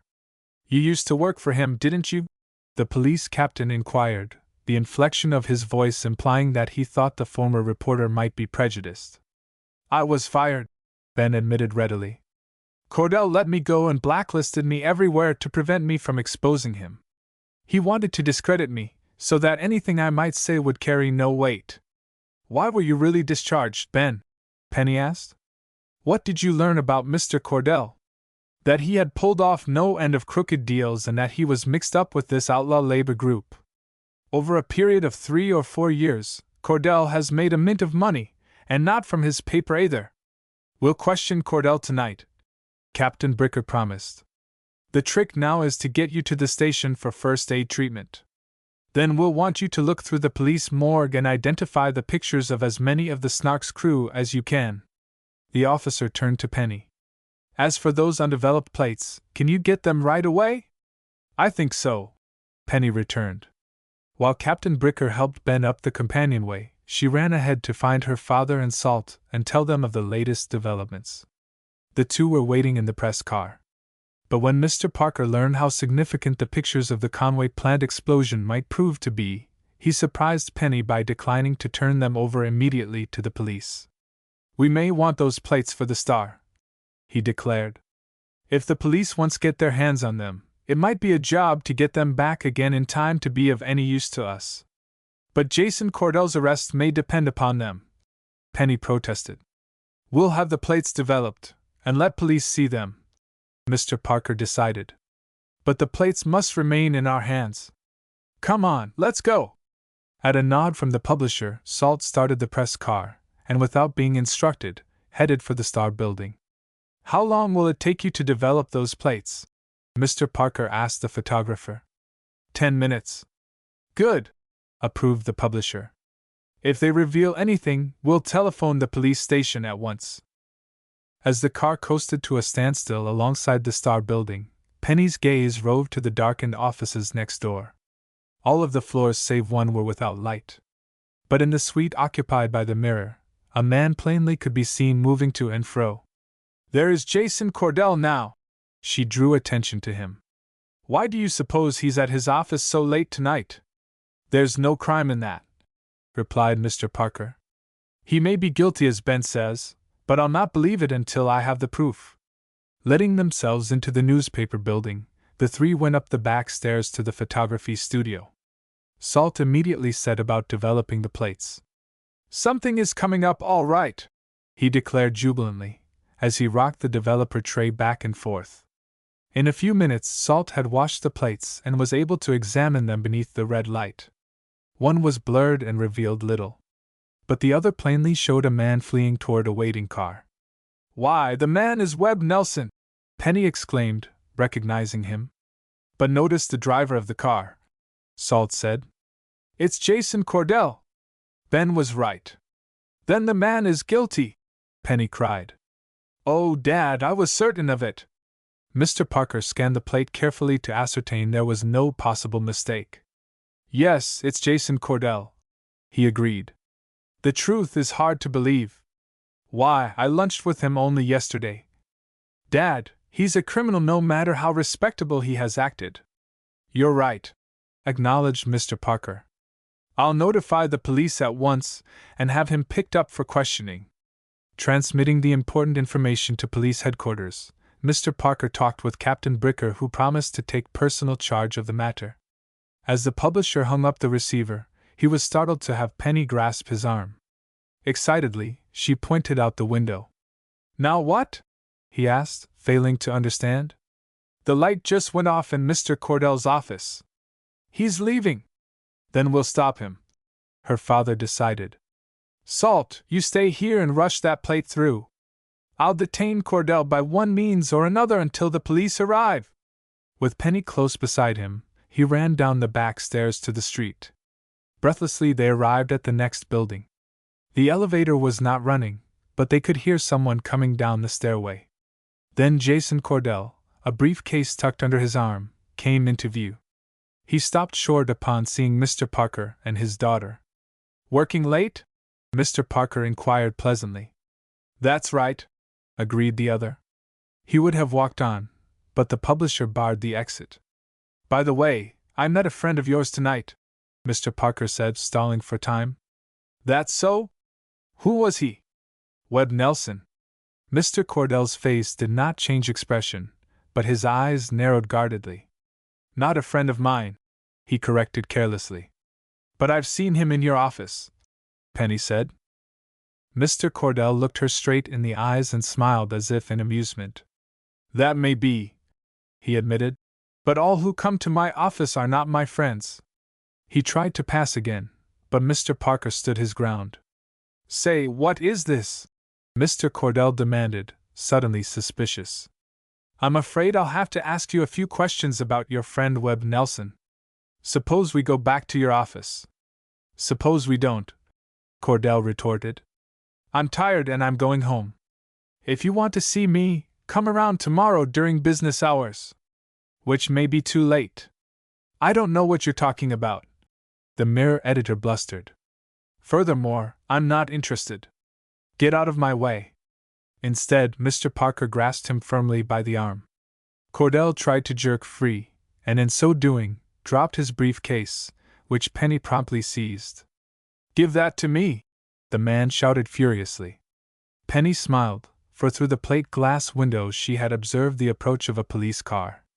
Another moment, and uniformed men were swarming about Mr. Cordell. What is the meaning of this? The man demanded angrily. I'll report you all to the safety director, who is my friend. You'll report to him all right, agreed Captain Bricker. Now come along quietly. If you can answer a few questions satisfactorily, you'll be allowed to return home. What do you want to know? Cordell asked sullenly. Where were you on the night of the 16th? Now how should I know? The man retorted sarcastically. I can't remember that far back. But probably I was home in bed. You're wanted in connection with the Conway dynamiting, the officer informed him. Mr. Cordell snorted with anger. Of all the ridiculous charges! I know nothing about the affair. Out of the door burst Salt Summers. He was without a hat, but he carried a picture still wet in the palm of his hand. So you know nothing about the dynamiting? He mimicked. Well, gentlemen, take a look at this. Mr. Cordell and the policemen gathered about him, studying the photograph. Plainly it showed Webb Nelson fleeing toward a car driven by the Mirror editor. What does this prove? The man blustered. I admit the car is mine. I was driving past the plant at the time of the explosion. This fellow, Nelson, leaped into my auto and ordered me to drive on. A moment ago you claimed you weren't even near the Conway plant. Penny tripped him. You knew Webb Nelson very well. Furthermore, you entered the Star offices several times trying to get your hands on this picture. Ridiculous. At least once when you found the stairway door locked, you went in through the skylight, Penny accused. Of all the crazy ideas! The editor laughed jeeringly. Imagine me crawling through a skylight. I notice your coat has a torn place, Penny said, taking a scrap of blue wool from her purse. This, I believe, is a perfect match. Mr. Cordell gazed at the wool and shrugged. All right, he admitted coolly. I did crawl through the skylight twice to see if I could find the picture. I knew this fool photographer had snapped a picture of me, and I feared I might be falsely accused. Then you knew Nelson was mixed up in the dynamiting? Captain Bricker questioned. I wasn't certain, Mr. Cordell said in confusion. The reason I didn't report to the police was that I was afraid of being involved. After that night, Webb Nelson tried to blackmail me. Because of my position, I dared have no publicity. The Mirror editor's explanation carried a certain amount of conviction, and Penny was dismayed to hear Captain Bricker assure him that if a mistake had been made he would be granted freedom immediately after he had talked to the police chief. I shall accompany you without protest, the Mirror editor returned stiffly. Later I shall file charges against those who have tried to damage my character. Captain Bricker asked Salt for the picture which he intended to take to police headquarters. May I see it a moment? Penny requested. He gave the picture to her. She studied it, and her face brightened. Captain Bricker, look at this! She exclaimed, pointing to an object in the car which barely was noticeable. Everyone gathered about Penny, peering at the photograph. On the rear seat of the car driven by Mr. Cordell was a box which plainly bore the printing. Salvage Company, Explosives. Ed McCluskey, who works for the Salvage Company, told me that dynamite had been stolen from his firm, Penny declared. And here it is in Mr. Cordell's automobile. Apparently, he wasn't just driving by the plant at the time of the explosion. This picture proves why he was there. Right you are, young lady, chuckled Captain Bricker. You've pinned the goods on him for fair. Prodding the Mirror editor with his stick, he ordered curtly. Get along, you! This puts a different face on it.